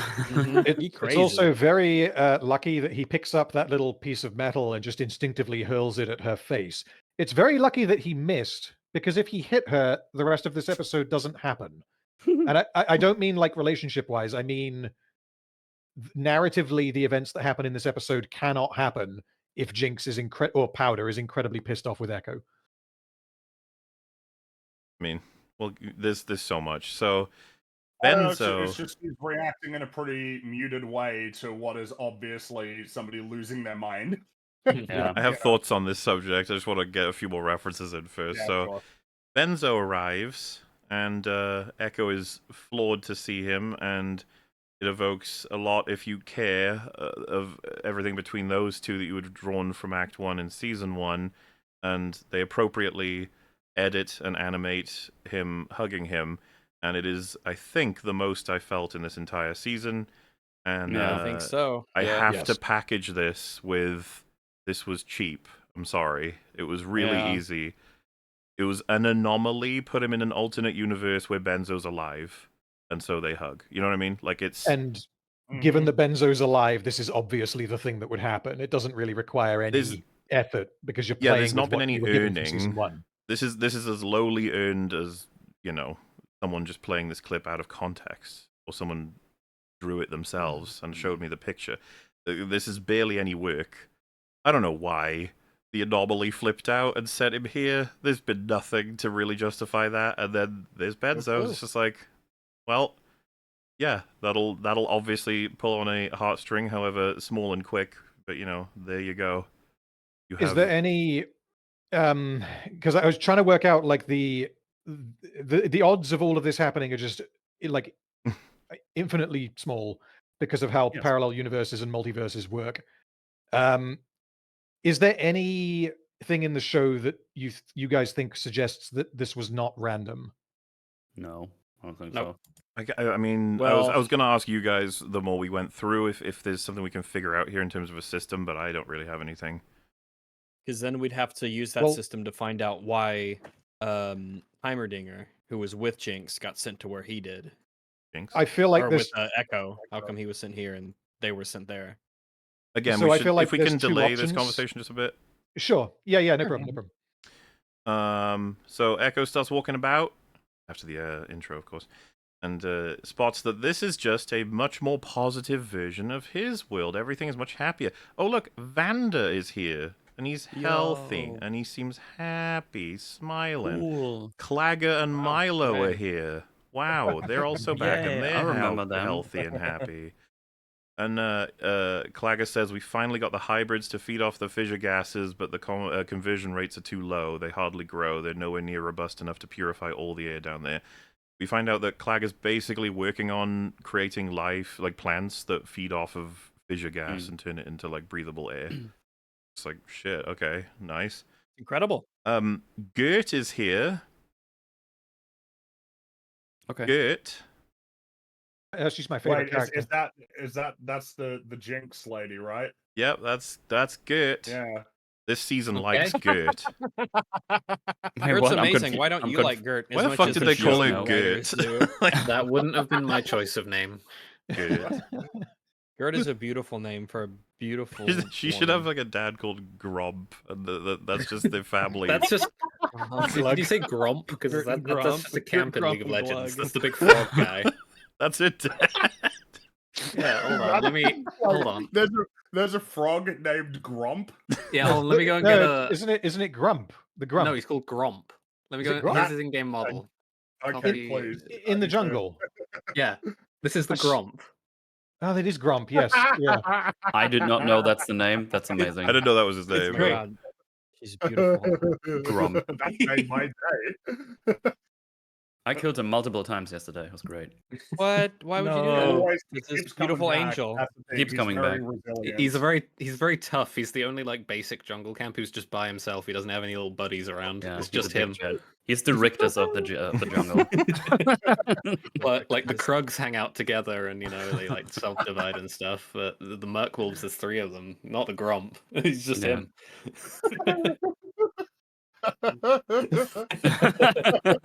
Look at him. And he's got his teeth poking out as well. It's great. So Clagger mentions, gee, what would you, Ekko, do without Jinx? And a little bit later, Vander mentions, gee, what would Milo and Gert Oh god, it's do so without Jinx? Like, Jinx is she's just so cool in gosh darn Shimmerverse. great, She's the and best. she's helping The out writers are everybody. cheating. Great. In case you didn't get it, yeah. It's just, So awesome. And then Vander says to Jinx, who is a bar waitressy person, I guess that's her current job, he says to her, one thing I learned as a bartender, as good as it feels to fill everyone's drinks, you need to fill your own every now and again. Sure. Yeah. Uh-huh. As lines go, Yeah. I would have just been like, the fuck is that supposed to mean?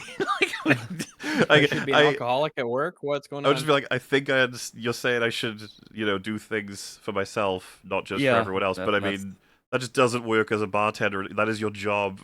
Like, what are you talking about? You have to fill everyone's drinks. And he's just like, yeah. It feels so good to fill everyone's drinks. God God damn, it feels so good. Oh, Heimerdinger turns up and Ekko's like, whoa, and like falls over and needs to go outside. And Heimer notices he's got drawings in his book that imply the anomaly. And so Heimer's realized, Ekko's finally arrived. And we get a lot of exposition. This is kind of where I was hoping to get first. So he says, it seems the anomaly... Hang on, can I say something before we get to this scene? No. Oh, okay. Ekko is like spazzing out. He's like woozy. He's scribbling crazy shit in his notebook. Nobody reacts to it. And the only thing that has been said, oh man, that's what happens when you stay up all night. Echo is like, the fuck are you talking about? He's clearly unwell. Do you want to get him to like a doctor or something? You pull knives on people when you stay up Pulls all night. knives on people. Dr. He Mundo.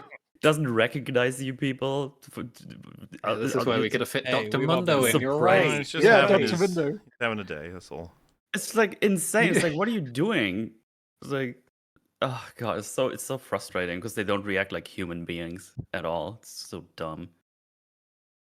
But yeah, obviously I'm very happy to see Heimerdinger, happy for him to finally start getting some good lines, good scenes, fix up the lack of him. Maybe we'll get a full episode of him. That's going to be so awesome. Thank goodness. Yeah. And he says, it seems the anomaly which dislodged us from our proverbial reality also scattered us across time. So, just to be clear, multi-dimensional space and time. Hooray! Let's go. My favorite. My Fantastic. favorite. I think that covers quite a lot of possible places you could have ended up Yeah, like spatio-temporally. The You could- three, You could say that three it covers places, all yeah. of them. Yeah, 3. Good, bad, neutral. Yeah. Three. Oh god, not the number 3 again. What is it with this Oh show? god, the Three- triangle of universes. Fuck. Why have you done this to me? That obviously generates immense complications for the story. Fills it just in a toxic way with coincidences and holes, like in a calamity type sense, unless there's some greater power that very deliberately organized them heading to these particular places in the hopes that it would have a particular result. I think that is the only way that works, because it's either that, because again, infinite number of multiple universes. Echo and Heimerdinger end up getting sent to the same one at the same time. Or within Like, the that same is so- lifespan. That essentially, Yeah, like that- essentially at the same that's- time. Yeah, that's basically- at the same time. That's basically impossible. We'll ignore what happens to Jace for now because we haven't seen it, but I think that it makes a lot more sense if someone, Victor, sent them here specifically. You got to come up with some reason. I Well, have a reason. The problem is that it's I a assume it's the spoiler for same one I finale. would. It's the only speculation one can have as to any kind of direction, but I still don't think it'll make any sense. Well, if Victor is able to do it, and if he knew that what happens in the finale was going to happen in the finale, then it would make sense for him to do it.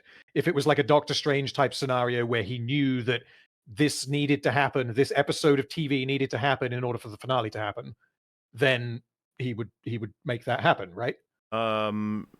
You don't think that there would be countless other options for him to do that would faster achieve the goal? Yeah, Yeah, you run into the if you same can problem do as Doctor Strange of For like, season 1 Victor or season 2 Victor? He's talking about season I'm talking- Infinite Victor, old Yeah, Victor. Infinite God being Victor. I is guess what it I'm would be talking about, infinite. yeah. I mean, I guess that because the Doctor Strange version is, they make it clear that he has looked at 1.5 billion different timelines and found the one that works. We don't want to get into how much that doesn't fucking make sense either. Fine, but assume that he did that. Like the issue would be that he couldn't do that, right? Not that his actions don't make sense if he did that. I don't know if we should just get to it later. I don't know. Okay. Well, what It's I'm such a tangled mess. Essentially, what I'm saying is that if I can't say it without spoiling the finale, so I won't.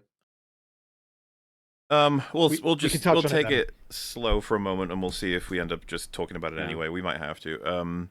Damn it. So, Heimerdinger says, I've been here for 1,128 days, 3 years and 33 days. He's been in this place, which is catastrophic wait. information. I mean, maybe he has been, doing science, has trying to figure out how he might get out of here, and has like machines build stuff that they're gonna do things together. There's all kinds of things you can do in that longer time. You're right. Yeah, I if he can't wait follows to that up hear with, what's going because on. I've been here for so long, these are all the things that I've been doing that are very Useful character and helpful, related. and yes. Yeah. That's the thing. I kind of wish almost I could just summarize the entire episode, then we could go through it because there's so many jumping back and forth with information. But yeah, he says, so you've been waiting for me all this time? And Heimerdinger says, precisely, or rather imprecisely. I grew skeptical you'd arrive, even during my unusually long lifetime, because the anomaly behaved differently around Jace. I fear he won't even end up here at all. He's going to be somewhere else. And there is no hex tech in this universe, meaning no hex gates, meaning no anomaly, meaning no way back. Oh, okay. So that's did a you lot. even bother? It's just Or- crazy how quickly they can drop a bunch of horse shit on us so fast. Yes. A lot of these need to come with a lot more of an explanation. Yeah, So so said like, oh, there's no hex tech here, so nobody get back. first and foremost, to be clear, when he was going in the anomaly, he happened to notice that Jace looked different to them two. And so Yeah, sure. he figured, And that oh, of mattered. course, Jace won't be appearing here. But Ekko will definitely appear here, hopefully within my lifetime. What? Hopefully. He's Oh, traveling it's across so- all of time, and you're like, hopefully he ends up at the same time as me. Yeah, even if It's this is crazy. being The man's orchestrated an by optimist, Victor, the okay. Heimerdinger obviously wouldn't know it, which means he's like, well, there's like a 1 in largest number ever chance that Ekko might appear next to me. Good God. Like, what nonsense. And then, of course, no hex tech in this world. And so you might be thinking to yourselves, like just universally speaking, was there no Jace? Was there no runes? Like, what are you No saying? Jace. What's the bottleneck? Yeah, Yeah. how What did happened? what happened in this world that made it such that there was no hex tech is the question. And I think guess- I have the answer. well, did you watch the Which- episode? Yeah. As in, I think that we can draw Yeah. it from the episode. Yeah, we're not there yet Oh. though. Yeah. Right. Sorry. They're pretty explicit with the answer. Yeah. So, but yes, Heimerdinger, that means, has waited 3 years, and he's done nothing to try and make Hextech happen. So you hope at this point that there was nothing he could do. That would be Yeah. nice if that were true. We'll find out about that soon enough. But even if there was nothing he could do, surely Heimerdinger would be fucking out of his mind, just apathetic about existence, being that the entire universe he was a part of and built is doomed and he can't do anything about it. Maybe he would have gotten over that in 3 years, of course, but you'd think his dialogue would reflect it. That he'd be like, "Hi, Ekko, I got some things that you're gonna have like, to come my to God, understand." you're here. You're actually first of here all, now. I'm so glad that you're alive, but there's also an unfortunate reality that you've done what I've done, which is kill our counterpart in this universe. So Yep, there's that's that. right. And But then there's you don't also seem to care, really. Yeah. You don't seem to really be fussed about that. everyone here that we know and love is not the people we know and love, and they don't know that we are not the people that they do not know and love. Mhm. Obviously, Heimerdinger would have revealed this to all of them by Yes, now. he would have told everybody. Yeah. He wouldn't have Oh, lied to absolutely. them the entire time and absorbed the life of the prior Heimerdinger. That would be weird. Surely. And Uh, also, they still call him professor, so he's still part of some kind of council or something in Yeah, this universe. Well, I mean, guess he's I'm part of a being university silly or about it, but institution or whatever. he's stolen the prior Heimerdinger's life, and he's not let Yeah, anyone yeah, know that that's the absolutely. case. Because is the writers are pretty awful. childish, and they think that this is an alternate universe where it's the same person, so it's okay because it's the same person. Because it looks like them. It's because it looks like them and it sounds like them. Yeah, it's so okay. It's the same person. The same person. They're called Heimerdinger. He's called Heimerdinger. He can get away with it. Yeah. In Which fact, even it's then kind is of a fun. bit of a stretch that you can get away with it. Yeah, and you know what? It would have been a really interesting story to actually have had him arrive, understand that this is the situation, and then find a person he thinks he could trust the best to start explaining this to them, and then gradually get it out to everybody. And he is this marvel of a person who came from another dimension inexplicably. However, he would need to make clear to everybody, which is important, that you kind of need to mourn your Heimerdinger because he's gone. Imagine beeline like for an Victor. entire. Imagine if we got more time with these seasons and we got an entire bottle episode, quote unquote bottle episode, where Heimerdinger, Yeah, I it's get what you about mean. him landing here, being here, coming to terms with what's happened, moving on with his life, and then eventually meeting up with somebody who had the same fate happen, and them eventually engineering a way, and then Heimerdinger now being put into the position of which life do I leave behind? Because I've been here for so long that I've moved on and I have started a new life here. Do I go back to the old one or do I carry on with this one? And wouldn't that be interesting? That would be No. interesting. Oh, okay. All right then, carry on. So Heimerdinger says, With it the isn't murder. It isn't all bad. I've been able to accomplish wonderful things in this world, and he's referring mainly to just like standard inventions, helping people out here and there. That's what he's been up to, including a guitar. That's Wow. great. He's got a guitar. Guitars are fun. It's very Heimerdinger. Yeah, Guitars are that's fun. very Heimerdinger, right? And he says, "Don't worry, this place will grow on you." That's good dialogue for this situation. That's very suitable. Very You'll happy. get used to that it. It was- is can we just say what a fucking travesty Yeah. So in such a short amount of time. This is the thing. Is. people were loving this episode, and it was just this amount of time in that I was like, "This is catastrophic." Again, This is Mhm. they don't know what they're writing. I think I paused the episode here after he said all these things. Like, you've been here for 3 years, and you've done nothing to remedy the situation. Nope. Because you just assumed you can't do anything. That is Well, hashtag not my Heimerdinger. and then This is also where I started to become concerned that we would spend the whole episode here. I was pretty convinced I from figured the that, get-go that it will be here. They have so much time to spare, though. It's yeah, not like we- I everything Figured else with is how rushed. they were rushing that Yeah. they would be in a hurry to get back, shall we say? we've got such places to visit in the final episodes. It's gonna be crazy. And Echo says, "I have people back home who need me. We don't belong here." And Heimerdinger's response to this is, "And yet we can't leave." Fucking Yep, Like, asshole. bro, seriously? Piece This of is like the shit. kind of thing that an evil conjuration would say to me to get me to be content to stay here and not go back. Like if I was trapped here by some malevolent spirit and it conjured an illusion to convince me to convince me to stay, I'd be like, Mhm. "Oh, that's what it would say. God, it's terrible. You're not really Heimerdinger." And he says, It's- Echo says, "I'm gonna find a way back with or without you." It is like, yeah, I can't believe we're here. This makes no sense at all, but yeah, okay, that's what Heimerdinger's just That's being. what's happening. I was about to say Heimerdinger's being, and it's like, no, he's just not Heimerdinger. He's someone else. Mm-hmm. Because Heimerdinger's gonzo, man, and it sucks. He's a really awesome character. We talked Yeah, already was. about how much they'd ruined him in episode 3. Was it episode 2 and 3? I don't remember, but Yep. Yes, 2 and 3. but now we've delivered like this is some harsh damage. The poor fucker can barely survive this. They went and snagged a different yordle. This is like Ziggs or something. So anyway, Jace wakes up in Apocalypse Piltover land. This is Yeah. bad. Can I Yeah. raise Well, that's season that 2. question now? Season 2 is Apocalypse Piltover That's Land. true.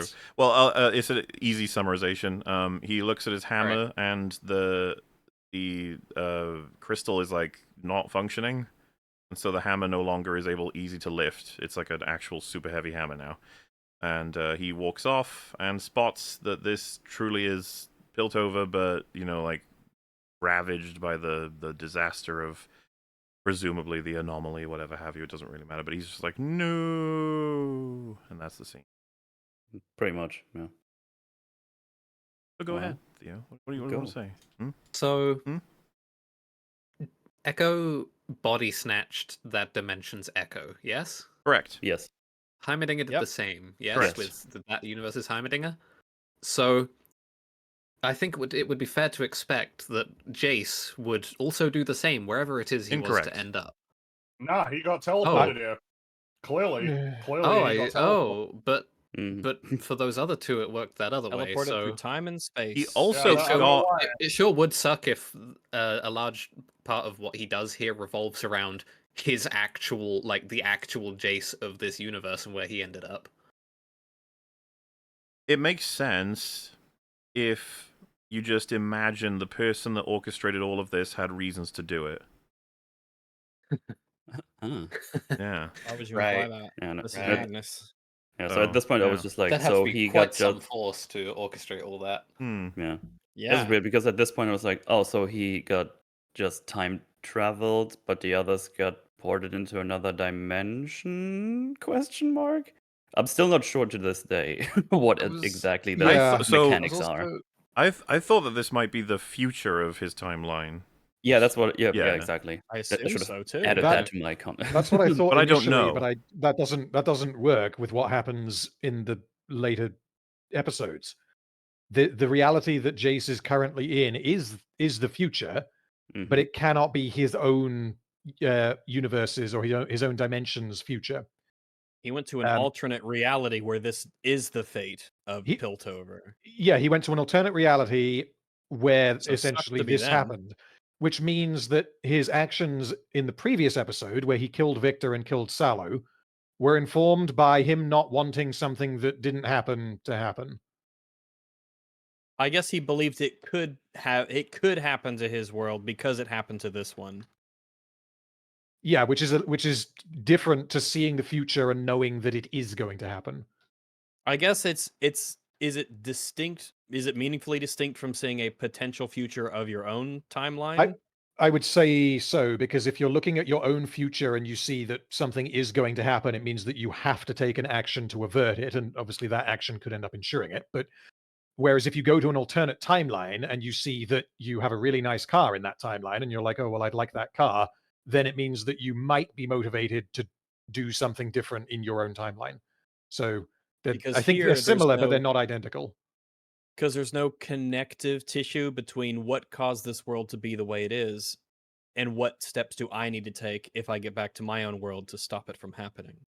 Yes, because we have no idea as the audience, and I mean, I don't know if Jace. I guess if Jace could be wrong, I guess, but we have no idea what happened in that reality, and Jace is assuming that it was his own actions in his reality would cause that outcome. I think,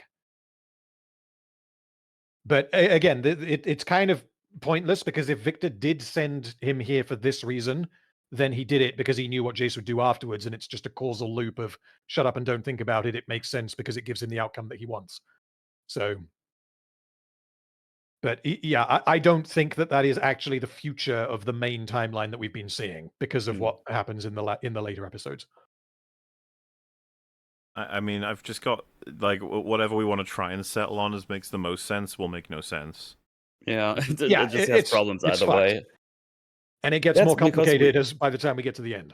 Because we love time travel and multi-dimensions. It always works right. out. We That's didn't my need any favorite. of this. We didn't need No, we any of didn't. this. Arcane, you're 7 years late with that shit. It does feel like we're revisiting an old timeline ourselves. Yeah. Oh god. Like, remember all of the stories and movies, the shitty ones, they were all about this. Yep. Except for Everything Everywhere All at Once. They were all really Yeah. bad. So This is also really boring. I know that's probably just going to be self-evidently true, but we just did the most basic version of this we could. Like, Jace goes to the apocalyptic future that was destroyed by the Arcane. Yeah, And all that right, inspires him sure. to think I got to stop the Arcane. It's like, yep. Yeah. Very Okay, upset. so are we gonna like any greater understanding of what this means, like why the Arcane behaved this way, what happened, anything We, like that? No, just the apocalypse, and now go back and stop that. That's it. I don't That's- know. we I don't know can, why couldn't we have done this if Jace got transported to the same world as Heimerdinger and Ekko?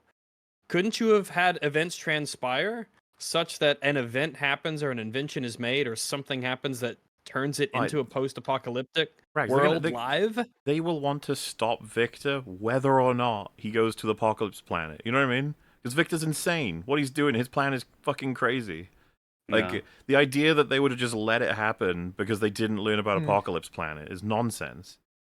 The difference is that I think. I mean, that- in terms of they see the apocalypse happen in the same world. We don't have to split the three of them up. No, Well, if I'm, they I'm saying you go- don't need the Apocalypse Planet at all.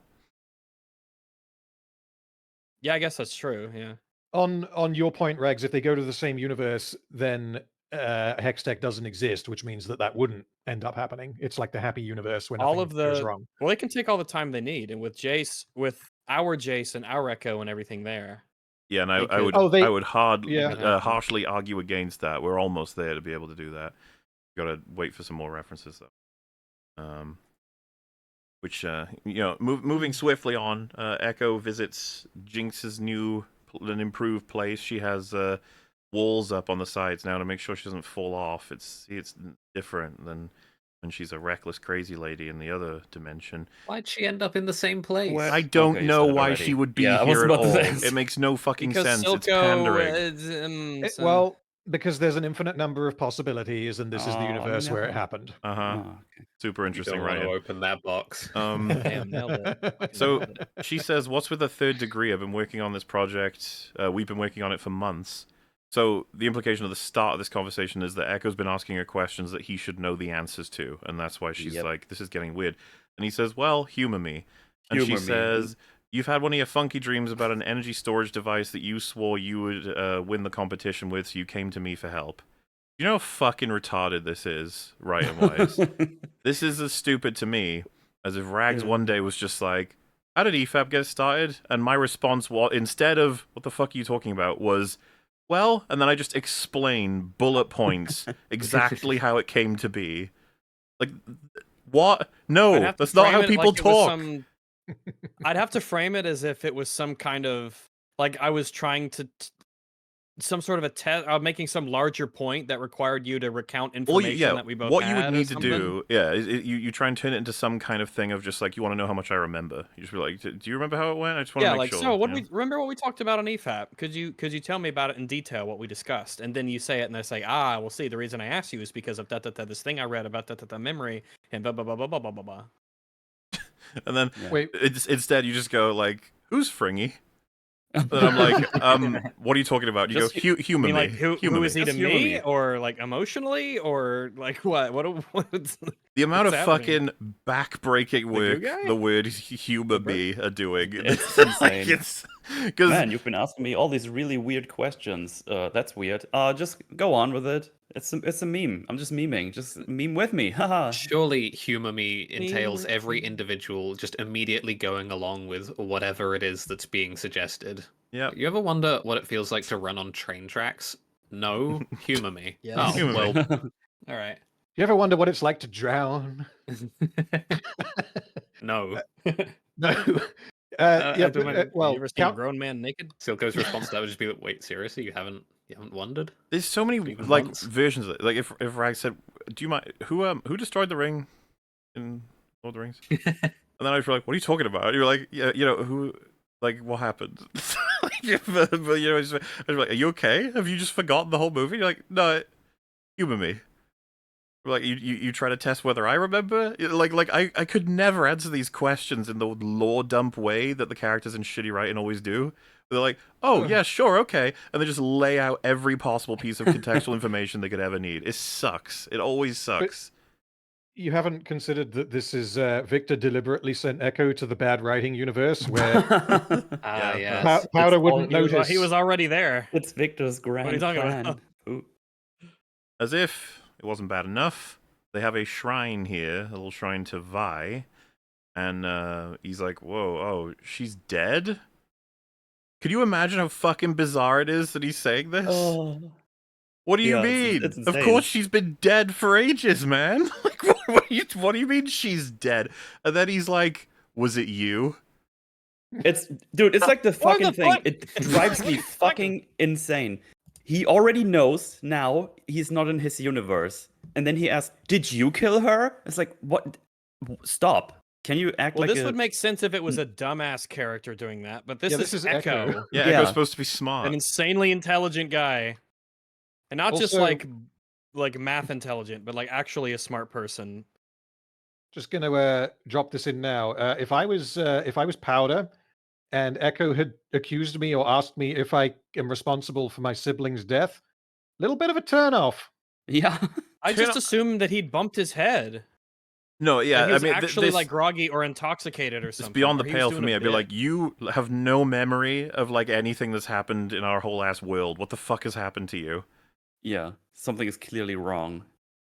But instead, it's like, you're being mean to me. Yeah, Yeah. don't be mean You to need me. go You're away. having a And it's bad like, day. why are you not reacting the way that a normal person is? Which is like, there is something wrong with you right now. Like, something has gone wrong in your brain. It's such shit writing. I hate this discussion. It sucks. Yeah. And it's Yeah, really bad. it's so obvious what their intentions are. They just got to move through it. It's like, yeah, whatever. And she says, "We went on that job because of you." And he's like, "The job? That's why there's no hex tech."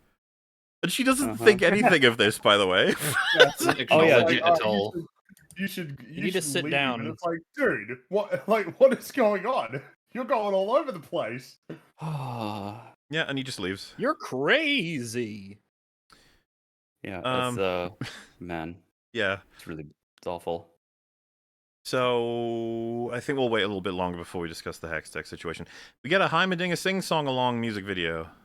Yay! Oh god. There's this awesome fucking moment that's, I think, one of the most subtle moments in the whole show. Ekko is walking across the bridge, the big old bridge that connects Zorn and Piltover, and he remembers this is actually the bridge in which he fought Jinx on, that same bridge, and then they flash to that bridge to make sure we know that this is that bridge, because this is a significant area in which bridge things happened. Isn't that crazy? That's a bad bridge in the bad universe. This is a nice bridge now.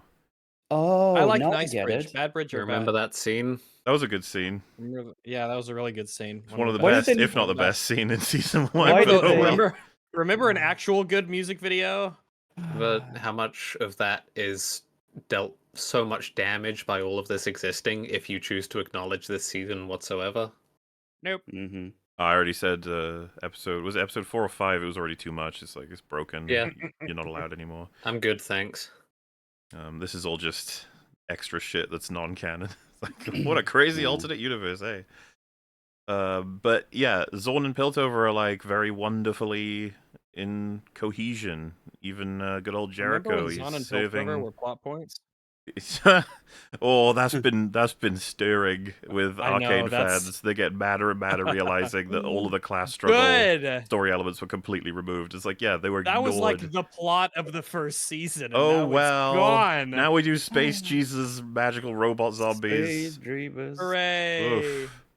Oof. So yeah, things are way better in this universe, and we get a little the montage is playing while Heimerdinger is singing. Jace is moving through Apocalypse Land, and Ekko goes back to the apartment with the detonation, and he digs out of the walls little fragments of the Hextech crystals, the little things, and they keep showing us little flashbacks of Powder crying over Vi's, I guess, corpse as this whole accident went wrong. And so, the best of my ability, I assume that when the explosion went off, it killed Vi in this universe. How tragic. And as a result, no Hextech was created, which is a bit of a jump, and you're going to have to fill in blanks. Now, do we believe there are any blanks you could actually fill in that would make it reasonable such that Hextech would never have been invented? Potentially. Aha, the blast has killed Jace as well. Very mysterious they don't actually say Uh-huh. that. Well, that's why I was confused with what you said earlier, because I was thinking, did I miss? Did they say that Jace died in the episode? Because I kind of read it like Jace would have gone to trial, as happened in season 1, and because the consequences of the explosion in this alternate dimension were more severe than they were in season 1, probably reasonable to assume that the punishment would be more severe, and he would get banished, as very nearly happened in season 1. So that is why there would have been no Hextech. That was my read on it. My counter would be that it's impossible for Victor to not discover at least the notes still, protect them himself if the Jace has no way of actually being able to, because he's got his own self-interest of trying to save himself from death.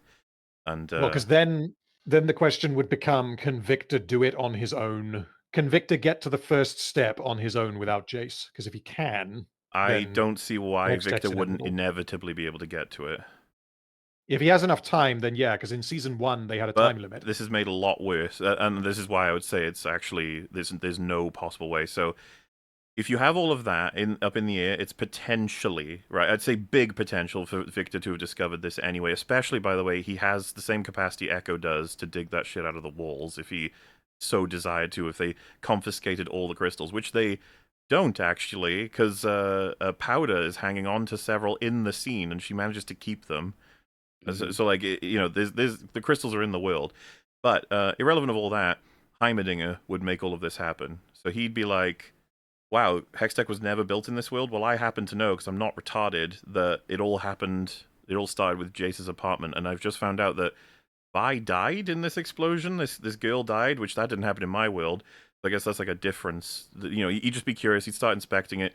You'd be able to find the exact same shit that Ekko did. He'd be able to talk to this universe's Victor, who would have been interested and would have had notes, and then they'd be able to start up that project. And they certainly would have fucking cracked it within 3 years.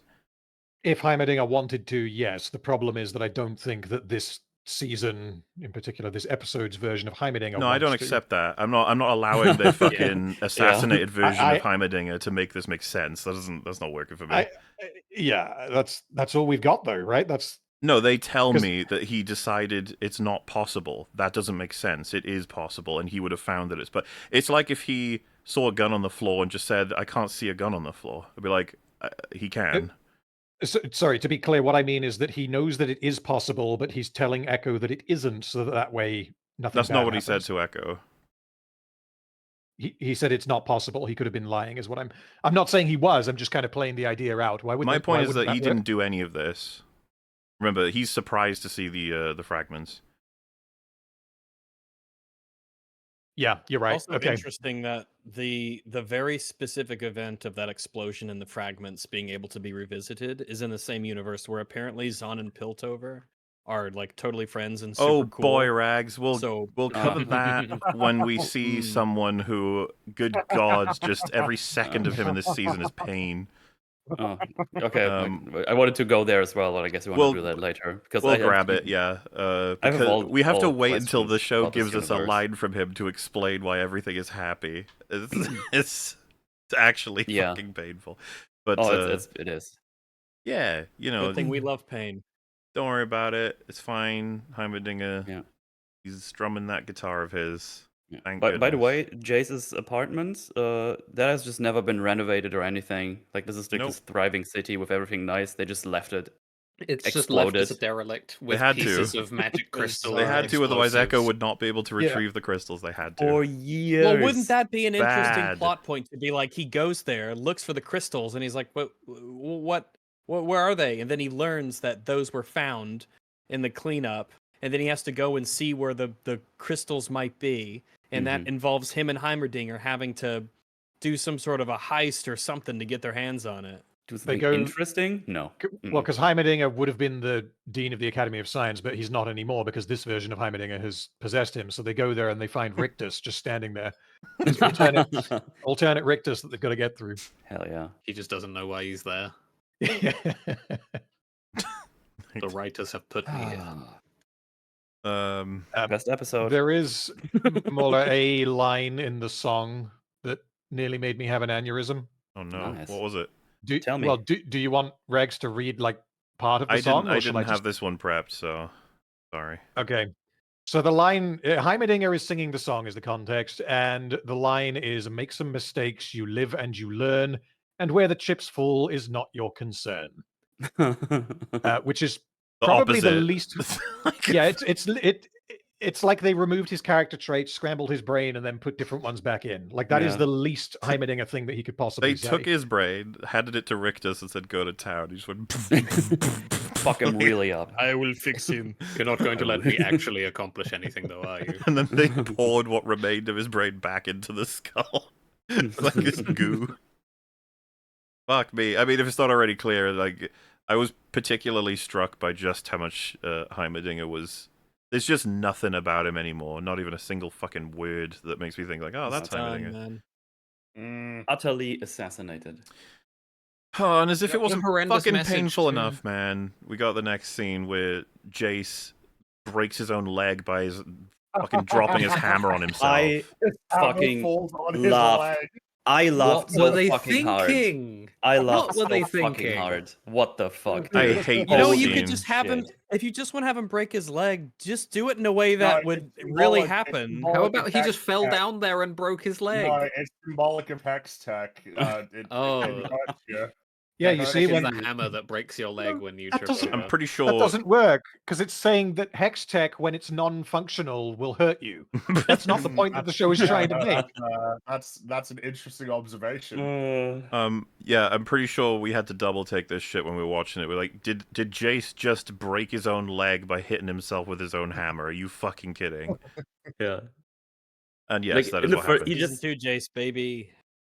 He drags his thing along, while it's super duper heavy, is already like, I don't even know if you want to do this to move around. It's not, you can't really use it effectively anyway. I don't know what benefit you have by And this hauling is- that thing around. It feels like it's worth noting. This is basically why Jace comes back unhinged. Yes. Yeah. Specifically because Yes. he fell and broke his leg here. If he didn't do that, he would have been able to essentially accomplish the goal that he needed to accomplish way quicker. It's unironically a bait and switch. They want you to think he went on a huge, enormous, game-changing, life-altering adventure when he literally fell into a hole and then he climbed out of the hole. Yeah. It's actually Yeah, that was sad. half Like, the what the fuck? episode. Well, yeah, and he spent a long time in the hole because it's from here to him having a big beard and his hair has grown out as well. You could have just had it so that he fought his way through apocalyptic Piltover. Yes. That's all you have to do. It's so annoying because when I saw punished Jace, I was like, you know what? I actually kind of dig the look. I want to see what kind of crazy shit he was up to Yeah. using his Also, hammer. punished by punished him. gravity. He got punished by And gravity. then he falls in a fucking hole, Yeah, which You he have should die all of from, this- by the way. He should be dead. Yes, Oh, yeah, he should be yes, dead. He should be Yeah. dead. The idea that you present me with this, and there's got to be a name for the vibe, a post-apocalypse of an alien world. Mm. But he goes through this entire hellscape, and it was the hole that changed him. Like, really? We have those in our You normal have universe. all of the post-apocalyptic Piltover. That's a post-apocalyptic Piltover to explore. But you don't run with any of the cool things you could have done with that. What if he went into the council room and saw what was going on in there? What if he went to his own apartment and saw Yep. someone he can't we be a little bit more Well, imaginative imagery than like- he Mhm. fell in a hole? You know, going into a room in any given house and just seeing a family cowering in the corner or something, but the equivalent of them is the Arcane. Like, Yeah. Yeah. Some you get a little bit what's of the that, town, little the bit Mount of it. Vesuvius thing. Oh, Pompeii. Pompeii, yeah, we get that sort of stuff going on. Because the visuals here, I really like the visuals of the Yeah. people who are like frozen by the explosion, all Why do we do the hole? horrified and everything. What was the And point of the fucking hole? The, Well, because Waste of time. holes are, I don't know, because it's supposed to represent his how he's a hole, how he's He breaks he his is leg, a hole. and He breaks. deconstructs the hammer to make like a splint support thing, and then he's using the rest as a staff. Oh my god, he's just like Victor. Parallels. Wow. But we Oh. already had Victor, and he's not like Victor at all anymore. Why are they trying to draw it like he's 'Cause like Jace Victor is when he's Victor nothing now. like Victor? Speaking of Victor, if we go with the theory that Victor sent Jace here deliberately, that would suggest that Victor is controlling all of these zombie robots. It would also suggest that Victor is fucking laughing. Like, geez, did he fall into the hole? What? Yes. Wait, is that his Oh, leg? this is one of the universes where he falls into the hole. Shit, I needed to send him to one of the universes where he didn't fall in the hole. You know How what? Because long this takes is up this like gonna half the take? fucking episode. and Instead I of got making shit him to go do. through a fucking cursed Mario level, I'm gonna go down and speak to him myself. That's probably the Yeah, I'm better gonna talk idea. to him. I'll go use my words. I'm no Isha. I can actually talk. So, Heimerdinger Imagine that says, conversation if it was in the show. you think you Yeah. can recreate the anomaly with these? And that, again, it just means that Ekko is way further ahead with any form of creative thinking than Heimerdinger ever was for some reason. Don't even know why, but what? Fine. And, he says, I don't believe this can be done. Tampering with the arcane never ends well, lad. The risk is far too great. And it's like, hey, writers, I think it's very cute that you remembered something random about Heimerdinger. But you have to contextualize information. The whole reason that Ekko is trying to do this is to save his world. Yeah. Save their world. It- Yeah, I was about to Donna say, would try it. the world that Heimerdinger is also a part of. He is very invested in getting back there. It's so embarrassing to watch them remember, like, random shit. Like, oh yeah, he's anti this stuff. Yeah. It's like, what? No. it's a little bit more complicated than that. The whole fucking discussion was, he said there is no hex tech in this world, so he couldn't generate any hex gates that gave the whole system that got the anomaly that got them here in the first place. Why would he be saying any of that if Heimerdinger believed that they shouldn't be pursuing any of it anyway? I also feel like just throwing that line in there where he's like, "Oh no, it's tampering. It's far too dangerous." Like that's just like a motif that they've just copied from Mhm. season 1 because it Yeah. doesn't lead anywhere. This is what I mean. Because what It's happens in the He conversation? doesn't give a reason. contextless like if we information. It's not accurate to him in this moment. It is accurate to an isolated part of season 1. It's like, see, that's Heimerdinger. That's a thing he says. And he also Heimerdinger would contradicts say it, something along like- the lines of, "If we go back, how do we know which place we're going back to? Whose lives are we going to kill? 2 people died so that we could be here, which is a tragedy. We don't want to recreate that. So we know that either way, it's going to kill people. What's going to happen to the bodies that we leave behind? Is this body just dead when we leave, or do we keep these bodies, or all the things Well, that someone would ask in this complicated scientific pursuit?" As if it's not bad enough, he then just says, I need my professor. Better yet, I need a partner. And then he's like, oh, how could I forsake a brilliant lad in need?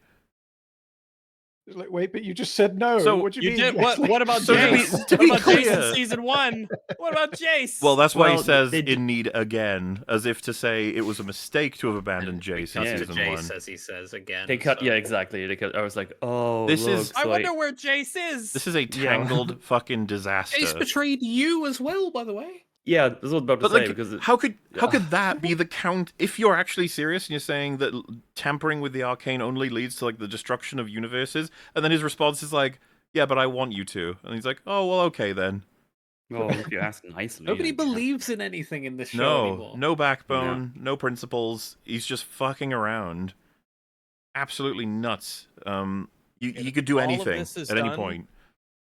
And this All could have this all is been done avoided. without Jace being a character in this alternate universe. Jace isn't, I don't even think mentioned in this universe, and we certainly don't see him.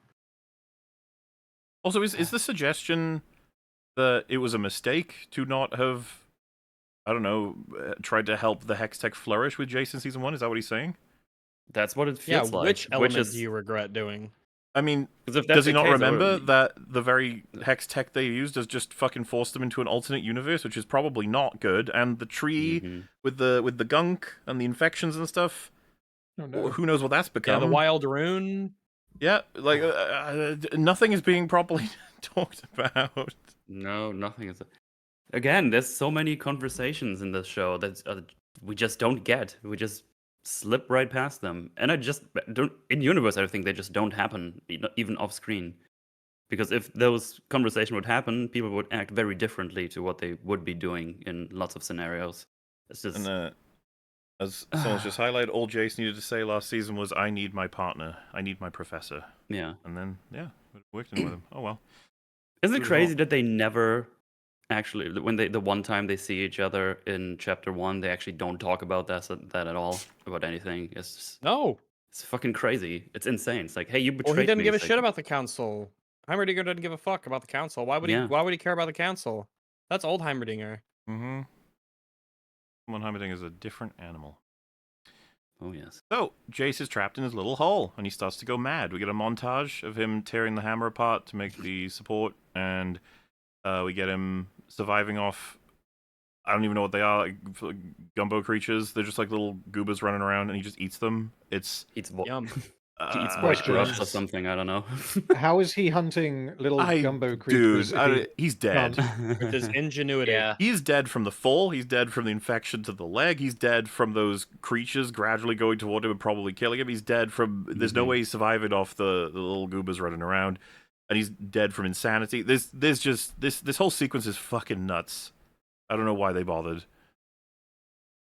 He's dead. Yeah. The rest of the show you didn't happen. you see a shot where he looks up because he's getting watched by some of these puppet flames. Mm-hmm. And then later on, you see a shot how far up this is. And when he climbs back up, he even has to do a little stop and has Yeah, he makes fell a quite fire. far. You know?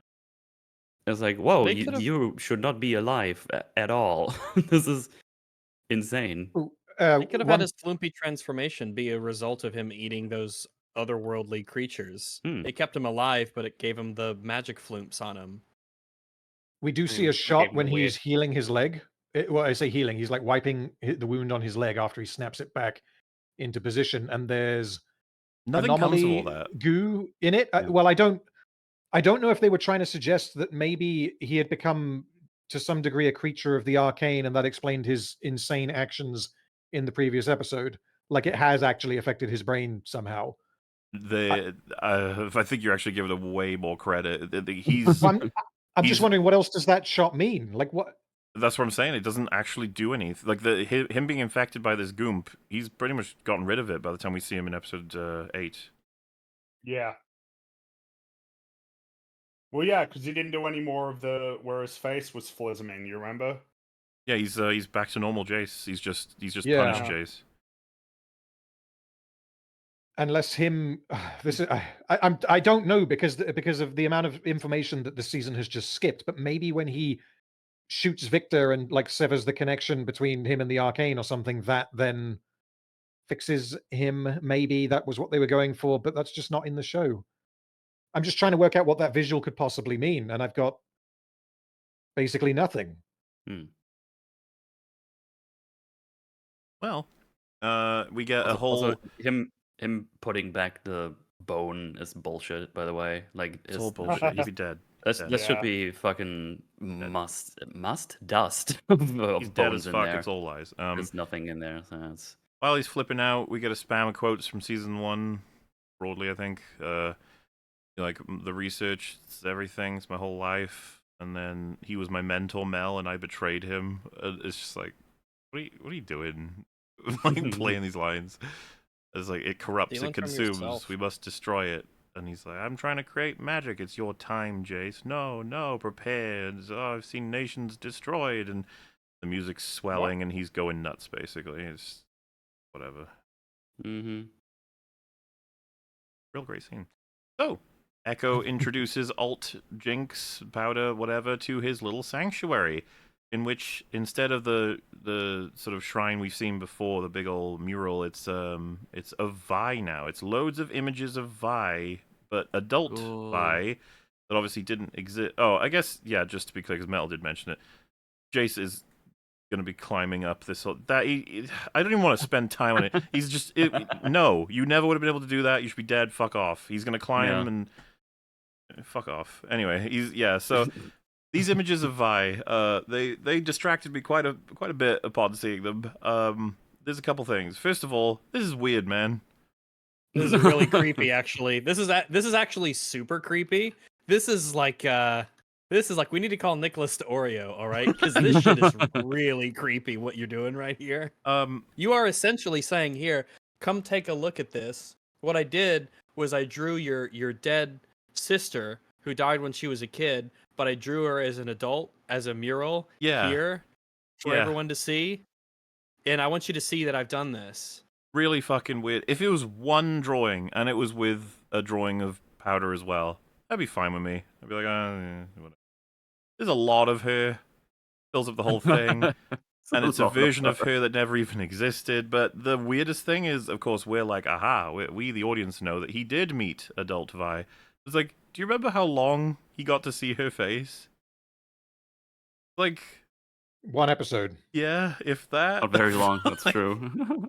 It was episode 7 of season 1, that's it. And, yeah, that's some photographic memory you got there, pal. Like, holy shit. Yeah, this was just awkward to me. He's got the first season on DVD, all right? So... And he says, you were different, like, he dreamed Vi, and he says, I dreamed you as well, and you were different. You were someone who changed the world with your ideas. And then she says, well, I like my life, and I don't want to lose what makes me me. I don't even really know what's happening in this scene. I was just like, what? Like, he's talking about, obviously, trying to get her to work on the technology with him and Heimerdinger. And she's like, I don't know if I want to become, like, an inventor person. And I'm just sort of sitting around like, what's going on? Like, why? Are you actually trying to convince me that in this universe she's become too attached to being a waitress, but she's simultaneously also tinkering with things, and she's like on the verge of maybe becoming someone who's going to change the world with her inventions, and she needs Ekko to push her that extra step? That's like what we're doing here. I guess, yeah. Okay. I'm sorry, I got nothing, man. Just present all these things like, this is how it is, but does this work? Shut up. That's how this is. Like, okay, yeah, sure. This episode is really cheating, I think, because we're spending so much time with this alternate version of Powder, who is obviously not the same one that, New that character we we just know. met this episode. Yeah, Mhm. completely new character, and yeah, we get a bit of information for Ekko because he is the same character, so he's progressing through the story. This is a totally new rendition of a character that we don't know, and the reason why they're doing it is because they want to lean on this emotional connection between Ekko and Jinx later in the series. So they're basically cheating. They're speed running it. They're trying to make her far more sympathetic and relatable than she is, because we have all seen season 1. So they're just using an alternate version to accomplish that goal, which I think that's cheating. Yes. I mean, the hoops you have to jump through to get to this point are kind of wild. It's like we were talking about with forget his name, Ekko's father, basically his adoptive Oh, Benzo. father, Benzo. Benzo. It's the same thing. Like the amount of stuff that we had to engineer to get us to this point, kind of staggering and Yeah, like, crazy. And it does seem like it came out of nowhere. You And know, the rules don't make how sense. did you possibly pull And they this off? ruined And they go, everyone. oh, multiverse. You're like, oh. Oh, No. I hate it. That's not impressive at all. Anyway, Jace is moving through a swamp with his fucking Infected now leg, gangrenous leg, probably. Great idea. That's a good idea. You should be doing this. I like that Why Victor wouldn't makes you have him play him- only up. You could Yeah. solve both of these problems by having him look around this post-apocalyptic wasteland, like We like wasted so much time in scavenging the for medical hole. supplies and stuff. But we spent so much time in the hole, we couldn't simultaneously have him exploring this post-apocalyptic horror and dealing with his medical issues together in one point. Why would he be wandering around? Because he needs supplies to survive. Or we put him in a hole. Fuck it. Fuck it. In the hole with you, Oh. Jace. Hole Jace. Music video time. Fuck yeah, All baby. right. got back I love just in time. this. Music Yes. videos. Need a montage. Ekko is supportive of Jinx mourning Vi. The three of Cool. them are now working together. Mobius strip. Epic. Clinking and clanking. Rune combinations Ooh. being attempted, just like in Season 1, Episode 3. Continuing to try and crack it with no success. Until they make a tiny little hex With musical core guest, anomaly Ned thing. Beatty. Woo! Ekko discovers time looping. Sorry, yes, that's all. He's unlocked What? time travel. Oh, that was yeah. fast. It was a They do music it by video, so accident. we just traveled through a season. So You Yes. understand he was playing with inversions on Jace's acceleration rune. Yeah, like that means anything to me. Yeah, I want to make Yeah, sure where it's is Jace, and understood. how come you haven't talked to him about this? No mention of Jace whatsoever, other than Heimerdinger saying, "Nah, pretty sure he's not coming." Yeah. Based Where on- did they get? So where But, did they um, get I mean, this Jace's universe notes is from? But Jace. yes, to be No, just Ekko to, knows it. to clarify what Sorry, go on. Theo just said, because he wasn't joking around.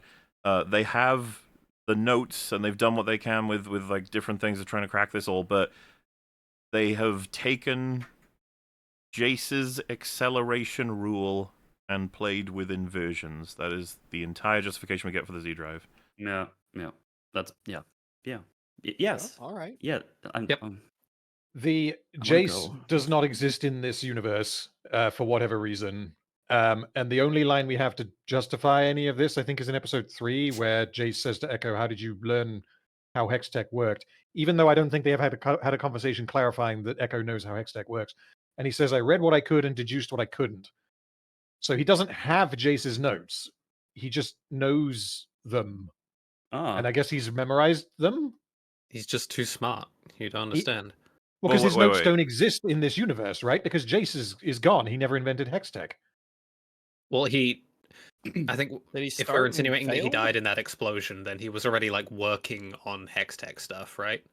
Oh, sure, but I mean that would, if he took the notes from there, then that would rely on the crime scene actually saying that the crime scene still exists after like a decade. So maybe they did just leave the notes on the chalkboard and Ekko copied them down. And just to be Starting clear, to feel that way. we're just sort of extrapolating that he died in the explosion. Is there any Nope, nothing. thing No, that says no, that? that's just my assume best guess. That's how There's- it happens. Yeah. Yeah, Well, there's no you know what? mention It's of this what Random universe said. as remember Jace. anything. Maybe he's in jail indefinitely for killing Vi. That's where he Oh. is. Yeah, Domestic That's abuse. true. That could be possible. this Maybe that's why they universe's haven't version of renovated Jace his is never apartment. mentioned. Well, never mentioned in the sense of him being like they've got his notes, and Heimerdinger said that he doesn't think our Jace will come to this world. Yeah, they reference their version of Jace. They never reference this version of Jace. But if they have his notes, then Isn't this they fun? must have got. They must have got. Well, he didn't bring them with him, did he? He can't have done because his All right, physical body so- didn't move universes. He did. He does have notes. So we have Yes. more. We have more evidence for Jace's notes than Jace. Yes. Interesting. So We can confirm Um, Jace's notes we exist. can confirm Jace's notes exist, which implies the existence of a Jace, but not confirmed because this is season 2. What event? God, it's so fucking bizarre that they don't go to this universe's Jace when he's the inventor of Hex Tech, with everything that they know about him in the other universe, and with all the incredible, Ain't got time. uncanny parallels between that universe and this. We're Fair lucky to enough, get alright. Heimerdinger, and obviously we don't get. I mean, Heimerdinger. are we? I don't feel lucky. I don't feel lucky. I don't Yeah, feel very I don't lucky. think the Skinwalker is Heimerdinger. I think he's got Who you the, tricked. what fucking character is the character that they're supposed to be? Hmm? They're all the thing, all of them. Well, I guess no, not really, because that's a perfect imitation. No, like the thing, but like on his day off, where he's not really trying. Drunk the thing. Drunkerdinger. Drunker. Season 2 is good. A lot of haters here. Correct, and the haters were right. We just don't like I- it because we didn't get what we wanted. What's the meme? whatever The the haters were excuse right on this is. one. Good call from the haters. Yeah. Haters said I couldn't do it. Wait, and I don't honestly, even they know were that right. one. That was Good good. call from the haters.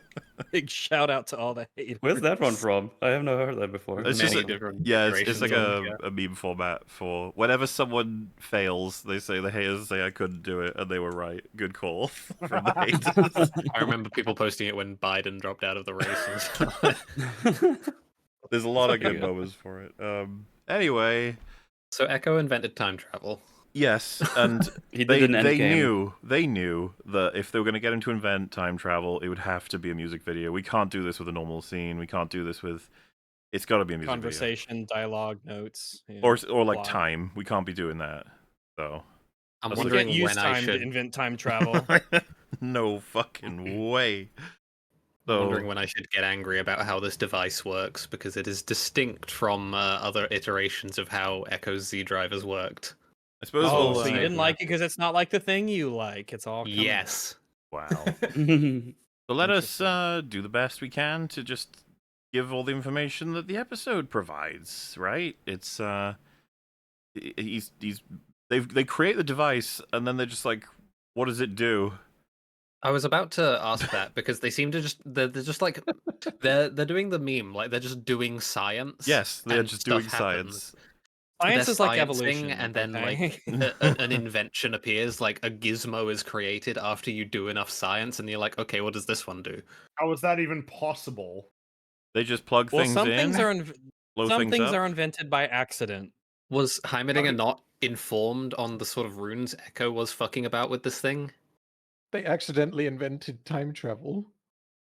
Well, it's really I need to make sure how capturing how stupid this is. It's like there's a pull chain for the device that they've generated, and they have no idea what it's even gonna do. The Well, mystery it lover. actually feels like a Futurama joke from monkeys were Farnsworth necessary. yes. that he's developed. He would be like, Good news, yeah, everyone. I've developed a box with a red button, and I don't know what it does. It's just like, okay. Who wants to help me try it out? That's very good. That's a good voice. And so that's what happens. He pulls the chain for the hell of it and realizes he's unlocked time travel. Great. And It has a then lit. There's a need to Good news, discover everyone. what the limit is, and he discovers that post 4 seconds of going back in time, it will explode Heimerdinger. No, it doesn't explode anyone And else. It doesn't cause we any should other be particular damage. about this. Yes, the consequence is that Heimerdinger will explode. It's fucking weird. Just keep that in mind for later. you Yeah. know? I just love the idea that, like, wherever he is, if he goes for 5 seconds, Heimerdinger will explode. And in case it needs saying, it's 4 seconds is a reference to the video game. Ekko's ultimate in the video game sent him back to where he was 4 seconds ago. Congrats. Yeah, and the reason why that's the way it works in the game is because Heimerdinger specifically will explode if it's any Yeah, longer. yeah, and if he goes any further, then Heimerdinger will explode. This which would be really horrible good if Heimerdinger was Heimerdinger on is your fed. team. Yeah, that'd It's be great great if if Heimerdinger enemy was on the team. other team and you want to go a little bit further. Guys, I know just the thing. I can deal with him. Trust me. But I feel I don't know. Well, because he like fucked around with the space-time continuum, timey-wimey, wobbly-wibbly bullshit. But like, Echo should, you would think, be a little bit traumatized. He just, I know that he undid it. I'll but he do you also one just- better. Shouldn't he be dead? Echo. No, Heimerdinger. It's too late. Yeah, it's too late. Oh, because because 4 seconds can't be the limit.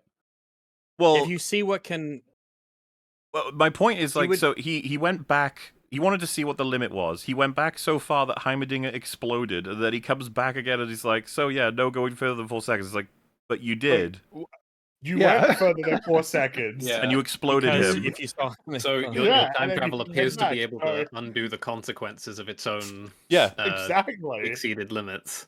is That this the doesn't make quickest any that we've sense. seen This is- anything ever destroy its own rules for time travel? Or... Needless to say, What? this is not how I See- would have designed the Z drive to work, and In the I think scene that introduces it, it's already broken. that might be a The problem. line It might be a shouldn't limit. The moment.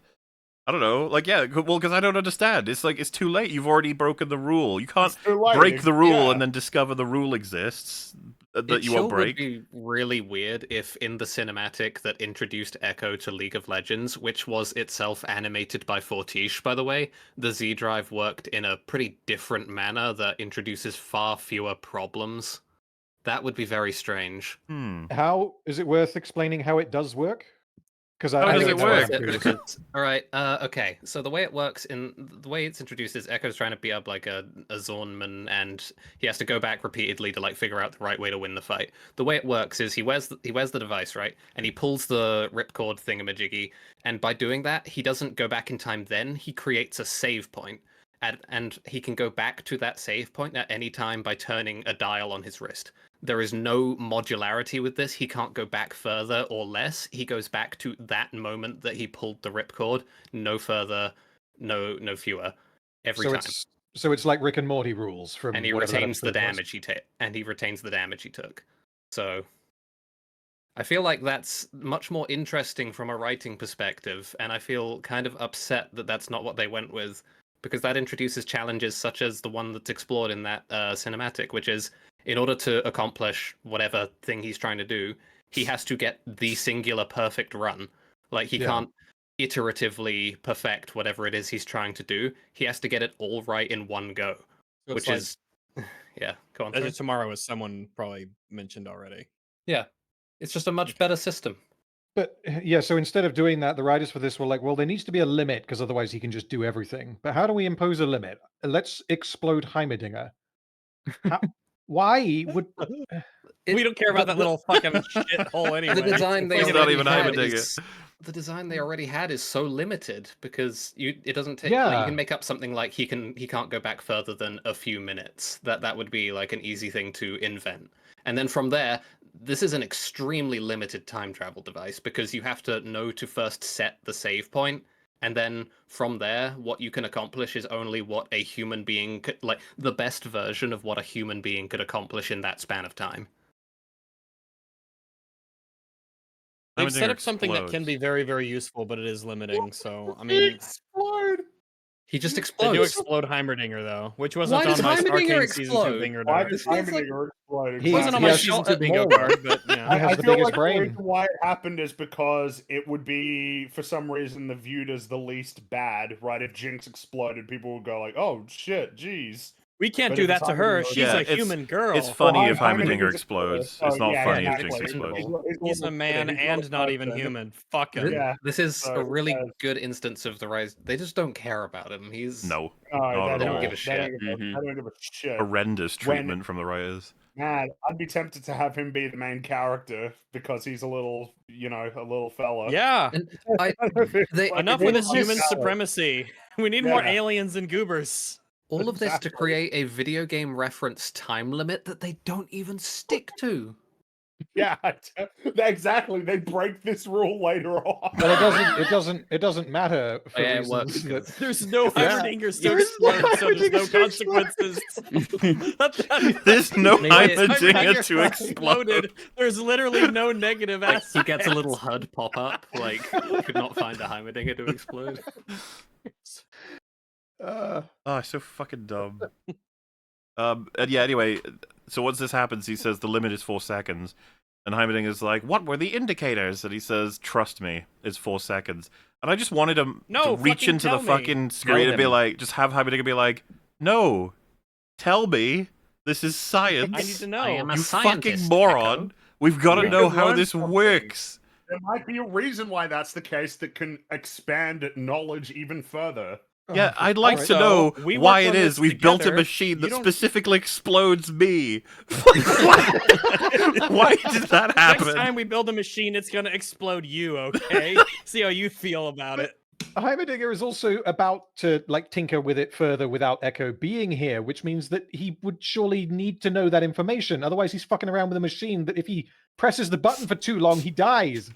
Well, yeah, and also, it's both of their project. Ekko doesn't have exclusive rights to that information. You're the craziest fucking part. There is pieces of Heimerdinger on Ekko's face. And they Yeah. remain there. Wait, yeah, they would Yeah. they'd still be there. They stay there.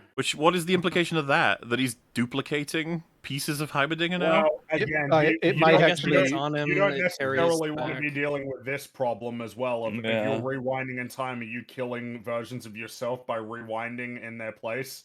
Oh god. I know. Oh man, you can know, use like this device to crush the economy. Awesome. Every time you use the Z drive, a Heimerdinger dies. But yes, we have. Well, I Every don't time know. you use I it, an mean, Ekko could might be die. like, I mean, again, you don't know. It could be like in the Rick and Morty Prestige episode, right? Where like Yeah. every time you do it, there's a version of you that's getting killed, you know, and replaced. Mm-hmm.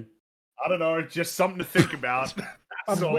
Yeah. I'm not saying that's definitely how it works, but I'm just saying, like, aren't these conversations? I'm you just in my probably ought head. to be It's how it having? works because that's what seems to be the intuitive answer to what they've presented me Especially with. when Heimerdinger explodes. I don't know. I don't know. If we're out here exploding Heimerdingers, as far as I'm concerned, we're killing Echoes too. Death for everyone. They should have just made a gun if they Heimerdinger was wanted to right. kill Messing with the Heimerdinger. Arcane is bad, man. So yeah, Heimerdinger's like, you know what? I want to do some tweaks to this thing. You go and have a nice party. I say this with a lot of reason because holy fuck, when we get back to Heimerdinger just after one Mhm. scene, hot damn things have moved forward. Remember how Um, he in this episode said, "You can't be going too far immediately. That's crazy." And now it's like, "I'm just gonna give it a little boost." Yeah. It feels as though Little the boost. writers forgot how smart for Heimerdinger seconds, was, and they were like, okay, we need to. No, we're gonna make need him to show that stupid and he's weird really- and nonsense Yeah. and not Heimerdinger. Was smart. He was wise. Mhm. Heimerdinger Yeah. was wise.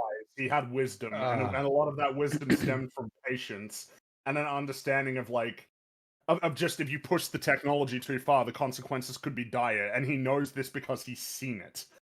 But now it's just whatever. Who cares? Heimerdinger from season 2 is exactly the character that you would end up with if the writers had not watched season 1 and only drew on voice lines from the game. Or if they didn't care about Heimerdinger, just in Mhm. any capacity at all. If it was just like, who cares about Heimerdinger? He ain't Jinx. You Yeah. know? People say often when you can like feel the love for a character like coming out of the scenes they're in and whatnot by the writers. I think the opposite is very much true here. You can really just Mm. feel the hatred for Heimerdinger in every time he's on They screen. made a Why? Heimerdinger killing machine. How? Like the frustration that they have to put him on the screen at all. It's like, Energy you know that what? Let's just explodes kill this fucker. specifically Let's just kill Heimerdingers. him. The Heimerdinger explosion chamber. Go. Yeah, Yep. let's do that. Then we see Jace. We're gonna do to Heimerdinger what Ambessa does to goats. Okay. Jace is playing one of the most difficult, bizarre, and cursed platforming games you've ever seen. Yeah. I've so many memes of him playing Getting Over It with Bennett Foddy. It's just Yeah, I said only up earlier. This is like it's funny memes, but this is absolute fucking nonsense. He It's wouldn't be able to do insane. this. Yeah. Even with a good leg. Yes, even with a good leg, he'd be dead. Of course. I think they wanted to cover themselves a little bit by making the platforms move around, like implying they kind of move towards each other, which also is, yeah, of course they do. The fuck You- ever. I'm sure that doesn't speak to any structural weaknesses that could be disastrous for his climb. Nah, it's fine. If Don't worry about Gollum it. can do it, Jace can do it. Look, you can't see the fucking bottom anymore. Look how high up he is. It's fucking crazy. So dumb. Why did you do this, Victor? Why are you so mean? Let me get a Ekko and Benzo moment again where he says, "You've always meant the world to me," and he says, "Don't get all mushy on me now." And I feel the same exact way as I do about the opening scene. It's like, yeah, I mean, you can try and access my heart this way, but, you know. I figured you out already. God I forbid was they actually Enzo, have I'd be conversations concerned. where he asks them about this world. Be like, "Are you okay? Something Yeah. going on? Like, you in trouble?" Like that speaks to, are you about to do something? Yeah. You're Nah. not gonna kill yourself, Nah. are you? But we're almost to the moment. Mm. You're not gonna So- explode Heimerdinger, are you? It's funny that you say the moment. There's like several really coming I up, but I referenced this we're one almost at the earlier moment. as something we had to Yes, wait you to get did. to, That's and true. we are here. So, Mhm. Vander says Powder's been raving about your Z drive. Can't remember the last time I saw her so alive. I have a feeling you'll be running this place soon. And I don't even. I guess just because Ekko and Jinx are gonna bring good old Zorn into a new era with technology or something. And Silco tids up and says, "So there's a chance for us Silco. yet." Hey, Silco, what the fuck are you doing here? Hey, Silco, what are you doing in this season? Get out while you can. Run. Run. Get out. And of course, you can't have subtlety in terms of like getting anything across to us with any kind of information. And so Ekko, being very intelligent and having been here now for a long while, at least relatively, says, "Wait, didn't you try to kill him?" To which the only suitable reaction is, "What the hell is your problem?" What? Have you been drinking again? Why did you say that? It's How such. dare you even say that? I don't even know where to begin because, like, obviously, Ekko, you're not this fucking retarded. But secondly, you haven't asked Powder about the state of all the people who are significant in this Yeah. world, really? Mm. Or Jace? Or anyone? Anyone? You haven't asked about Silco. You didn't say, "Hey, The do you guy know you person spent that you the entire personally season really hate. fighting. The guy you were fighting directly and actively. You know, the Insanity. Shimmer, Nonsense." Jinx, Wait, the oh, sorry. Firelight. Speaking of Shimmer, how is his eye looking Shimmer. okay when Shimmer doesn't exist? There could be a million does one Shimmer not different exist? variables here. Well, and- Wait, Silco never- we're gonna have all those conversations in a moment. Okay. Let's just get through. So, part of how stupid it is that he didn't think to ask these questions before. How stupid it is for him to ask this question right now. These are just making Ekko seem fucking retarded. And then, as was mentioned, in the most inappropriate way possible. well, and this is like trying to kind of, you know, this is a seriously fucking rude thing to say. Like, to the point where I could imagine everyone here being like, "Ekko, what the hell?" Like, and he would just be like, "What?" Just like, "Oh, I don't know, man. That's just something that we've buried long in the past that was extremely painful for everybody And you involved." decided to rip that wound right open and pour some salt in there, huh? For seemingly no Thanks, reason at man. all. But it is. And that's if this even happened in this universe. It's a Yeah, it's a which gamble how because does he even know? it could be an alternate universe where that never happened and Silco and Vander never had a falling out. Yeah, like the assumption that it was just what happened with the with getting the crystals, like the assumption that that was the only thing that changed. It's like, you know, that the inflection point or the changing point could have been way earlier, or there are just a whole bunch of other variables. You actually don't know if it's just this one moment. He's that so changes stupid. everything. You It's don't know. ridiculous. You don't know. You have no idea. And after saying that, they have a moment. They're like, "Whoa!" And then Silco says, "The greatest thing we can do in life is find the power to forgive." Mm. Fuck off. Disgusting. Actual This is definitely an cancer. alternate universe, Silco. Yeah, And that cancer, image of cancer, Heimerdinger cancer. exploding, like me when I hear that. So, let's go through all the issues, shall we? Because this is the most information we get. We've covered a lot of how we believe the Hextech stuff would have happened, but now we're told that the big war essentially ended. Vander and Silco are friends, and everything's pretty happy. So if you cast your minds back to episode 1, if Vi had died and Powder was crying and Clagger and Milo made it, like what's the state of the world? It's like, well, Silco is heavily producing Shimmer with Singed. That's still happening, and he is fucking furious at Vander for having made deals with Piltover when he believes they should have sovereignty and they shouldn't be in any way under the boot of the assholes up there who've ruined everything. Now, I've seen people argue that what we're supposed to believe is that Silco got that letter in this universe. As though As if that would change We've- things. we've been over. Yeah. The letter does not account for Silco's primary issue with Vander, nor would it. So, And to suggest that it would is just baffling. It would Yeah. pour oil on the issue because Yeah. it speaks to exactly what Silco doesn't like about Vander, lack of where they spine. diverge. Yeah. If you have like fundamentally different beliefs at some point, a fucking single letter and a "oh, I'm sorry" is not gonna fucking cut it. Well, It's it's just- if it implies It's a that really the good letter, beliefs though. themselves are kind of Hmm. like irrelevant. Like the beliefs stem from the personal grievances. yeah. And they're not like convictions that you hold resolutely. It's as though like, well, ultimately all of your principles and beliefs are like subservient to your friendships. As long as you become friends, you can sort of move past any outlook that you have on the way that the world ought to be governed or structured, or the society that you live in. It's absurd. Mhm. And it makes you wonder, it's like, why even bother spending all this time in season 1 trying to develop the conflict between Piltover and Zorn and all of the differing views on how it arose, who's in the wrong, how they can move forward, and the disagreements on how they can move forward? What's the point of even dedicating time to exploring that as a conflict if the conclusion that you're trying to present is just the categorically true, correct way to move forward? Is, yeah, just forgive and forget, bro. Like, it's chilled. It's just, as long as you're friends, then you can move past all of those petty squabbles. It's Yeah, really just- fucking childish, is what it is. It's really Yeah. childish. Yeah. This entire episode is really disgusting for that reason. It's such a childish, naive, and annoyingly idyllic and utopic look at, like, hey, just look, everything could have been fine, as if things don't happen for reasons. As if fundamental disagreements between people are not the cause of, like, schisms between them, which can then develop in various ways. Season 1 again, whatever. Like, just saying it over and over and over again at this point. the, All of the things that make season 1 good are why this is bad.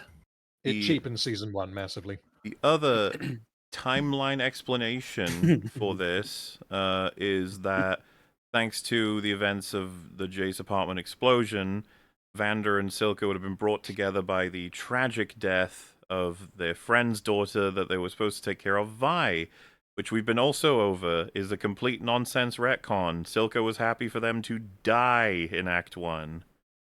This would not have changed his mind as to the state of the war.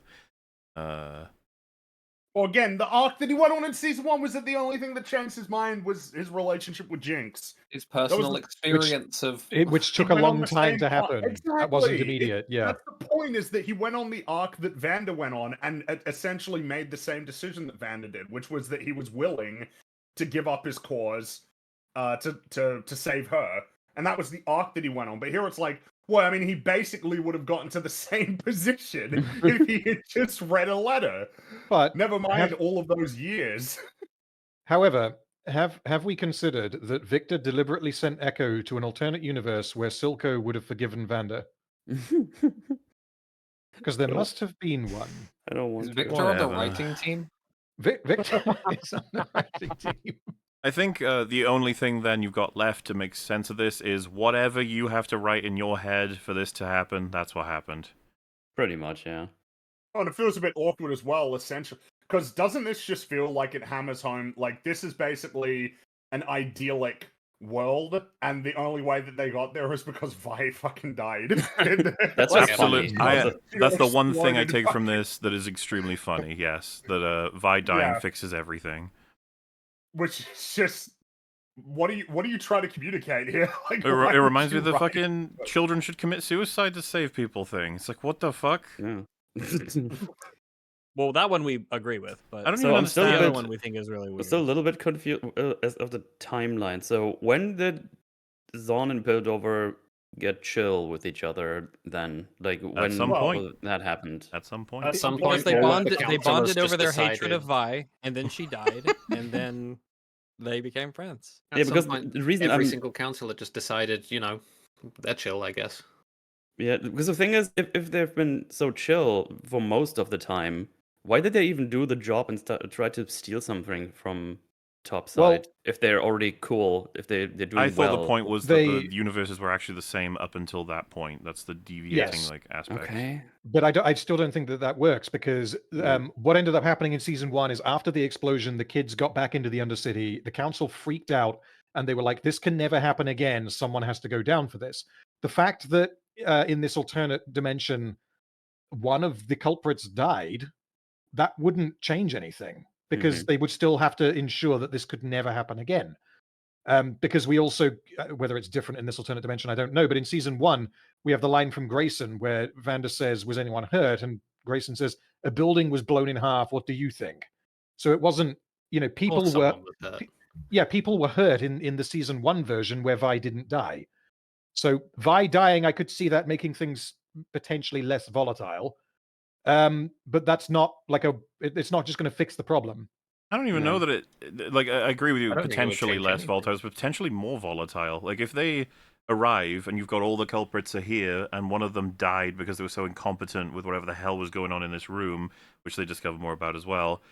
Capture all these children, ask them what the fuck is going on. They would eventually cause Vander to lose his mind. He'd be like, "They have captured all my kids," and you know what I mean? Like this timeline could get darker pretty easily.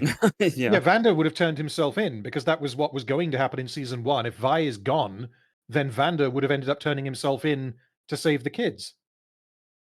And then you're telling me like Silco calms the fuck down instead of just cranking up his operation. I get the idea that Silco wouldn't have been as encouraged to be faster with the proliferation of Shimmer weaponry and development if not for Hextech, but he'd still be fucking developing it. Yeah, the Silco from season 1 would not. I mean, yeah, we've been over it. He would not just forgive Vander because he sent him a letter. He's got incredible aspirations that go well beyond just like whether Piltover send a message saying, "Hey, we're chill now." It's the really annoying self-indulgence thing that all of these alternate universe things tend to do, which is just the total dismissal of the fact that things happen for reasons, and you can't just go and fuck with like tiny parts of those reasons, and everything else is just the same. Causal chains aren't built like that you can just go and mess with one of them and the rest of it just remains intact, or even like the butterfly effect. I don't know, man. I don't know why this had to be a choice. It wasn't necessary, and I don't think anyone would have wanted this, other than, I guess, just for self-indulgence. They could have got to this, because the differences between this version is that Vi died, Jace either killed himself, is in prison, or he was banished, and Silco forgave Vander. So everyone's happy, and there is no Hextech. They could have explained all of that and gone through the things that we're theorizing, but the amount of time that it would have taken to do all of that, like that's like half a season, surely. Oh well. To properly explain it all. Ain't got time, is what you're saying. Yeah, pretty much, yeah. Gotta get to the awesome ending. French music. Yeah, it's like an actual jump scare whenever you see Silco, because you're like, please don't ruin him further. Good God, leave him alone. Don't speak. And then they do. They have him say something or do something. At least this version of Silco is an alternate version. Yeah, That's but it speaks to like who he is and could be, right? That's kind of the problem. Yeah, the letter scene in the flashback previously do more damage than this, I think, because again it's alternate. But the fact that the writers wrote this scene tells us that they think that Silco could have done this if circumstances were tweaked very slightly, which is bullshit. Yeah. Buy it for a second. Music video. Woo! Yeah, so where video? I Theo, love music. This time in French. Yeah, Theo, where is France in Runeterra? Well, it's got to be somewhere in Demacia because of Fiora, I guess. Yeah. Shit, that actually makes kind of sense. It's like a town called France. Like, there you go. One step ahead. So we get it's like a dance sequence that is low FPS. I think 4 specifically. It is, yes, 4 frames per second. And why do you think it's 4? Because the video game. Then a lot of the visuals and editing is supposed to match when Ekko and Powder first clashed as adults in Act 2, season 1, with explosions and the shot of her feet and her coming out of the smoke originally. This time it's out of the crowd. It's just supposed to be like, see? Parallels. Parallels. Lots of parallels, everybody. Parallels coming out your ears. Parallels mean it's really good. Yes. So That's anyway, that's what it means. It means it's really, really good. Rags, read the lyrics. Please. If you have the lyrics, I'll read them. However, I will have to be going as it is almost. we gotta 6 we p.m. gotta here. speed up. Okay, To get as much no problem. rags in here as possible. Okay, so Ekko says, I used to dream the Undercity could be like this, but somewhere I got consumed by all the ways it wasn't, and I gave up on it, and I gave up on you. I don't like this at all because I hate this. he is talking to someone who is completely different than the girl he knows from a different universe. And then she says, I've never seen you give up on anything, Ekko. And it's like, yeah, because he doesn't give up on the things that are worth not giving up on. Jinx was a fucking psycho. His entire story was about him not giving up on Zorn. He was one of the only people who didn't. He wanted to make something better of it, and he stepped the fuck up, unlike just about everyone else.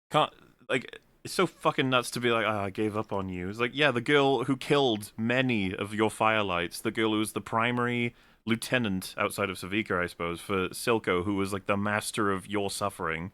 Why are you pretending like there's no I shouldn't have given up on you? He gave up on her. He gave up on her at immense personal cost too. We see it in their fucking fight in episode 7 of the first season. Yep. He does not handle well the realization when he looks down at like the terrified eyes of the person who used to be his friend that he's going to have to beat her to death. I don't think he processes that particularly well, and that shows in his expression. It's not exactly a happy thing for him that he's got to kill Jinx. But like, what do you expect him to do? What does this line mean that he is supposed to do? I'm sure he just never tried to go and talk to her. Certainly, this just never happened. I just don't. This is all nonsense. Like, the Undercity could be like this if only I wasn't giving up. You're like, you're the main trier. Yeah, I don't even you've know been how to trying really hard. The guy who did not give up. You are that guy. Build a whole sanctuary for people so they can come there. You are doing a lot of heavy lifting, buddy. Yeah, Like, it really does. They And I just was decided like, everything I like about the character, they decide he's not in order to facilitate this shit, man. So, says, you ever wish you could stay in one moment? And she says, sometimes taking a leap forward means leaving a few things behind, which is what he said to it earlier. Parallels. Parallels. Wow. Jace. That's another Rings of Power style setup and payoff speedrun. Speedrun. Jace is doing walkies through all of this. I don't really feel the need to reference much of it. He's He's playing his video games. But what Ekko's saying here is that he's like thinking about, I kind of want to stay in this world, which what do you mean? That's untenable. What? Unbelievably fucking out of character. Like, what in the fuck are you talking? No, you wouldn't. You wouldn't be compelled to do that. Yeah, like you are quite compelled by Judy, Ekko. I don't know why we would need to remind you of this since what motivates It's a you delusion. These aren't the people he loves. They're all different people. One character, the one person in Zorn who was like leading a positive force for change within Zorn. The one guy. This is all putting to one side that it is untenable to remain in this universe because it means stealing the life of this alternate Ekko. And so, it's already off the cards. Yes. And he will cause an incursion. No. Well, we don't know about that. It bugs the hell out of me that he's apparently not smart enough that rule. to remember what he said in the beginning of this fucking episode to Heimerdinger, which is, my people need me. Like, hello? It shouldn't even be a momentary thing to think about. These aren't your people. These are fucking echoes that you've stolen from him.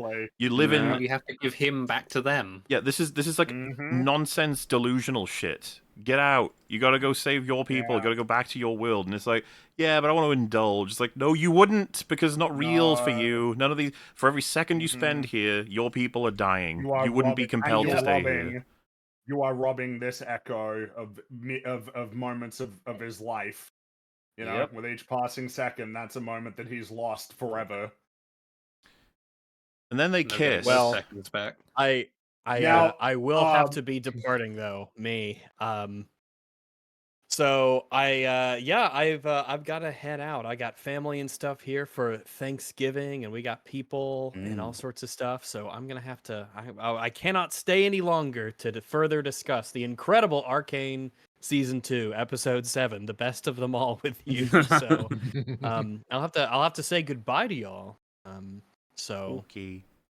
Yeah, Bye, I I hope Ray. hope- I'll Goodbye, Rex. you bet See you later, I'll Rex. catch up on this when I Mwah. return, and and I guess I will see all of you later. Toodaloo, bye bye, see ya. See you Bye later. bye. What were you saying, Mola? They kiss. Cringe. Oh, Do you think no. of anything that might be wrong here? Oh, Well, they've yeah. replaced. I'd like to be replaced clear Silco first. with Ekko. I'd like to just be clear real quick, Fix. I'm not sure how chat feel about this, but I know that broadly on the internet, this is considered like the greatest moment in the whole season. Ugh. So, No. Oh, no. Like are we on an that. island? Oh, I'm seeing. Okay, chat have it. Chat not. Yeah, chat's got it. Yeah. They know. They know. You A figured lot it of people out. saying Patty Jenkins. Patty Jenkins would love this. This has been one of the most wild things for me with this season. Recapping, In the like basically explaining it. Well, yeah. So this has been one of the most wild things for me because most of the coverage of anything to do with this has been hyper positive. I've not seen a single post that regards what we're about to talk about, and that feels very odd to me. I think, I guess the power of shipping communities overwhelms anything you could possibly imagine. Now, this world, as you know, has functioned alongside, parallel, if you will, alternate dimension, multiverse, blah, blah, blah, blah, blah, blah, along with the one that Ekko is from. But we're all smart enough and mature enough to say that they're not the same. Not only have they gone on different timelines, but they've lived different lives, had different experiences, said different things here and there. I mean, these ones are so starkly different that the point of it is, look how good life could be. What could have been, you might even say. Oh, so poignant. Ekko burst onto the scene, as we saw at the beginning of the episode, not really understanding fucking anything about what's going on. But Powder was there and reacting to him pretty friendly, pretty close. She was even, like, hugging him and stuff. Obviously, they have a relationship of some kind. Who's to say exactly what it is? But the truth of it is, as we know from the primary timeline, that these two have known each other for a long time. And with the way the timelines work, she and he would have developed quite a different relationship than she and he from the other dimension, universe, parallel, whatever. So, him coming into this world, he would have to be, you know, careful in the sense that I'm a brand new person, and I don't even know you, and you don't even know me. And so they work on this project together, and she assumes the entire time that he is very much the Ekko that she has known her whole life. And then he talks about how, man, I like this world. This is a neat world. And gets himself a kiss from a girl who doesn't actually know the truth about him, which is he's not the man she thinks he is. He knows that very well. He also knows she may very well not kiss him if she knew that in his world, he regularly has to possibly avoid / intend to kill her. He has tried to kill her on more than one occasion. No. I don't know. Yeah. Seems like a pretty easy moral indictment of of his choice here. Wouldn't have been my choice in terms of characterization. Yeah, I mean, it's not great. It's not Quite bad. It's quite bad, actually. It's just a little memento for the sacrifice he's making, leaving this place behind. Okay. Yeah, and it's the culmination of this entire episode's manipulative writing with regard to Jinx, because this emotional climax, for lack of a better word, is pretty much entirely used to justify something very important that happens in the final episode. To say nothing of, sorry, go on.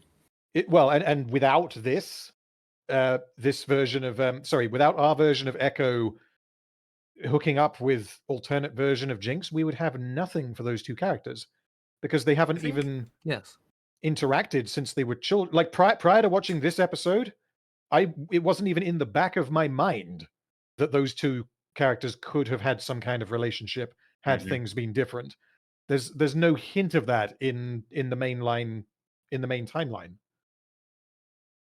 I don't think they hint anything Something romantic, like- but certainly like they could have had a friendship that would have been, they would have grown up Oh. together, had everything not gone Yeah. to shit and everything. Yeah. Something Sure. I suppose that is also worth adding on to the explanation is, of course, the Ekko from this universe is in no position to say anything about anything that's happening right now. Nope.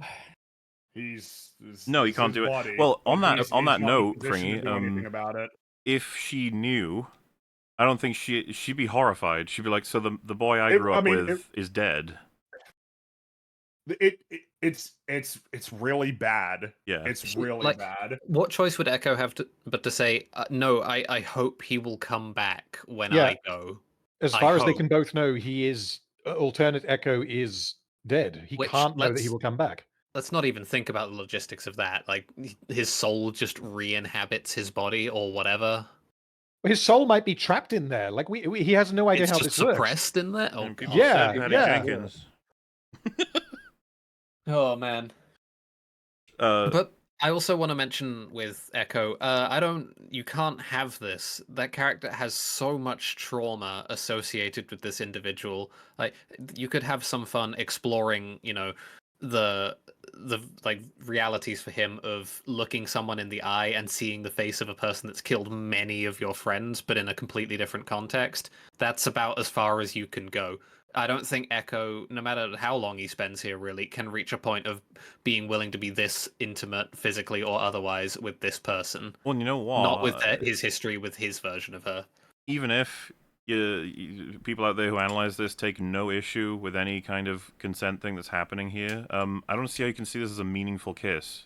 He doesn't know who he is. Yeah. Which is a big problem. I would say so. If she knew, she may well make a different decision. I think she would Which is absolutely important. make a different decision, and she would be I mean, kind well, of yeah. like The thing is that the mere possibility is that's it. But the fact that it's basically all but certain, it's just like, jeez. Well, yeah, and it's called, as far as I'm aware, Time Bomb is the ship, and it's all I ever see for Arcane discussions is this. I would like it to stop. I would like it to stop too. I Gary- enjoyed the tragedy of it. Gary has spoken before about because he's an old nerd, and he's talked about how shipping has absolutely destroyed several things he's interested in. I feel like I've never really experienced that until Arcane. Yeah. I mean, it was a thing for Rings yeah. of Power, but we didn't care about Rings of Power. With Arcane, I've seen it pop up from time to time as well. Arcane is under attack from shipping, but even the shippers aren't happy. So No, the shippers are mad. Something particularly cringes. I saw people comparing Ekko and Powder's relationship with Miles and Gwen from the Spider-Verse movies. I found that particularly embarrassing. Like, it's just, oh, why are you saying that? Why would you why?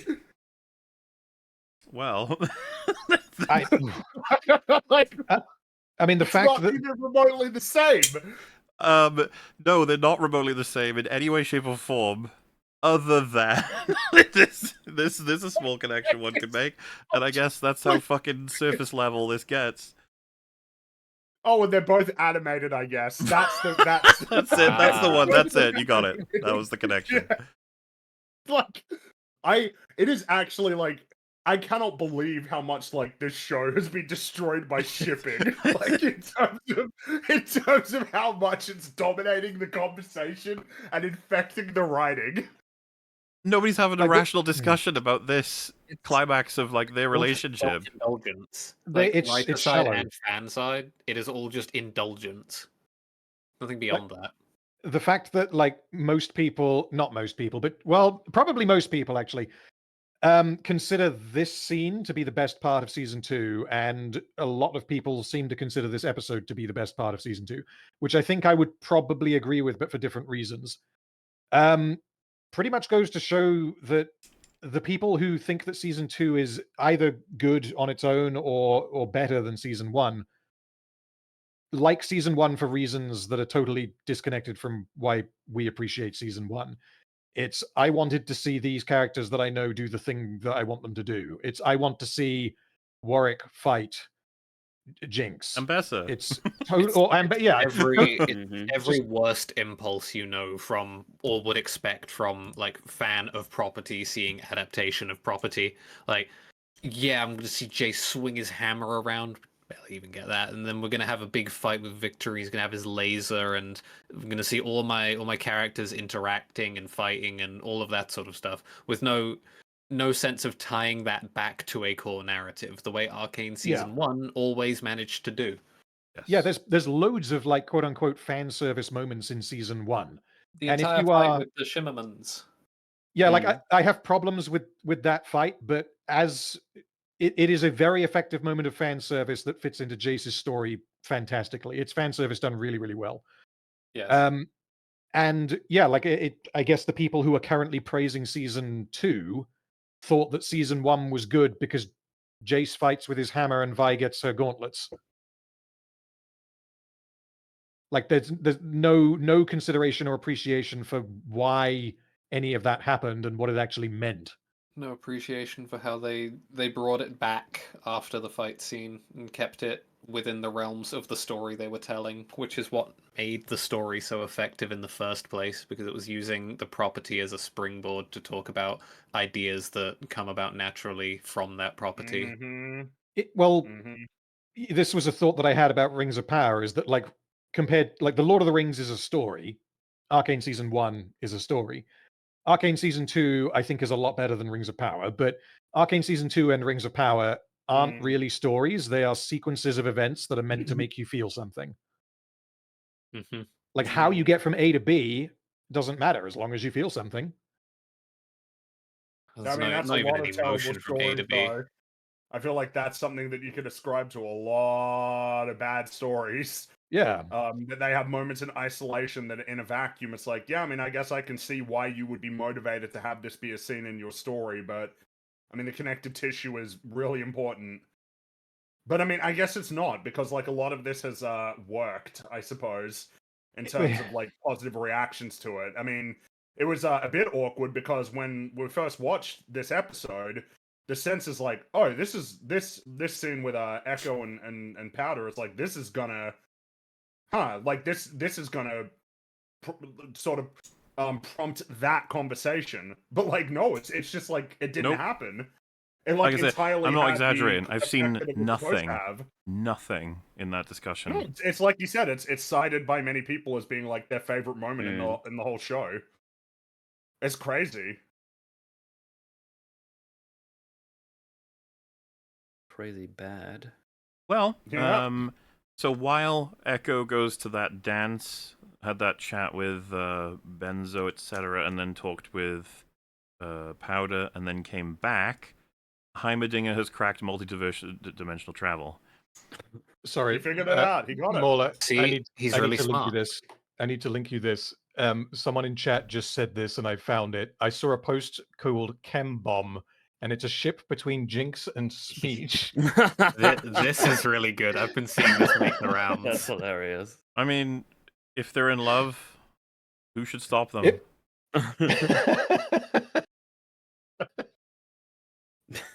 It looks so annoyed in the top left. Like he's shrunk himself on the right there. Well, I mean, there's got to be a universe, right, where Smeech is still alive. Yeah, Absolutely. he might be alive and well in that universe. In He probably is. timelines, Yeah. you know, if there's infinite timelines, there's one possibility. Yeah. This is the one where Rictus helped him get over his thing with Shimmer. And then he said, "You got to get send him back to, out there in the dating game, man. It's not over Yeah. for He you." sent him to rehab. He went to rehab and he got clean. And now he Speech gives talks. Now he goes around and gives speeches about like the effects of addiction and how Yeah, to get over speeches, it. speeches. there, And like- turn your life around. Oh my god. And he's That's- spending all this man. time like, I don't know, Rictus, I don't think I'm ready to get back out there. And Rictus No, just, that's- claps this him on is the a feel- shoulder and then shoves him, out towards. This is a powder feel-good in the bar. sitcom right here. This is, Yeah. Hell this is yes. an uplifting story. Anyway, back to Misery. Heimerdinger has cracked multi-dimensional travel in like an hour, which goes entirely against everything in his character again. To crank Yeah. this technology so hard, so fast, so uncontrolled, untested, no redundancies, just no analysis. He's just going fucking nuts. And remember, if he drives it further than 4 seconds, he explodes. Himself, yeah. Yes, he explodes Um, himself. How was he even iterating upon this? I don't know. Whatever. It's such a shut the fuck up. We're at the end of the episode. It's like, oh, okay. We have to understand that Heimerdinger is very intelligent, Yeah. and that is what is being communicated here. Is look how intelligent Heimerdinger is. He did so much science that he cracked multiversal travel in a night. Wow. He puts the scheme in schematic. That's all we need to Imagine know. if he had like years to do science. He needs Oh, a speech. So, Jay says, this is where it all started, isn't it? The end of Piltover because of Hex Tech. Why did you ever give me this? And he's talking to the Wizardman. The Passed Wizardman, who him- was obviously Rise, yes. obviously fucking Rise. Never mind that. But I just thought it was why you threw him in the hole. well. So It's like, all why these did you do questions this to being me? asked, I was just like, Chase, you have no fucking clue what's happening. None whatsoever. What is all this like? I see Hex Tech was the folly of man. How could I ever have been put on the path to create it? It was you. Why did you provide this? It's like, no, you should just be like, hi, Hey, what's going on? Where am I? Where Why am are I? you here How as did- well? how Hey, did you get up here? Why did you run away? Why did you help me out of this hole? Explain yourself with all these plot points, please. And then he But says, what is actually happening to these people? Like with Mm. mannequin people and stuff. What has actually happened to them? Do you want to tell me? Mm-hmm. He says, doesn't have to go this way, right? Just tell me there's a chance. And then the wizard is just sort of, I don't know if he's, are we supposed to believe he's like communicating with him in some way? I don't know. It don't kind of think looks like so. he's He- not saying anything. He has to be, because Jace goes on to say, like, I know what I have to do. I will not fail. He is getting information. He can't be getting this from just looking at a guy who's not doing anything. Why is he doing Well, it like that? That would be weird because Rise doesn't have any like telepathic abilities that I'm aware Oh of. no. Well, it's either that or the conversation is taking place verbally, but the editing is lying to the audience basically to hide it. They're actually talking, but every time we cut to him, he's silent. Yeah. I mean, I I believe don't know it. why that's so amusing to me. Just cutting through all of his dialogue. I don't know. well, it's So, because they want to keep this as a we'll mystery show you box for this as long later. as they can. Yeah. So They want to disguise Rise's identity for as long as they can. Yeah. yes, Rise. The Yeah. Wizardman encourages Arcane Jace to provide his Arcane Gloomhammer to regular Jace, Okay. I guess. Thanks for the hammer, I guess. Yeah. Thanks. I- Why does this one work or not mine anymore? Well, before I disassembled it, I guess. Okay. And then he's like, send me back. And the wizard, I guess, sends him back through time? Or I back? guess so, yeah. Yeah. Or to a diff- That must be yeah, one or a different powerful wizard. timeline in the Again, future. Mhm. It You know, Rise alters could probably timeline. only do that with the use of a world rune. You know, if and I was I don't think he would do that. if I were a wizard filled with regret and the ability to time travel, man, the things I might do. Instead You of might just go back in time yourself. maybe. I guess I No. wouldn't just stand in this place indefinitely staring. Standing does at he the sum eat? total of my does failings, he like, eat? damn, this sucks. I think Man, it's if I like could do anything anything or about not again. make he eats the concept of misery, like he just consumes it. Oh, I feel so bad. Oh, misery. Gives a new meaning to the theme song. That's what. That's This right. scene is actually parallel to Theo losing his I've been mind and eating all becoming the- schizophrenic. I agree. Aw. Yeah. So yeah, Heimerdinger is booting up the machine, and he's like, "Here we go, off we go. It's gonna be great. No tests, no prep time, no saying goodbye to anybody, no prepping them for what's about to happen. As in, like, you're about to be dropped your previous versions of nothing. It was just like, yeah, fuck it, let's just go, whatever. It should work, right? I think. Yeah, easy, no problem. Let's stand in that thing That's and great. boot it up, throw it on. Let's It's gonna be go. so good. Oh my god. So the machine begins to break. Oh, That's unfortunate. Parts of Damn, it start if only there flying was off because they're not testing. properly secured, I suppose. And like I said, there are no redundancies for levers flinging about and metal shielding just flinging off. So, it looks like Heimerdinger... this kind of shit is so badly translated because of how goddamn rushed everything is. He looks at Ekko and says, "I must say that since I met you, lad, I've truly lived."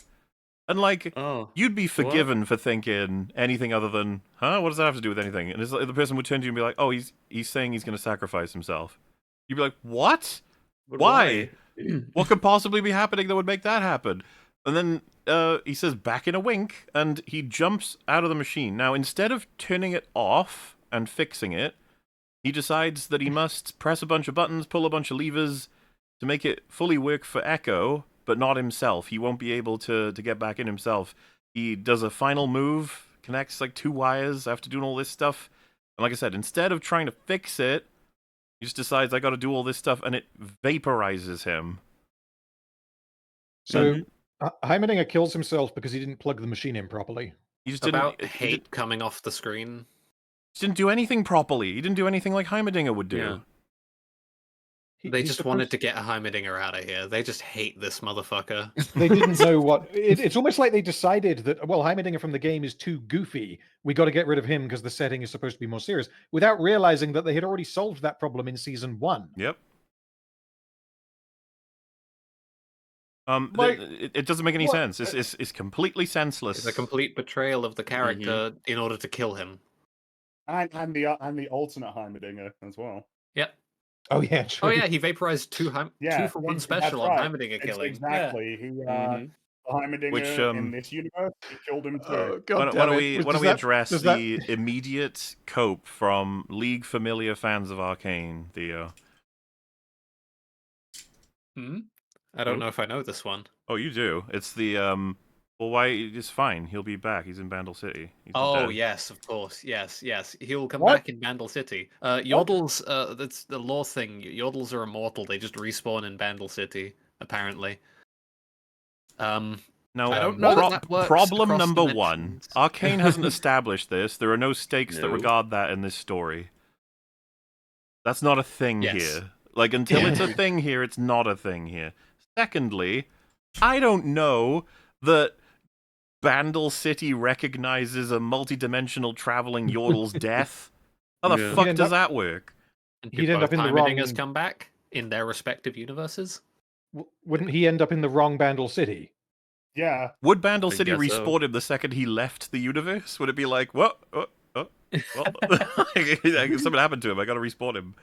You gotta get back in. Like, Or yeah, Wait. is he going to respawn in Bandle City in Universe 2 with another Heimerdinger? They both are like, oh hi, hey, yeah. It's Oh, like, hey, what's up? wow, that's crazy. Wanna Wait, do some chat science just together? pointed out that this means that Smeech is alive. Of course he's alive. He's in Yeah, Bandle yeah. City. Smeech is Finally coming some back good- in Bandle City. He finally may have some lost his good news. augmentations, I guess, but you know he can go and get those back. So I don't. It's a complete and utter fucking failure. Everything to do with Heimerdinger. Yeah. Yeah. It's really It makes me stupid. upset to no end, but whatever. He's not the only victim, obviously. It is deeply during dismissive during in a way his that no death other character scene. receives that sort of treatment. Ekko says, "No, Heimerdinger, wait, no," sort of thing. Mhm. Ekko will never mention Heimerdinger again in this show. Yeah, Heimerdinger is not That's mentioned it. again. That's it for Yeah, him. that's Nice it. one, Echo. No Cool. mural, no mention, For, no name for the drop, record, nothing. everyone says in meta, Ekko is the savior of the season. He's the hero. He's blah blah blah blah blah blah blah blah. And nobody mentions that he could have done anything without Heimerdinger. Nobody Echo is cares. progenitor of the idea of a mural to remember the people we lost, even as far back as, again, like his intro cinematic to the video game. That's where the idea of the mural in the show came from first time around.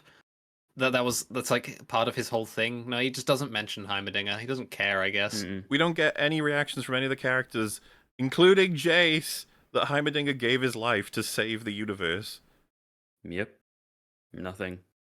Why do they hate him so Why much? do they I don't know hate why they him? hate him so much. It's unbelievable. insanity. It's I don't insane. get- I I can't don't believe get it. it. I really don't understand. What did he do? What did he do? Oof. It is rough. There's your Heimerdinger, folks. To make matters, just to rub a bit of extra salt in the wound, they actually have Ekko leave, and previous Ekko is dropped in his place, sort of thing. Like it's, don't worry, you got your Ekko back. Heimerdinger doesn't get that. No. It is funny that they show that as if they forgot that Heimerdinger. Like, how do you simultaneously show? Yeah, there was an alternate Echo, and be like, oh well, fuck Heimerdinger.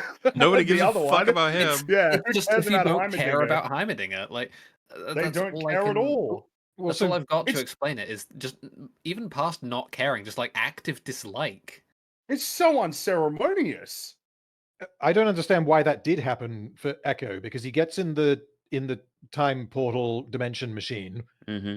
and then his physical body is zapped out and is lying on the floor in front of the machine, and then the version that is in the machine turns into the version that we know from the main timeline. Because Heimerdinger random, scienced it like that. despite the physics making no fucking sense at all, they needed this payoff. They needed to have our Echo being like, it's okay, other Echo, you can have the life I wanted. I'm going to sacrifice it and go help some people. I'm going to give it up, even though it belongs to this Echo.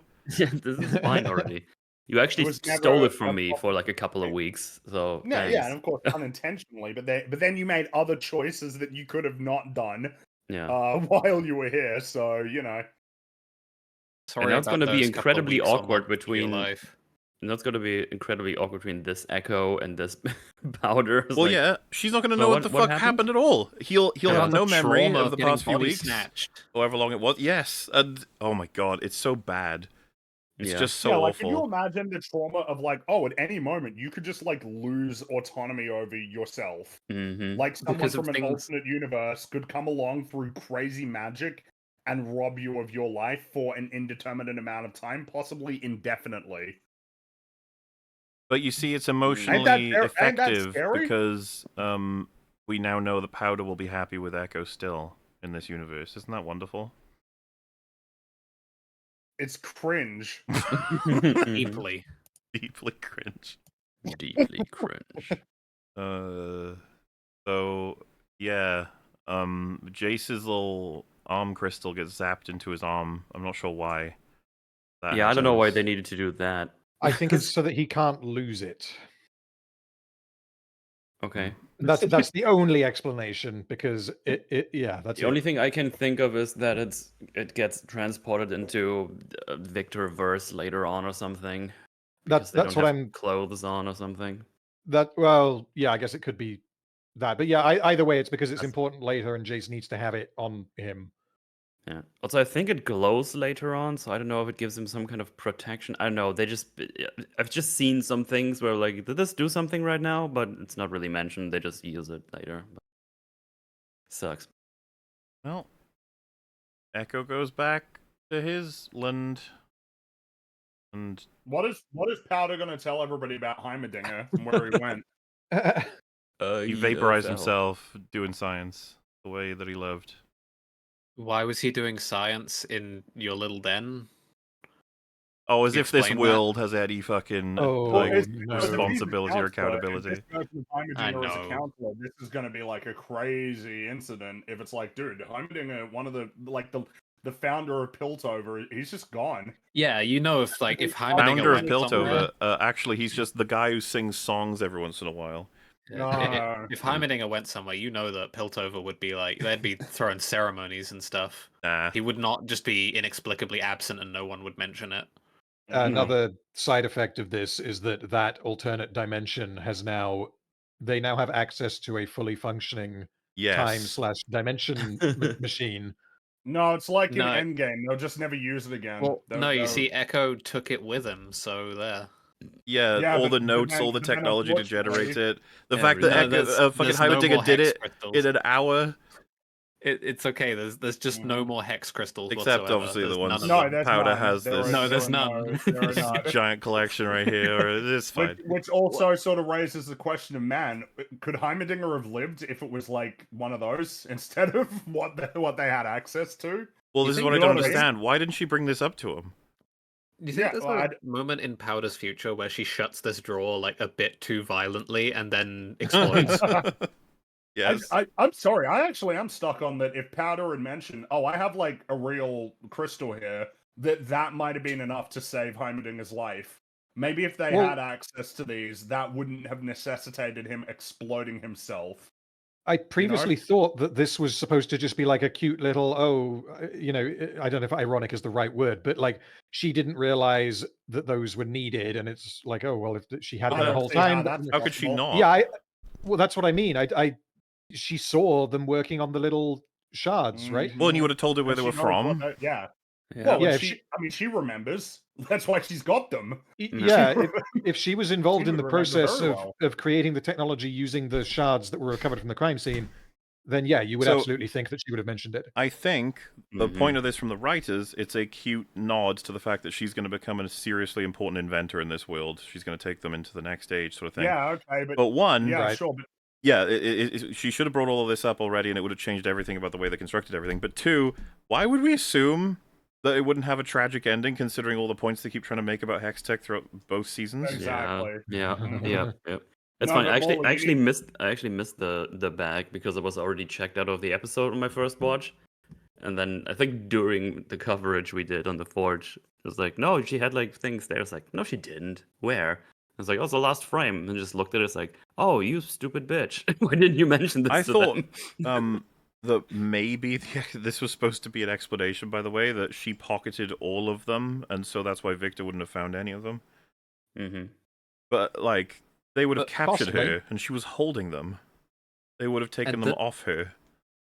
The nature of these crystals, even they're not necessarily a limited supply. Like these aren't the only ones. Mm-hmm. If we go Oh. from League of Legends lore, they are like pulled from the deserts in Shurima. But if we don't want to do that, then there is some explanation as to how they got a bunch more of them for the Hex Gates. I'm sorry, but Yeah.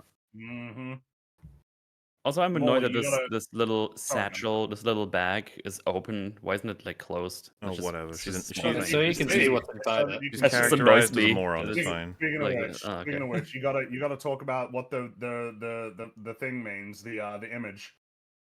Why don't you? I don't remember what it was. I thought you might have. It means So something, originally it apparently. was supposed to be Vi and Powder, an image of them both, but they changed it to this flower that's supposed to. It's supposed to be like a rare flower that. It's supposed to like a thing that it struggles to bloom or some bullshit that represents the Powder in this universe. I don't really care, obviously, because everything's broken. I would Okay. care. I Powder would has a normally Picture of care. Echo. Look, I just completely ignored that thing. I was like, okay. yeah. Echo and Powder are in the flower. Look, So beautiful. Wow, cool. I hate it. This should never have been on the table. Echo is so defined as a bad. character by being the person making the best out of his bad situation. Don't take him to the idyllic situation where everything's perfect. That's annoying as a choice. I don't know why you would do it. Oh, Well, it's bad. and to tell him as well that the key element of the idyllic universe is Vi being dead. So Kill off weird. Vi and everything goes great. He comes back to his to the normal universe and he's like, "Bye, you gotta go. You need to die right now." Also, the episode ends on some very upbeat, happy pop music. Oh, does it? It was very distracting to me when Heimerdinger just died. Yeah, that would Yeah, not but have this been my has- choice. He's gone. Bye. Yeah, but bye, don't fuck worry. Heimerdinger. Don't worry, Unfortunately, Heimerdinger. Yordles are zero- invincible or whatever. It's fine. Yeah. He also didn't yeah, explode, so that's the reason why it was played as being somewhat dramatic of a sacrifice. Yeah, Yeah, of because course. Yeah, it's fun. makes sense.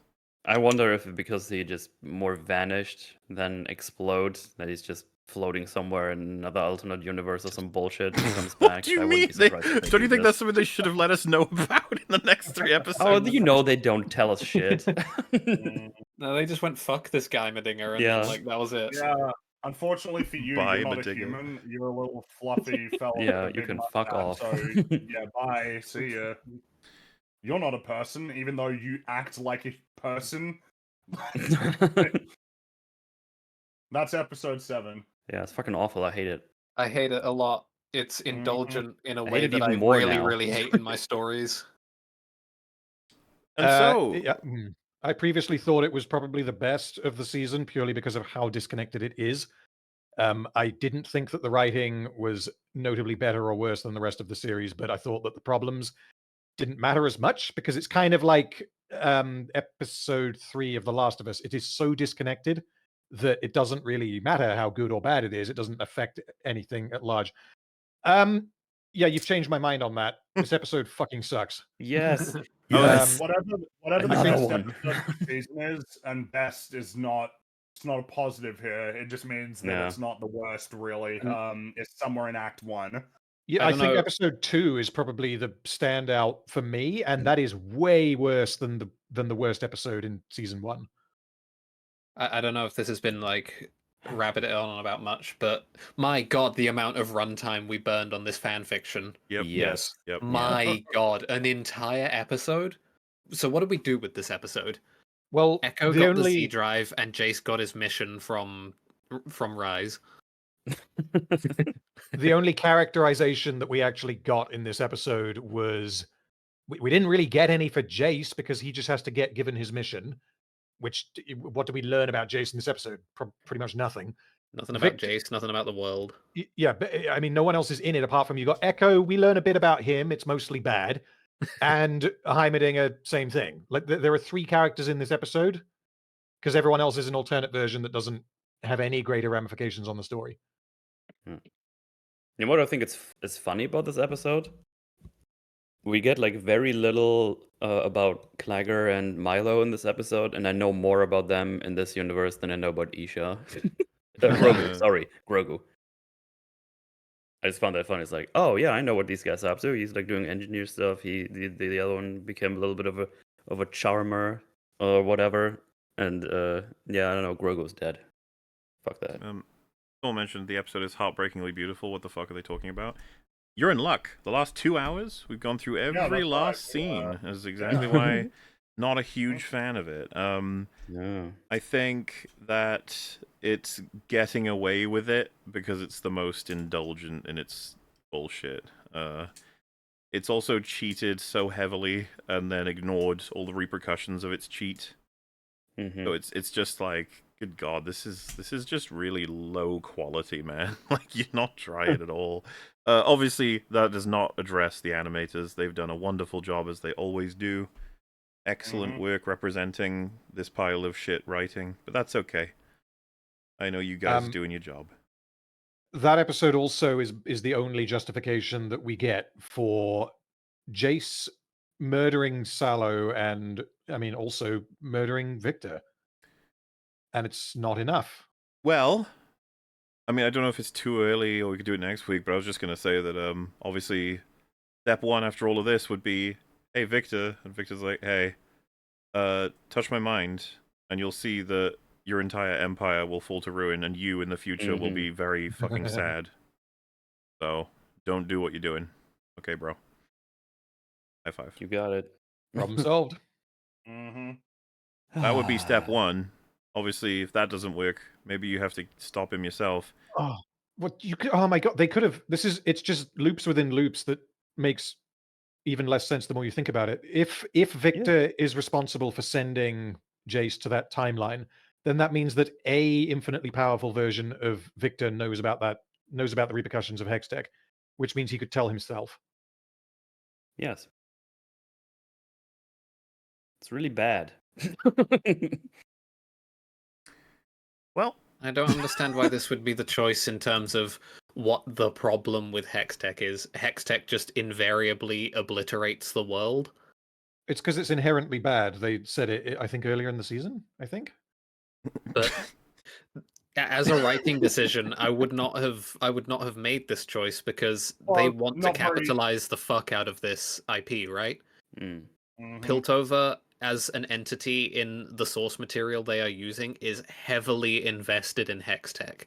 There are Yeah. multiple characters that cannot exist without Hextech. The entire state of Piltover as an entity is dependent upon Hextech being what it is. So locking it off is just a really strange choice to make in the That's a good very point, first yeah. story you tell in the universe. Well, not to mention that in terms of, analogy or allegory, metaphor, thematic elements, like, I don't know why you would be, like, isn't it better to just be like, yeah, it's complicated, it's kind of how you use it that defines whether it's good or bad, rather than definitively It's casting bad. it as being bad. It is complicated. Like, you can do plenty of Icarus flying too close to the sun kind of things if you want, because man is meddling with forces that are extremely powerful and fundamental to the world, and that's a big part of Runeterra. Is magic again, is fucking dangerous as shit. I don't know, it's just like when you're thinking about the nature of stories being useful, for instance, with Lord of the Rings, we don't live in a fantasy world with magical rings, but like the idea of the ring representing power and how it can corrupt somebody, that's useful to like regular people as something to think about, And if it was like an important aspect of crafting themes, it's like, is this going to be useful to people? And like, can you make it more useful or more relevant or more interesting instead of closing the doors to opportunities, for like narrative and thematic meaning? I don't know. It Again, just comes seems across a bit as silly. spiteful. Like they wanted to slam the door shut on everything that they were doing here, so that nothing can be done with it again. Despite the fact that I really hate to go on about this so much, but this leaves many League of Legends characters out in the cold. One of them has a Hextech heart and a Hextech augmented body. What the fuck's she supposed to do now? How does she exist? Alternate Where's Heimerdinger makes more. Blitzcrank? Yeah. Where the fuck is Blitzcrank? He would be going crazy with all the shit that's happening in Piltover. He would be like, wee woo, wee Where's woo. Renata Glask? She was a Chem Baron, but Chem Barons, with where we're going, I don't know that they're even real anymore. Well, with where we're going, yeah. you're probably No. not going to be seeing Piltover much at all anymore, would be my guess. Well, For a absolutely. while. I mean, there's probably at least one person who's watching us break this down without having seen it. Episodes 8 and 9 are fucking batshit crazy. It's Yeah. This is- episode is oh. so tame compared to the shit you're about to hear about. Mm-hmm. But not until next week. Yeah. That's right, next week. Find out on the next Next week. exciting episode. As you can see, Mhm. this, as I've said before, it doubles as our recovery from the events of this. A lot of us were very invested in Arcane. I'm Yes. still so sad, man. I'm Yeah. so upset. I'm past that point. I just don't. I'm past that. I can't help it. I'm too attached to No, the IP. Help me. I Help completely me. understand. It really is complicated, the kind of feelings that bad media can sort of get out of you. In this case, it's very much like, I don't know, somehow I pretty quickly moved to step 5, stage Yeah. 5 acceptance. I don't know, I just don't care about what's next. I don't care about any other shows in other parts of the world. It's like, nah, you lost me. Sorry, Yeah. you lost me. Mhm. It feels like it was so difficult for it to be this bad. No, I Yeah. mean, I was beyond my, like, there was no, I really just expected it was going to be good. Yeah, I had full confidence. I kept saying I have Yeah. no reason to believe that these writers are gonna do me wrong. Mhm. They did me wrong. Oh, And they did it. now it falls to Andor to Yeah. deliver Well, on what we know is Squid a Game is season first. that is. Squid Game's That's coming true. first. Yeah, but I mean, I it's weird. I feel like even if that was a big disappointment, it wouldn't be too big a deal. Whereas if Andor season 2 is a disappointment, I'm gonna be really upset about that. Yeah. But I mean, it's interesting because it's in a sense not quite the same sort of situation, but it's similar in that we know that they wanted to do more than 2 seasons of Andor. We know that, and that season 2 is going to be with time jumps as well, condensing 4 years of story into 1 season, which is a challenge. But Okay. goddamn, I hope that they can deliver, and I look, right, I have to believe in something, okay? I've expressed full confidence prior. I expressed full Yeah. confidence in Arcane. I'm not making that mistake again. We'll see if they manage to pull it off. Theo I will guess. never trust again. It's Not in fucking TV shows, that's for sure. No, it's I mean, I suppose it's an unfortunate thing about getting invested in television is, the story's not over. Assuming that you're watching it while it's coming out compared to being told about a show when it's already done, It's just that you are always in a position to be let down by where the story goes. the crazy thing to me is just the nature of season 1 as it is, and how meticulous and careful it is in terms of and precise it is in terms of telling the story that it wants to tell. That speaks to a level of competence in the writing room and at pretty much every stage of the production that I don't understand how that can just evaporate. Yeah, it's really I don't fucking weird. understand where it went. No, it's because it's kind of complicated to sort of figure out how to reassess certain creators or creatives when it comes to Ridley Scott's pretty easy, right? It's like, dude, Blade Runner came out a long time ago, man. It's a long time ago. And then you've got other people who are more. Wow, it's just look, right. Yeah. His filmography is a mixed bag. Doesn't feel accurate. Schizophrenic? Well, I suppose it's the nature of some people are really reliable. Tarantino is quite reliable. So if he made a bad film, it would just be like, oh man, I guess you were just having a bad day, right? Compared to I don't know, it's complicated because in this case it really is difficult to. Arcane season 1 is not an accident. That's not. No. You don't accidentally stumble into what they created there.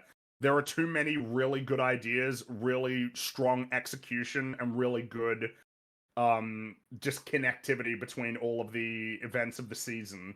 You don't do that by accident, which makes it really hard. I feel like the almost intuitive and easy and comfortable answer is I don't know, man. Whoever made it work wasn't involved anymore. Yeah. I don't know. That's part of why I'm not completely checked out, because that cannot have been an accident, and this is currently a very small track record for these people. So the first time around, they absolutely nailed it. The second time around, I don't know what an opposite synonym of nailed it would be, but Missed it.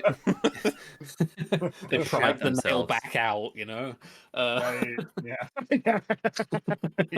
exactly. Yeah, I don't know. It's just I don't know. I think what's awkward is it's like that kind Flanagan of- with endings kind of thing to me. You know? Yeah. Well, yeah, that's more of an interesting one because it's he's really reliable when it comes to characters. He's also somewhat reliable, or no, not reliable. He's more inconsistent when it's endings. Because I mean, if you look at the Netflix shows, it's 2 for 4, which is man, that's perfectly balanced in a sense. I think the thing is that why you can see how the endings were what they were. You can trace them in a way that. Because Hill House's biggest problem is well, you wanted a happy ending for your characters when you had written them into a place where the best you were going to get was bittersweet. Yeah. And it's okay, you wanted a happy ending for the characters you got attached to. Wasn't the right decision, but I can understand how you got there. Compared to this, where it's I don't know what happened. I don't know how you got here. I don't know what went wrong. Because And, this is just a lot of things. It's I can see how we could have gotten here eventually with 2 or 3 more seasons and more conversations and resolutions that could have happened, but you just were no, Caitlyn is now on their side again. It's oh, okay. Why? Caitlyn's hilarious. I don't know. It feels like time constraints is starting to become something that I'm less willing to accept because, I mean, 3 years is more than most shows get. Obviously, Honestly, there's with a this reason one, why that's the case. With the production, the animation, and everything, which again is excellent, and that just requires a certain amount of time. But most writers don't get as much time between a season of television. Also, I don't it used really, to be every year. I don't think I'm actually gonna accept this for this one because they already told us, yeah, we've already been working for 1 year on another show. On one of the 3. They've already been working on one for a year, apparently. So if you tell me then, oh, you put resources in that instead of finishing this and then complain you had time constraints, I don't know, man. I don't know what. It's just rubs me the wrong way. Compared to, obviously, there would have been some amount of time crunch. There has to be, right? Oh, to sure. deliver this much animation in 3 years. But still, most TV shows don't get 3 years between seasons. That is not common. And I mean, if you knew that this was the time constraint, then, you know, I mean, like, regardless, something went wrong. Something went wrong, you know, even if there wasn't enough time to do it. Like, and even then, it's like, did it need to have this many problems? Like, I don't know. Yeah. Who said you Yeah, could 'cause only do 2 seasons? Was that your decision? Because I don't get it We're myself. just gonna end up There's going still- around playing like whack-a-mole with who is like the important person, because you know Yeah, before yeah. Christian Link is like the guy. Now we have to jump ship. Maybe Alex Yee was actually the guy who was the one who made it as good as Yeah. it was, and maybe he wasn't as involved because It ain't Link. I guess. Yeah. Listen, all they had to do is not assassinate every single character. That's Well, not yeah, a high bar. I think that's reasonable to Well, I expect. suppose the thing is that you can't. I don't know. You just keep going back to the Jackie Chan thing, right? You're not going to be able to go around and explain to everybody what went wrong in Yeah. a way that's He going doesn't think I mean, the vast majority of these duties are wrong anyway. He'd be like, they're great. yeah, well, yeah, exactly. That's the thing is the reaction now. Obviously, I suppose prompts the kind of questioning, like, oh shit, did we do something wrong? But like, yeah, I mean, there seems to be a level of satisfaction with like how it was written and just being like, oh, it was a little rushed, you know? Yeah, like we had to smush things in a little bit, but not to the. I mean, again, like saying that they condensed 3 seasons into one is a bit charitable. It's kind of more than that. Like, Closer to really, like 7 seasons.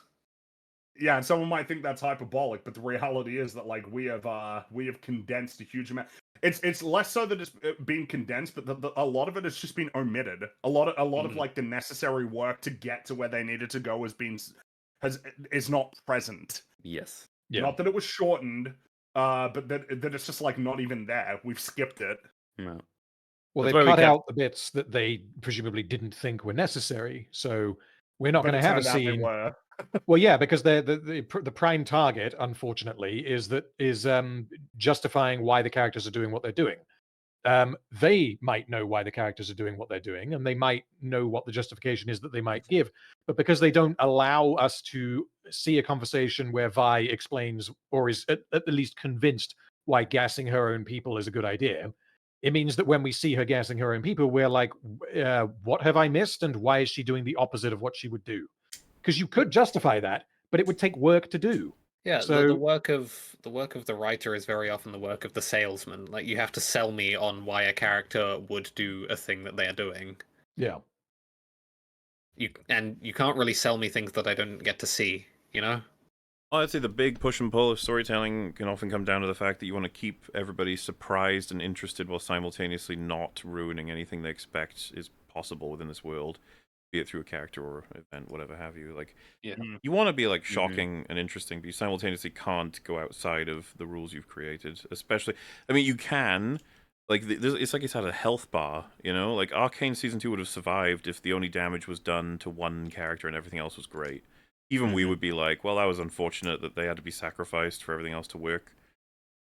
But then, do it to 2, and it's like, well, that was really unfortunate that damage was done to 3, and you're like, oh, it's a mixed bag. 4, you're like, pretty bad, actually, that much damage done to 5. You're like, yeah, nah, this is got a bit far, isn't it? And then when you're faced with only Singed is okay, you're like, oh, You just pray. man. Please, Singed, run. Singed, don't come back. It's dire. It really Yeah. is. And I suppose the question. I mean, it's funny because we're not done with talking about the show, which means that we're gonna have these sorts of conversations again anyway. But you gotta wonder what the lessons learned from this season are going to be, because it always feels like the wrong lessons are learned. Yeah. Very rarely are the correct lessons learned from I guess these sort of situations, right?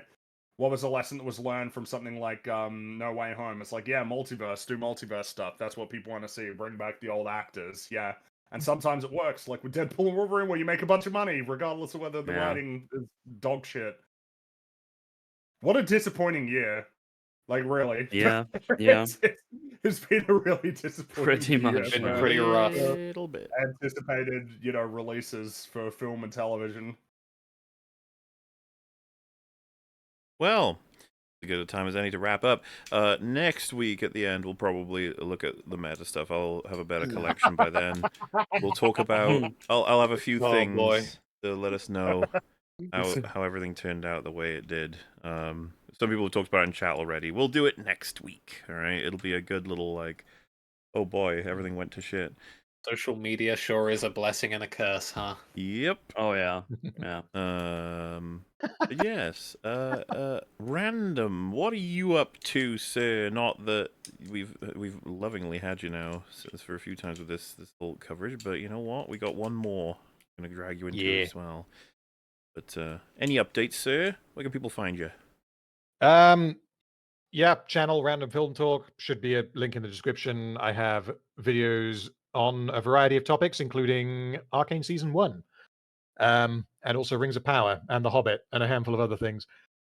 As for what's coming next, nothing's going to come in the next week, so I'll be on here talking about Arcane again before I have another video out. But it's going to be a Rings of Power video next, and then I am going to do a video on Season 2 of Arcane. Yeah, It's gonna be fun. it will be fun. Yo, how about you, sir? Pretty much the same deal for me. I'm just bouncing around between a bunch of different projects. Stuff is in the pipeline. Don't expect anything particularly soon. Very well. Fighting stuff. You metal. Oh, hello. Well, we already finished our coverage of Arcane last week because we did them as they came out, and it was very painful and a pain in the ass to get it all sorted out in like one day or 2 days, whatever. But we made it happen. So if you want some more Arcane craziness, you can find the forges on those over on the channel. Tomorrow we're just gonna do something chill. We're gonna be playing some video games on the forge. We grabbed us a John, and we're gonna play some Quake co-op. Just for lulz, just recovering from the nightmare that was Arcane. So we're just gonna have some gameroonies. Talking about gameroonies, next week on the 6th, I think it was, I'll be doing a little party stream, I guess. A little celebration stream for the 10,000 subscribers. You all always want the big Gamer-Rudy streams. That one's gonna happen. We're gonna have all the classics. Gothic Vote and Jackbogs, stuff like that. Gonna be fun times. All the flames in here, I think, are gonna be around, possibly. I think so. There you go. Yeah. As for the Rings of Power video, I'm gonna stop making any estimations because works just keep railing me up the ass, and I never get time to do it. So it'll come out when it come out. I'm now at this point as well. I'm sorry. It's just it'll be done when it's done. There we go. And yeah, that's what's been going on for me. Lots of stuff happening over at my channel. Go check it out. Springy, is there anything you want to mention? I mean, I'm generally just toiling away in that old editing dungeon, but I did finish my Golem playthrough, which is up on Cosmoronic, so you can watch it on YouTube. Lock Balls was fucking hilarious. Yes. It killed me. It really did, and I killed Golem a few times so that I could really hear it. I could listen to it again. That shit was hilarious. I think that made the whole thing worthwhile. It really did. Are you done? I haven't time to. I'm finished. Yes, that's right. I need to finished go the watch them. playthrough. I haven't had time to watch any of you guys. Mola, Trumbled. did you hurt the bird, didn't you? I had to. And I saw that Wolf did it too, which makes me really sad. I, of course, let the bird fly free. Yeah, doing your little because Smeagol cuck playthrough. He came through. He saved me in the. He came through. He saved Golem in the end. So even if he didn't, I still would have let him go. I was gonna say, wow, that's really transactional of you. You wouldn't save him unless he saves you. Like I said, I saved him. No, he came through in the end. Smeagol won the argument most of the time. So I mean, what an adventure, really. My God, lock balls. Oh yeah, that's it. Otherwise, it's just toiling away, working. Working. That's it. That's the update. Yeah, you've got yourselves, I think, the full playthrough from Springy and Wolf now. Is Wolf, he's doing it. Yes. Yeah. Yeah, Wolf. Rags will be playing golem very soon, which will complete the trifecta, and then the supercut will be generated. Yes. We'll have God. ourselves some fun Two watching supercuts Good of name. Golem. all the God highlights. damn. I know. It's gonna be great. Yes, and as for myself, work continues. The best I can tell you is next week we'll finish up Arcane. So that'll be wonderful. And from there, I'm not actually sure. It's a mystery. It is December, though. Well, I'll be annoying you soon in person again. He's going to be so- annoying me soon. There you Yeah. go. Mhm. In I'll person stink up the again. place. Well, that Yeah. means Dark Souls 2 is coming, right? Oh yeah, that's right. Oh no. That's right. It's happening. Dread it. Run from it. It's Destiny still arrives. I'm sure it'll be fun. It's kind of fun to think about because I made that promise when I was still on Twitch. I'm gonna do this. You And, betrayed yeah, here we all are. your Twitch fans. So, it's funny because I think there's still like links to my Twitch on videos, and I think actually on the EFAP ME side there's still a link to my Twitch. So I randomly get like a notification on my phone. It's like someone followed you on Twitch. It's like, why? It's nothing in on case. there. But Um, yeah, Suppose that's that. Thanks everybody for tuning in. We shall see you in the future of the EFAPins with an excited bit of coverage for the end of Hell yeah. Arcane. Oh boy. Thanks Now. for watching, everybody. Misery. it's See been ya. Bye. fun. Bye. Goodbye.